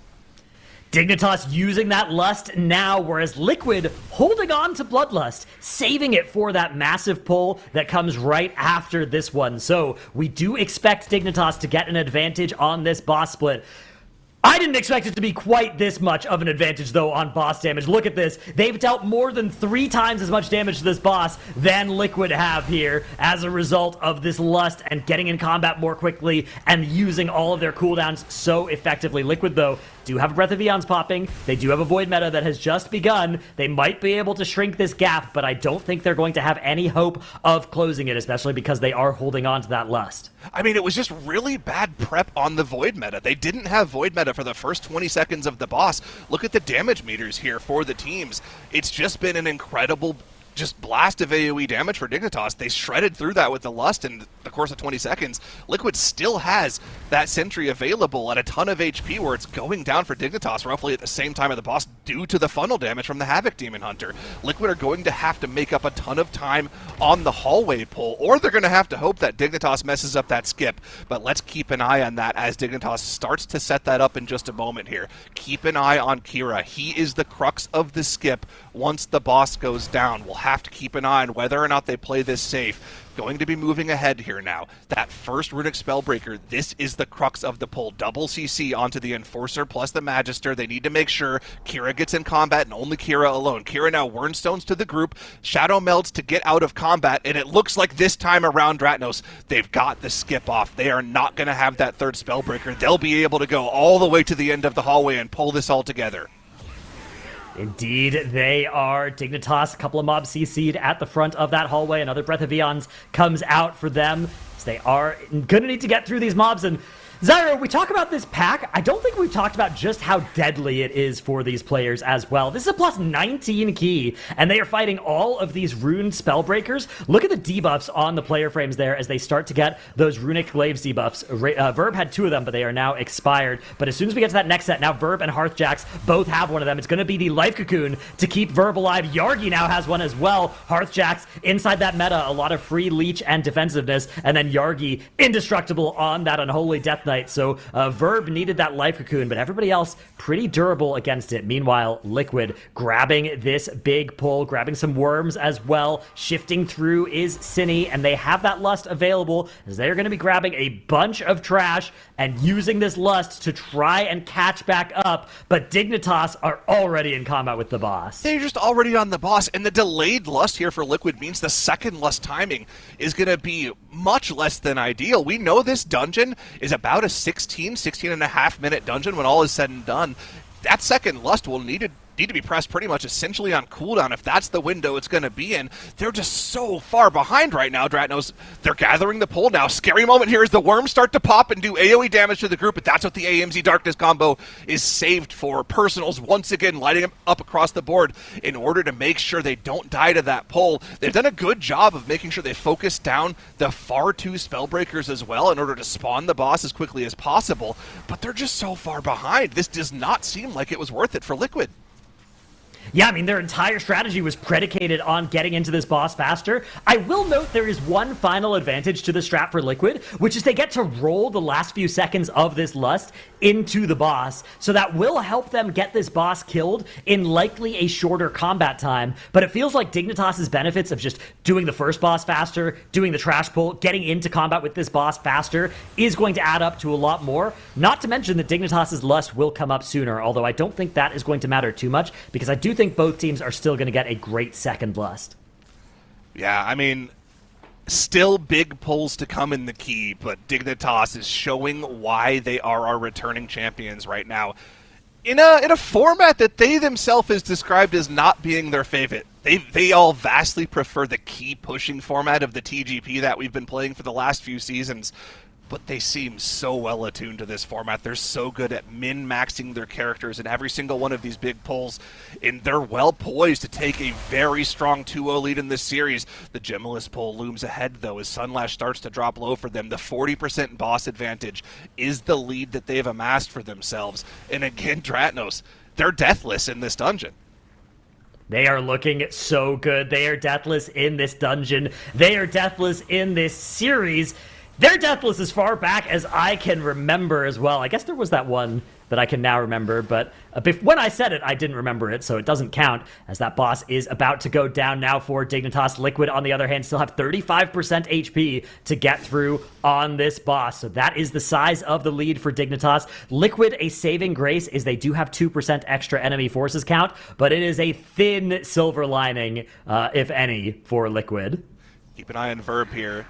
Running ahead from this the is team. Probably the entirety of that count is this sleepwalk right here. Watch this. Verb is going to go over, getting that spatial paradox, using the sleepwalk on one of the Hollow Soul shredders that lives over in that side pavilion. And it's now going to walk on over and be ready for Kira to pick it up alongside this Void Terror Patrol, an extra bonus enemy that will give them a little bit of extra bonus count. And that should resolve the difference between the two teams. Kira grabbing a bunch of stuff. Hearthjax drops sub 10% HP to an auto attack there. Is able to survive, though, but that could have been the first major blemish on Dignitas' record in this series. Well, it's not over yet, Dratnos, as the Gemilus pull is now gathered. Lots of unavoidable damage from these tyrants, from these Void Callers. keep an eye on the HP bar of Kira. He is under the most threat here in Incarn, happily thrashing away, almost unkillable while that cooldown is up, but when it drops, he could go down. Still has the Bark, still has the SI charges available. We've noticed in this dungeon he likes holding on to those SI charges for a long time, doesn't press them unless he absolutely has to. For the time being, he is a brick wall not going down for the team. But once those cooldowns run out, could be in danger. Great amounts of AoE CC and interrupts used to make sure not a single fear cast goes off, and it looks like they're going to be able to go through all of those cooldowns before they have to actually even worry about individually kicking those casts. Yeah, they are looking like they have this completely on lockdown as the last couple of mobs getting gripped in for Liquid now. Dignitas going to be sending AJ on a little mission to grab a tiny bit more trash as Gemellis is pulled by Kira. Pulling it a little bit over to the side, although not all the way into the wall, is going to mean that these first couple of Gemelli will stay stacked up a little bit, although they're already heading in divergent directions. You can see Kira's trying to position the primary boss such that they can get good cleave here. That is going to help Hearthjax again with that Aldrachi Havoc funnel damage, something that we talked about a little bit at the start of this map, but it is worth mentioning a major strategic divergence between the two teams is the flavor of Demon Hunter that they are using. This boss in particular is excellent for Aldrachi Havoc, as you basically always have these extra targets that you can use to generate that wounded quarry damage onto the boss itself. Oh my god, Dratnos, look at Kira's cooldown manager. He actually used a charge of SI. What? Last time you and I casted a Magister's Terrace together, I think Kira was sitting on 2 charges of SI for like the last 5 minutes of the dungeon. The fact that at some point he felt like he was in danger enough to actually press that button shows, oh man, these pulls are absolutely brutal for him. Incarn back active now, will not need to use one of those charges anytime soon, probably even just using it for damage here. Gotta press that on cooldown as quickly as possible. Look at the gap though Dignitas have maintained over the course of the dungeon here though. Still 30% ahead on the boss here. Liquid doing a great job of keeping it close, but Dignitas still in the driver's seat. That entire Bloodlust strategy that Liquid was going for in the Serenal Sun last room, Dratnos, it only netted them 10 seconds back of the entire minute that they ceded from not lusting Arcanatron Custos. That just does not seem like it's worth it, time-wise, in the grand scheme of things. Yeah, I mean, as a North American resident, the math is hard for me, but it does seem like 10 seconds is somewhat less than 1 minute. So we'll have to see if Liquid are able to run the numbers on that one as well as our North American representatives here. Never mind the fact that 4 of them are playing from Europe. That's we ignore that. Actually, we'll count them as a European team if they end up losing this series, which perfect. Right now things are looking tough for Liquid, but it is still a best of 5, and this map is certainly not over yet either. Liquid are on 0 deaths as well. They are really close here. They are about 34% of the boss behind Dignitas. Dignitas do have that boss taken care of. Kira now walking up the stairs. It is 1 big pull and 1 boss that is in their future, and then the dungeon will be over. So not a whole lot of time left if you are a Liquid fan. We're approaching that point where Liquid won't be able to close the gap purely through their own gameplay. They're going to need something to go wrong for Dignitas, and if your strategy ever involves something going wrong for Dignitas, you might be waiting a long time. This is the final pull for Dignitas. This is where they get the remainder of their count from. 1 final pull. Dratnos, the Bloodlust is available for them. They could press it on this pull. This is the scariest pull in the dungeon remaining for them. It's the only pull in the dungeon remaining for them.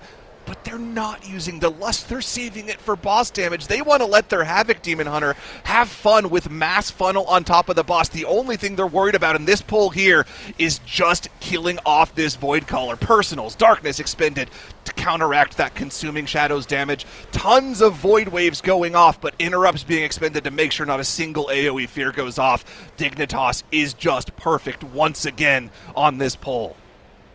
Yeah, Dignitas are looking incredible here. That pull nearly done for them at the bottom of the stairs. Low HP bars on all of the enemies. Couple of Terror Wave casts interrupted right at the start of those casts. Kira, once again, 2 charges of Survival Instincts available. No need to press them here. It's a very interesting style difference between Kira and Yips, because you can see Yips actually has both of those on cooldown. Tanks treat their defensive cooldowns a little bit differently. Broadly, they can fall into 2 categories. There's the ones that you press and sort of planned moments or just on CD whenever you're facing any sort of danger. Barkskin for Bear Druids almost always falls into that category due to its short cooldown. But something like Survival Instincts is a little bit more situational. It depends on your preference as a tank. Some tanks like to plan out and budget those. Yips, for instance, has a lot of pulls where he'll just press that SI charge every single time. Kira, on the other hand, likes to hold that Survival Instincts and use it as a discretionary defensive. It means that you don't get that value if the run is going perfectly. But on the other hand, if the run's going perfectly, then the run's going perfectly. That's great. It doesn't matter that you didn't press it, right? It does mean you have to figure out ways to survive those pulls without using it. And it looks like Kira here is going to start actually pressing them as he's realized that the pack is almost dead. He's not going to need it after these ads die, so may as well just press both of those SI charges now.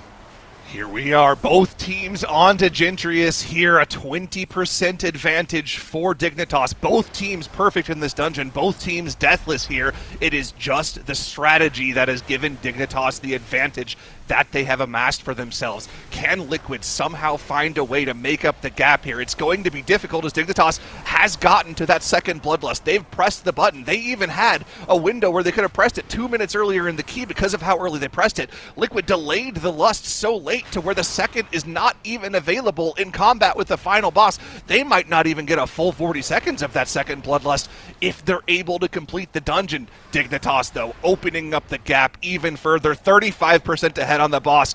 They don't look like they're giving any concessions to Liquid here. Yeah, Dignitas are just absolutely melting the boss here. 25% the remaining HP on it, 60% still for Liquid. And if you're Liquid watching this back, you're watching your run, you're like, hey, hang on. Our run was good. Everything was great. We had 0 deaths. Our strategy worked out. And yet somehow every single split, Dignitas just pulling a little further ahead. Although actually, if you look at the splits at the bottom, Dignitas actually did lose time on bosses 2 and 3. It's all about that boss 1 split where they made up that huge time lead. 12% left on the boss. Dignitas charging towards that finish line. Dignitas is once again setting a world record in a key that they already had the world record they set in earlier this weekend. It was a 16-minute flat timer. Liquid's previous best was a 16:28. They're going to feel good about beating their best, but it's not going to be good enough to take the map as Dignitas once again breaks their own world record and puts themselves on championship point. Dignitas were already our champions from last season, but they came into this season like they had something to prove, to hold on to that crown and to leave their mark not just as one-time champions, but as long-running victorious champions, and they are showing that. Impressive runs, world records, and more coming from Dignitas. Now, of course, this is their second point in our best of 5, so this puts them at a big advantage looking ahead. But as we contemplate what happened here on this map, we have to acknowledge that this was a clean run from both teams. It was even brought up by Dratnos and Zyro as they were going through, but Dignitas gained a wider margin as they went through this map. So what about Dignitas' strategy contributed the most to that time difference gap between them, do you think, Dratnos?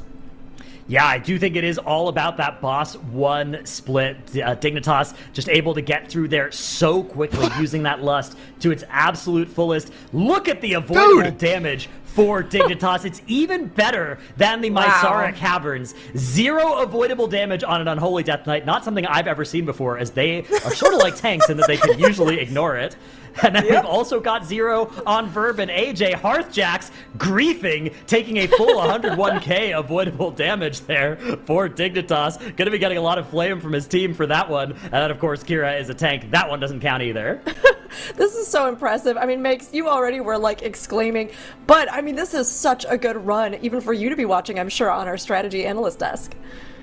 Dude, I mean, this Dignitas team, check them PC. They are not normally. This is insane what we've been seeing from them.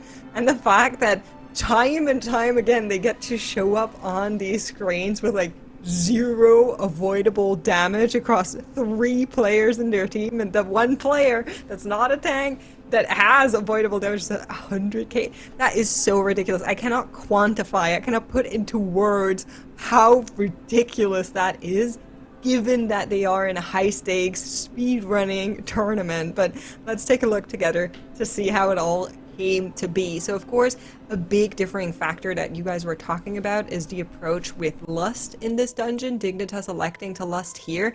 I really like this Lust because you get the Arcane Infusion stacks, and that just makes this Lust so much more valuable because you stack that damage amp onto damage amp onto damage amp. The next pull is of similar idea. So Yargi here drains this first crystal, then walks all the way down, drains the second crystal as well. That allows him to get a 20 stack, which then makes dealing with these spell breakers just a little bit easier for his team as he gets that 20% damage increase. Liquid is doing something similar, but this is where they Lust. So they're using Lust here, and instead of putting a 20 stack on a single player, they're putting 10 and 10 onto Cine and Wolf Disco just to kind of even it out and make sure they have a lot of damage available to them in this AoE scenario that then once again overlays with Bloodlust, right? They multiply. But I just feel like the Arcanotron Lust is even better because you get the 20 stack on everybody in the team rather than just 10 on 2 players. So I really prefer that Lust. But I also wanted to show this line of sight here one more time because that's a really cool key part in their strategy. They wait out the Void Terrors, interrupt them, and then start running. And because they are slow mobs, they cast on that staircase, and that allows the team a line of sight and then not need to worry about that interrupt for a couple seconds more. There's a lot more finicky things in that breakdown, but we were already running over time here as Dignitas has claimed a second map, and I believe for a current match point. We are. This is the determining map. I mean, Liquid, they can reverse sweep, they can come back, but Dignitas, if they take it here and now, they take it all. They take that $40,000 prize pool, the medals, and the title of Season 1 champions. But there is a map that will make or break. Algathar Academy coming up at this plus 19. Zyra, this is going to be a big one for them, and this is also a map that we kind of talked about as being one that maybe we hadn't seen quite as much from with these two teams. Is that right?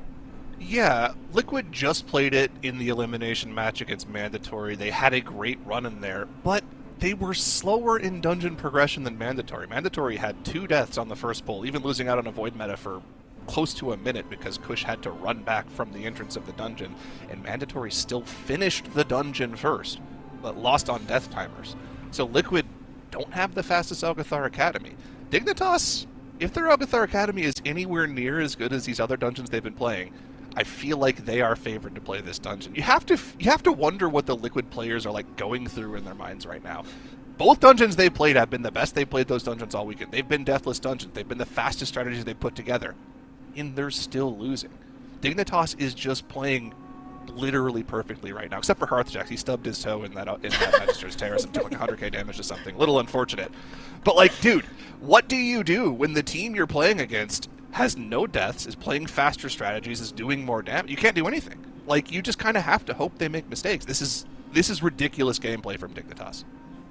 This is definitely something that I think is so intimidating. Dratnos, I don't know if you have any thoughts. That mental, when you're kind of going, okay, well, we're playing about as well as we have, and that's still not enough. I mean, how do you think the teams just try to focus in? What do you do in these kinds of situations when you're looking at this behemoth like we're seeing with Dignitas?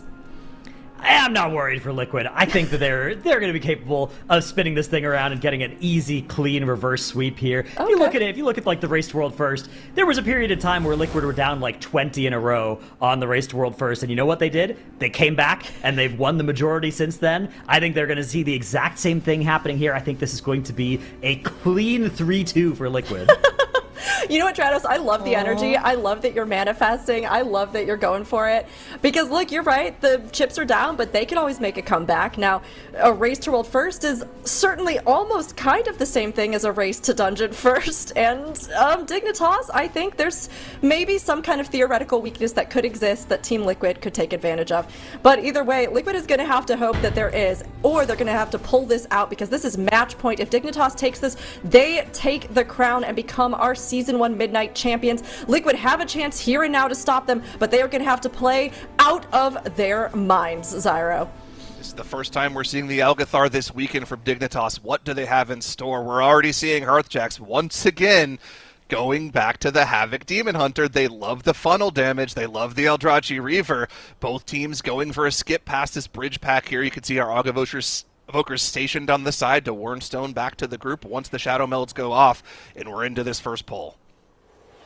Indeed, we are. Very first pull of the dungeon underway for both teams. Dignitas getting in position a little bit more quickly here. Yips hitting the Moonkin form Algathar puzzle box combo there for massive damage. One of the only ways that Algathar puzzle box and Moonkin form is ever a good combo is when you're playing Guardian and using that. He actually got the life cocoon to facilitate that combination as well, so he wouldn't die while in Moonkin form and channeling. And this damage out of Yips is absolutely absurd.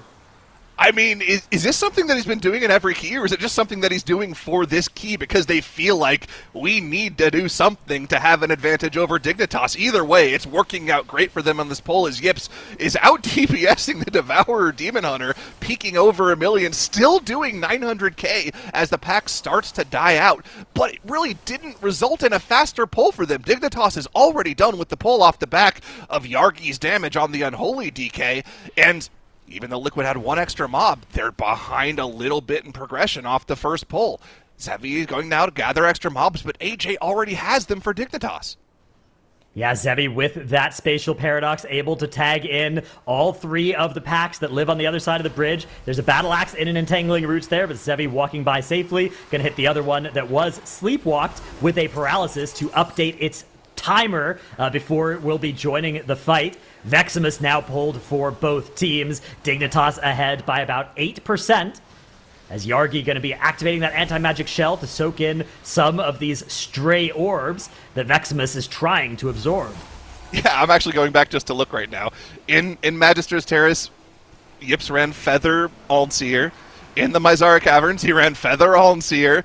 They're looking at this Algathar Academy going, man, what do we have to do extra damage? Yips took off the Almseer. He's like, yeah, I'm going Puzzle Box for the big pulls here. Let's see how it works out for them. Didn't really net them time on the first pull. It'll be back up again in just a few moments there. I don't know if you're going to really be able to press it right now when you're in Vosk. No, he presses it anyway. There's the Puzzle Box. Okay, he presses it on the boss for damage. Okay, let's see what this Guardian Druid can do. For the time being, Kira doing a lot more damage on this big AoE pull on top of Veximus. But Liquid catching up on boss damage.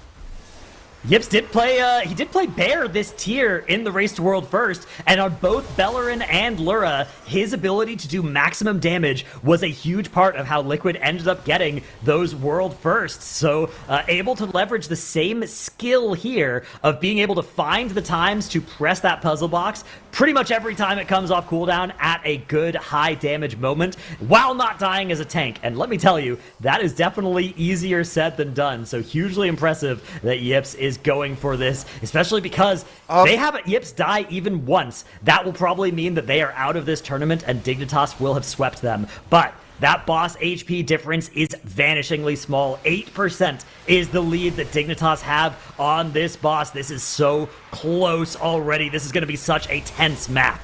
Drados, I'm noticing a difference in the talent choices between our two tanks as well. Yips has opted in for the Apex talents. He's got all 4 of them, whereas Kira has none of them. What is the difference in damage that they're gaining from that, from taking those Apex talents? So that makes sense when combined with the Algathar puzzle box. The Apex talent, the Wild Guardian for Bear, really does front load all of your damage into those Wild Guardian windows, which can then multiply with the puzzle box. That is again something that Yips used to great effect during the Race to World First. It's something that hasn't been used much in Mythic Plus ever since recent changes about a month ago to Guardian. Sort of buffed the spec but nerfed the Apex talent. So a lot of people have just said, okay, I'll just not use the Apex talent and get some extra talent points. Makes my damage profile smoother. It makes my AoE damage better. It makes my burst damage, and especially my single target burst, a little bit lower, though. So that is something that Yips will have the advantage on, especially when paired with that puzzle box, is single target burst damage. But his AoE damage and defensiveness are both going to be a bit lower than Kira's. All right, so we'll see where that measures up. One thing in particular that I'm going to be looking at as a big marker of whether or not this works out for Liquid is the burn damage on Croth. I feel like the Puzzle Box plus Wild Guardian combo has to be insane on the fire damage amp, right? If that gives Liquid an extra 5 to 10% boss damage there, that could save them a ton of time, especially in the most dangerous part of the fight there, right? At the end of the fight, when that fire damage is pulsing and the deafening screeches are going out doing a ton of damage to your group, you really don't want to be there any longer than you have to be. So we'll have to see how the burn goes for Liquid there. They've caught up a little bit on the Guardian Sentry damage here. Single target, not really something you can gain too much of an advantage on. Like we talked about in the previous 2 maps, these teams evenly matched in the individual player skill. It's really just kind of the difference in the Havoc versus the Devourer, right? Devourer is more free to just send a Void meta on that Guardian Sentry, whereas Hearthjax has to be a little more perfect about when he wants to press that metamorphosis on his end. Yeah, there's actually some nice synergy between the tank and DPS choices, the Druid and the DH, on both teams, right? If you look at Dignitas, Kira's doing more AoE, Hearthjax will do that funnel instead. Whereas on the side of Liquid, Cine is playing that Devourer instead of the Havoc, so he doesn't have access to that funnel. But then Yips is sort of pseudo-funneling with the Algathar puzzle box and that Wild Guardian, letting him just blast damage onto everything, but especially onto a single target, depending on how he plans to use those cooldowns. So really complementing each other are the decisions for both teams. And right now, they are neck and neck, both working on this Singleton Alpha Eagle pull. No major cooldowns being expended for Liquid yet. Army just now being pressed for Wolf Disco. The timing of the cooldowns is incredibly important. It's something that we've identified as maybe one of the few weak points for Liquid. Their timing of their cooldowns, specifically in the Mysara Caverns, hasn't been the greatest. They need to make sure that that 90-second cooldown is available on pull for Croth, so that it is then available once again for the second Ritual Winds phase for that fire damage amp. It looks like the lineup should be good for them. It's good for Yargi as well on the side of Dignitas. He'll have that available on the pull of the boss. Liquid still just a tiny bit behind in the dungeon. That 10 seconds that Dignitas killed Veximus first seems to be pretty much the same advantage that they have on the Alpha Eagles right now. Yeah, this is looking so good for Dignitas, but Liquid are looking closer than ever. I would say closer than they were in either of the other maps, but the lead is still inexorably, slowly increasing in favor of Dignitas. They're going to be getting into boss combat here. You can look at the bottom of the screen. Their boss 1 split was 10 seconds faster than Liquid. Let's see if we can get a benchmark for how much quicker they pull this boss, and then we can see how much quicker, if they're quicker, they kill the boss. The boss pulled for Dignitas at the 7:37 mark, whereas for Team Liquid, it's going to be at 7:45. Oh, so the gap has closed. Liquid have gained 2 seconds from where they were after Veximus died. Okay, so 2 seconds gained for Liquid. They're clawing it back just a little bit. I feel like they have indexed so much of their team's power into this Guardian Druid single target damage. Can that be the difference maker for this team? Or are they going to suffer when they get to the AoE pull in the Overgrown Ancient Room? How is it going to work out for our teams? We have this massive wall of single target HP that the teams both have to work their way through, Dratnos, and every single Deafening Screech is a moment where these Mistweaver monks have to make sure they don't let anyone drop too low. Yeah, the Mistweaver monks do need to make sure that the group is safe, and it's a little bit less easy when there aren't all these free enemies to be spinning crane kicking off of. The healing rotation expands from 1 button to several in cases like this, but AJ and Sevi both able to keep the group very safe. I feel like Mistweaver is a class that I could play in Mythic Plus like 95% of the time, having never played it before, and then the other 5% of the time I would have no idea what I'm doing. It seems like it's easy when you just have to spin. What do you do on a boss like this? I don't know. I've never healed before either. That's probably not a recipe for success. Liquid, though, look at the boss damage here, Dratnos. They've actually pulled ahead on Croth. This is remarkable for Team Liquid, and I think that Yips might have something to do with it as well. He's doing about 10,000 more DPS than Kira as a result of build differences, although if we look at Cine and Wolf Disco, they are also both well ahead of their counterparts over on Dignitas. Now, cooldowns may explain some of this, although it looks like both teams are currently holding an army for the next burn, so Dignitas not going to get an extra army. The meta for Hearthjax is currently rolling, although that might fall off during the actual stun here that approaches soon for Dignitas. The Runa's Winds cast has just started for them, whereas for Liquid, they're actually now well ahead on boss HP, although that damage amp is just ending for them. It is starting for Dignitas. How much will Dignitas be able to load damage into this burn? Will they be able to get Croth up to near where Liquid have it? It is at 12% for Liquid, exiting the burn at 15% for Dignitas. They have massively accelerated. That burn was exited at 20% for Liquid, 15% for Dignitas. So much more damage to the burn. They've completely caught up on the boss. And we were talking about whether or not the damage was going to be available for Yips on this burn. He actually had to press it on the haste buff, because if he pressed it later on the fire burn, he would not have that button available for the next pull. It's vastly more important to have the Incarn for the mass AoE pull, and because of that, Kira actually not really suffering too much in single target damage. Dignitas kill the boss first. They open up the gap. Yet another 7 seconds. Yeah, 7 seconds is the advantage on the boss 2 split for Liquid, whereas Dignitas are 10 seconds ahead on boss 1. They're still just barely ahead. It's 3 seconds for Dignitas. It is absolutely all going to come out in the wash here. It's all going to be about who executes the end of the dungeon better. Liquid in combat with this massive pull, bringing it sort of towards the Overgrown Ancient. Dignitas a little bit more methodically moving here, making sure to bait all of these green circles onto basically the exact same location as each other, which means that the total amount of movement that they're going to have to do is minimized, increasing both the safety and their damage efficiency. Yeah, I misspoke there at the end of the boss. Sorry, yeah, it is Dignitas who suffered a little bit on the cross split, but they did still kill the boss first, so the advantage still in their favor. This pull looks like it's going better once again for Dignitas. Like you said, the focus damage from the Havoc Demon Hunter, getting these lashers lower and lower. They've actually almost killed one of them off. All 3 of Liquid's lashers still very, very healthy. This funnel damage from Dignitas is making this pull go so much more cleaner, even though the Havoc seems to be doing 200k less overall than the Devourer. These lashers still healthy for Liquid. Yeah, this is the important thing about the Havoc Demon Hunter. When you're playing that Eldrachi Reaver, your DPS might look a little bit low. You know, if you're worried about the overall damage, it's not, it doesn't feel quite as good. But if you look at the timer, you are feeling so good about your contribution there because you've killed off the important enemies that allow you to spawn this boss. And Zyro, this boss for Eldrachi Reaver as well is one of the absolute best reasons to play the spec. You are going to have so much Wounded Quarry funnel when all of those little plants spawn. Not to mention right on pull here as all of this trash that they tagged is joining the fight now too. Oh, I like. Did you see that, by the way? Hearthjax has a little assist ping over his head whenever he drops the darkness, so everyone knows where to stand when he drops it. That's actually a nice little bit of tech. I gotta make that macro on my Demon Hunter as well. But yeah, dude, all of these hungry lashers, you have to make sure your Unholy DK doesn't steal that funnel as well, but they also have the extra trash being dragged in on both sides by the Mistweaver Monk in order to make sure they'll have the funnel even as the hungry lashers go down.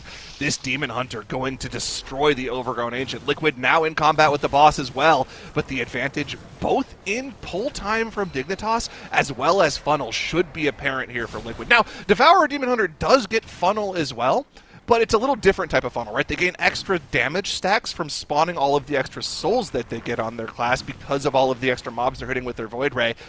But it's a little bit different than how the Havoc Demon Hunter works. I think in general, like you said, Havoc should gain more single target from it, but Devourer also gains a little too. Yeah, exactly. I think that Havoc really is benefiting the most from it, but it is certainly not a one-sided race as Dignitas have the boss down to 24% already. The next Ancient Branch spawning for them, probably something they'll be able to just ignore and focus on the boss damage here. Team Liquid, boss at 42%. Next wave of Hungry Lashers spawning for them as well, but Dignitas have opened up a massive lead relative to the difference between these two teams, right? When the two teams are this close, a 30% lead on a boss is way more than anything we've seen up until this point in this dungeon. Down it goes for Dignitas, a 343 boss split, and they are already working their way up towards the final boss room. Just 13% count needed as well. You can guarantee that this will be coming onto the boss for them. Yeah, and again, Liquid's still on the back foot even after the boss goes down. Even if they were to kill the boss at the same time, they would struggle to be as fast as Dignitas here. Look at the count differential. This is the same setup as it was versus Mandatory. Dignitas only needs the 4 Echo Knights. Actually, I don't even think they need an Invoker. I think it's just the 4 Echo Knights that they would need to kill this boss. They have the Invoker anyways. There's really no way to get those 4 Echo Knights without accidentally pulling an Invoker in. But that's just extra count on top of the cake for them that they don't need. Liquid have to do 4 Echo Knights and 3 Invokers, or 5 Echo Knights, it's so much more difficult for them to get the pull. But Dratnos, this entire time I've been talking, Dignitas has already gotten through the first 20% of Echo of Dorogosa. The last 30% of Overgrown Ancient, it almost felt like it took him the same amount of time as the first 70%. That was so slow for them. Yeah, that boss damage just really slowed to a crawl for Team Liquid. Now they are setting up for this pull onto the boss. Looks like a Hibernate potentially on the Invoker there. Something that Druids get to do, as those are Dragonkin, one of the eligible targets for that spell. So nice piece of tech from Liquid, but it is unfortunately going to be a small consolation for them, as Dignitas already have this boss at nearly half health. They already have the trash nearly dead. If they can hold on for another 30 seconds, another minute here, they are going to stamp their ticket to the victory here, to those gold medals. They just need to execute the final little bit of this dungeon. This is unbelievably impressive. I swear, if we see another end screen where all 4 players have taken less than 100k avoidable damage, I might quit Mythic Plus. These guys are too good. Let's see what it's going to be for Dignitas on the final boss here. All of their trash is dead.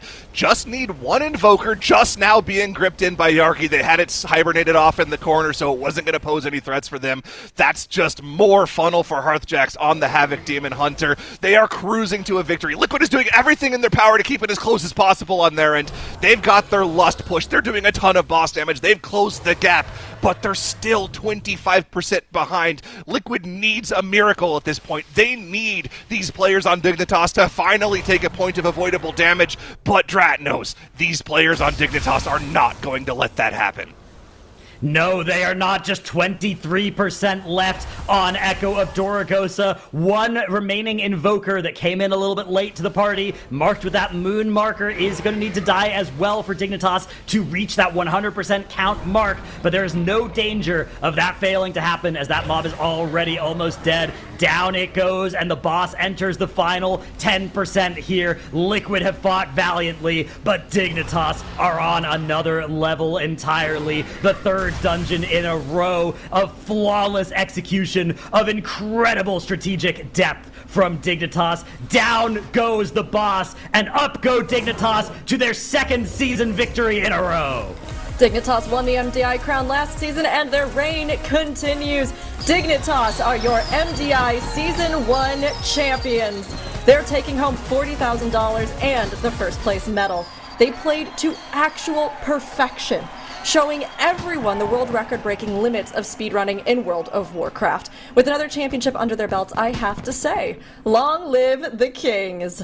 Liquid showed up to our finals in top form, but not even top form was enough to conquer the sheer perfection that we got to see from Dignitas here. They'll have a chance for another rematch at BlizzCon, but for now, they are our second place winners of Season 1.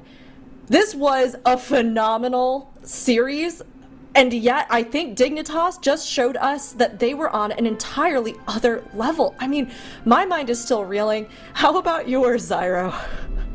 Hold on, let's look at the avoidable damage. Okay, I feel better now. Whew. Only Verb walked away with 0 this time. But again, Dignitas in this Grand Finals, in this tournament, in this weekend, they just exemplified what a championship team should look like. They have been perfect all the way through, even in this Grand Finals.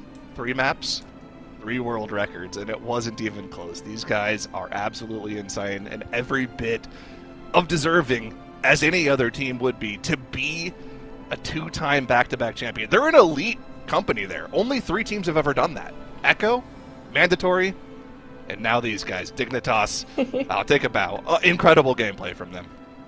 Gotta love seeing them pull it off, and Makes, you had some more insights as you were watching, I'm sure, as well through this map.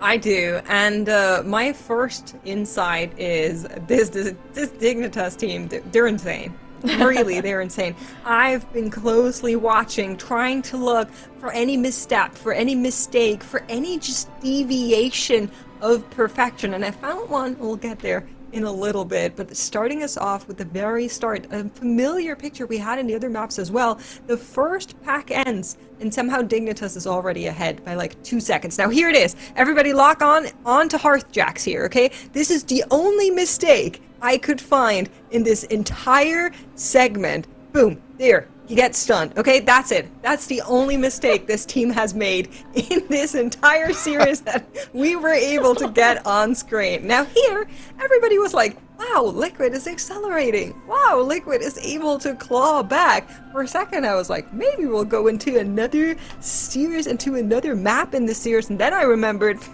we're playing Devour Demon Hunter on the side of Liquid. We're playing Havoc Eldrachi Reaver on the side of Dignitas. And yeah, that was really the difference maker in this last third of this dungeon. You're looking at this and you're thinking, okay, how much difference could it really be? But first, it lets us actually clear the area to the Overgrown Ancient. And then, the boss damage on this guy, I will show you in a second. It is ridiculous what this Havoc Demon Hunter is doing. Look at this. This is what the funnel damage of a Havoc Demon Hunter does to Overgrown Ancient. This is why they're playing that. And if you compare that to any other team, you will quickly see that this is not normal at all. This is really what accelerated them there so much towards the end of the dungeon. And I mean, that just kept going. Echo of Doragosa, all those additional adds. It's just beautiful chef's kiss, bringing the best spec for the best team for the best finish. No bias for Mix, as That's always. a Havoc Demon Hunter. Of course, no Havoc. just so everyone is aware. You see this? Yeah. Yep. No, I mean, honestly, Makes, I'm so happy that this proved your point, because even just looking at that, it is wild, and you could see it in action as they went through the map, just how that damage played such a massive role. Of course, this means, though, with Champions crowned, that our full season has shaken out. Our teams have all completed their series, and there is nothing left to be run. So let's look at the bracket and take a look at where it all ended up. Dratnos, can you give us a little bit of a lowdown of this weekend? Yeah, so of course we started off with a day one featuring a bunch of 2-0 results. I think largely what people were expecting, although Big Lucky versus Liquid was a huge unknown. We got to see that rematch happening again later in the weekend. Then we had Mandatory versus Liquid in the upper quarterfinals. That rematch happened later and went the other way than it did up there. Dignitas also sent Triple Threat down to the lower bracket. Now, in that lower bracket, a lot of teams were sent home, unfortunately for them. In particular, I want to shout out Triple Threat, who looked so solid on their strategies. They had such cool ideas for how to make Arms Warrior the best spec in the game in a lot of dungeons, and then a few little execution mishaps ended up cementing their ticket home rather than their ticket to BlizzCon. Then we've had today's matches. What an incredible set of matches today. Dignitas versus Mandatory, dispatching them in 2-0 fashion, sending Mandatory down to the lower bracket, where Liquid were able to dominate after being sent down by Mandatory. They were able to beat both Big Lucky and Mandatory to make it back to the grand finals here, but Dignitas have just been the story of the weekend. 2-0, 2-0, 2-0, 3-0. Dignitas flawlessly making it through and winning this season. The consistency was just unreal from them. It's at the point now when I just see Dignitas, I'm just like, oh yeah, this is just going to be a perfect run. And I know it's not always the case. I mean, there was that little stun that you pointed out, Makes, but really their gameplay just has escalated. And for a team that voiced some doubts about speedrunning, honestly, I wonder if this just hasn't been like their secret talent this whole time, because they are just phenomenal. And this kind of lets us look back, I think, on the season as a whole, not just where we ended up. So Zyro, what did you think of Season 1 in its entirety? Just an unbelievable level of competition. Looking at the teams that we had put together for this competition, we had returning teams like Dignitas, of course previously Miscount, now under that Dignitas banner, Liquid as well as a returning team, but we had these new super teams that we were curious how that would mix into the fold. Of course, this Mandatory team, how would they look? They looked great in Cups. They didn't look that great today. They'll be coming back with a vengeance for BlizzCon for sure. And of course, the new team in Big Lucky, they looked fantastic. I think they're going to be a team that puts on a show at BlizzCon as well. In general, the level of competition is the highest it's ever been. It keeps getting better every season. We keep saying that every season, and then we keep getting surprised when it somehow even gets better the next season. I just can't wait for BlizzCon, because these teams are going to be cooking for months. And we're going to see what that looks like in a few months' time. Right, I've been thinking the same. I mean, if every season just keeps getting better, Makes, how good do you think these already impressive teams are going to be by the time BlizzCon rolls around? Honestly, I'm really excited for it because, of course, a lot can change until then. We don't know what is going to come for us at BlizzCon, so these teams better be ready. But to kind of make it a bigger point here, I feel like in the past couple of seasons, the competitive level of the MDI and the TGP by association has really risen. We've gotten more and more teams that can reach up to that highest caliber of play, which has been amazing, and it's such a treat to watch these guys just be awesome and do so many cool things. So really, I'm so glad this has been such a good season. I know, me too. I think we were even talking about it at the start of the day, this idea that in the past, maybe some of these teams kind of sat at the top for a while, right? We saw Echo be so strong, or Echo-adjacent teams be so strong for so long. But it really feels like in recent seasons, there's this opportunity for new blood, for new challengers, and for this talent that has kind of been fostering itself, coming in, trying, practicing, to really rise and show us unbelievable runs like we got to see from Dignitas today. And now, everybody, hopefully we will have an interview starting very soon for you. But again, this season was just one that I think deserves to be thought of. It deserves to be rewatched too, or if you miss any weekends chat, check it out. But Dratnos, I mean, the teams, the dungeons, this has been an amazing start.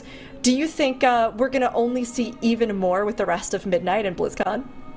Yeah, I can't wait to see what the MDI looks like at BlizzCon. We are going to have 4 absolutely incredible teams that will be joining us there. We'll have Big Lucky, Liquid, Mandatory, and Dignitas all there. We will get to see some rematches of the matchups that we saw today. And I think the way that these series went today should make it so that anybody who's watched them will want to watch any rematch between any of these 4 teams. Yeah, I want to see them all face off again, because I feel like there were teams where today I was just like, ooh, we know you can play better than this. Like we kind of talked about with Mandatory, or, oh, Big Lucky, I really think that they've got some runs that are so good, but where can they show more? And then, of course, Liquid and our champions here, Dignitas, who had really good strats, but no doubt are going to be looking, refining, trying to take as much as they can. So it's going to be really impressive to see what they bring to the table. But for now, here in Season 1, your champions are Dignitas. They have a sponsor this season, but they honestly don't even have the ghost of missed count hanging over them any longer, because they were flawless in their performance. We are very lucky to have a couple of the players here with us who are ready to do a bit of an interview, so let's get into it as we have Hearthjax and Yargi joining us. Hey guys, we're so happy to see you here again. Hello. What's up? Hey. Now, I know it's been a huge weekend and a huge day. Honestly, though, seeing you perform, you made it look easy. You made perfect runs look easy, just constantly back-to-back. So, incredible job. And I have to ask, just starting us off, we knew you were already really strong with TGP, but seeing how you performed with speedrunning, were you feeling as confident coming into the season as you ended up playing in this format? I'll start with Hearthjax. Well, I think we adapted better to the MDI than we expected. I mean, I think compared to like our team's previous attempts, we have like a very well synergized team now as well. Like I think we work together very well. However, I feel like personally I felt a little less confident going into this tournament than previous ones, because we had one member move, like change place of living midway through the, you know, like shortly before finals, so that was rough. Yeah. Okay. So I have a question. I guess I'll take this one. Hearthjax, you can take this one. We noticed. Well, you were probably doing it all weekend, now that I think about it, but we noticed specifically in this grand finals that something that all of you guys were doing was just taking 0 or next to 0 avoidable damage, literally like the entire series. There was even a dungeon, I think it was the Magister's Terrace, where Yargi, Verb, and AJ took 0 avoidable damage, and Hearthjax, you might have stubbed your toe somewhere, you took 100k avoidable damage. Is that something you guys are like actively trying to do to make sure you don't have to do any extra healing, or is that just like you're so practiced at the dungeons that it just happens naturally? I had no idea actually about the statistic. Oh. So you're just I insane. sent it to All right, AJ, cool. so you have a screenshot. Yeah. Well, I had.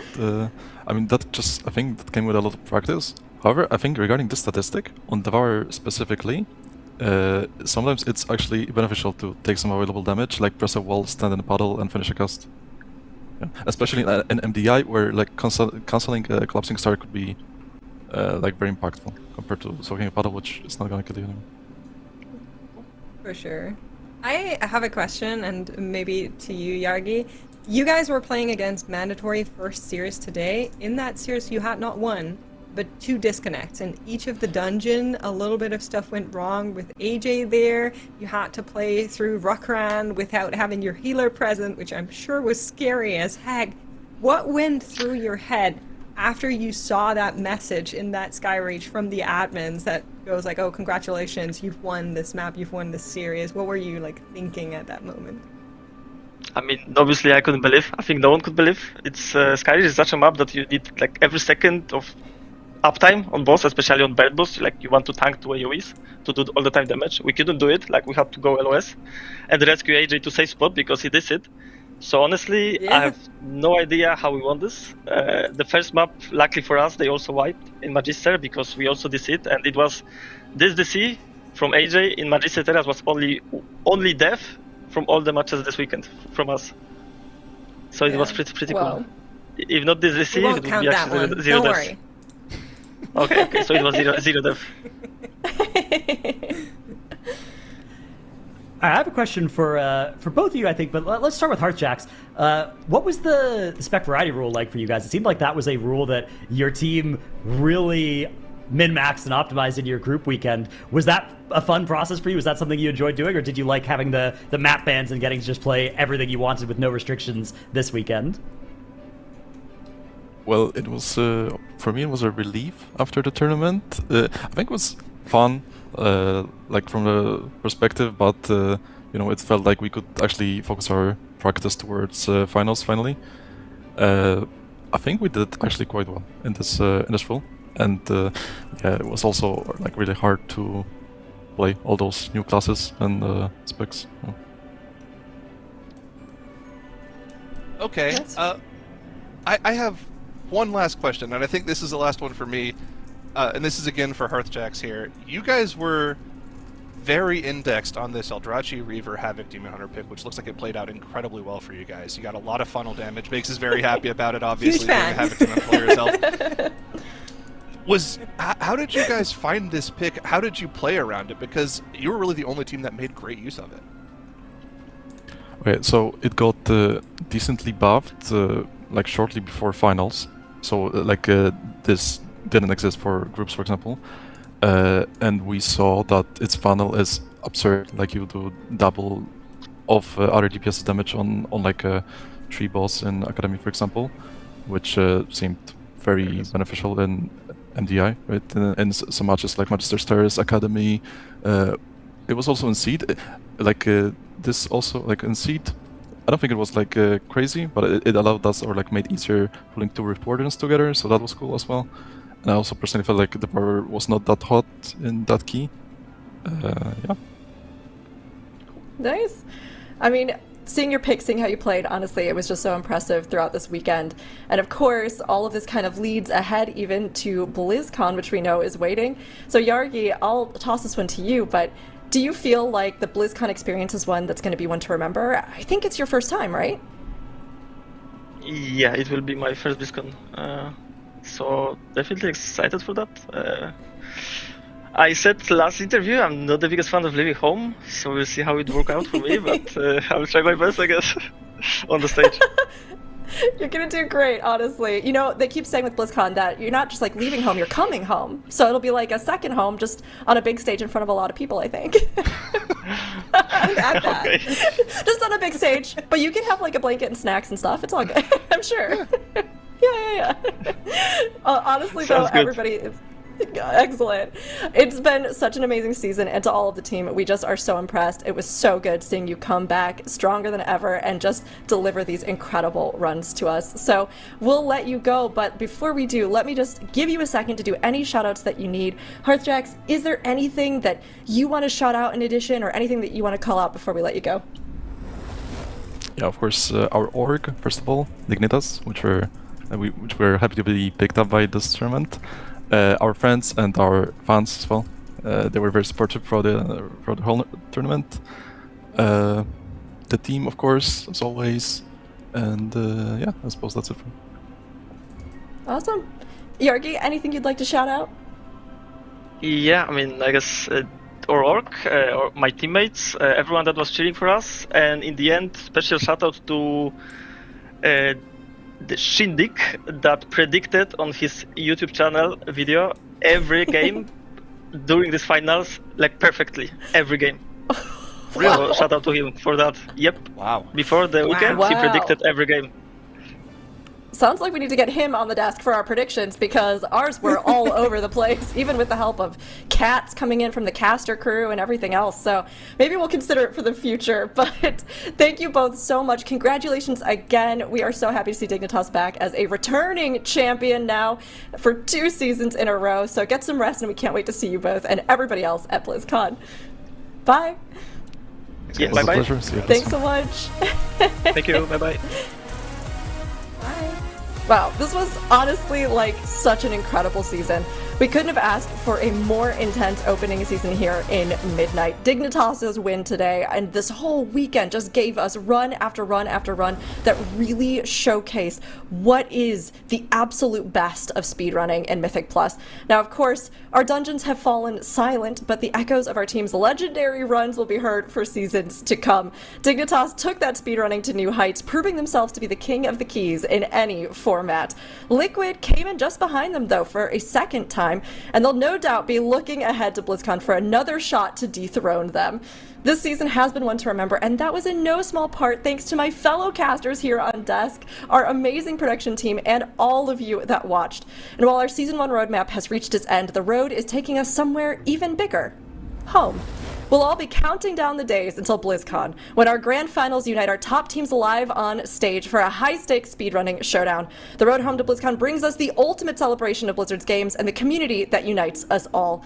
We can't wait to see you all there. Thank you all for an amazing Season 1 of Midnight. Bye, everybody.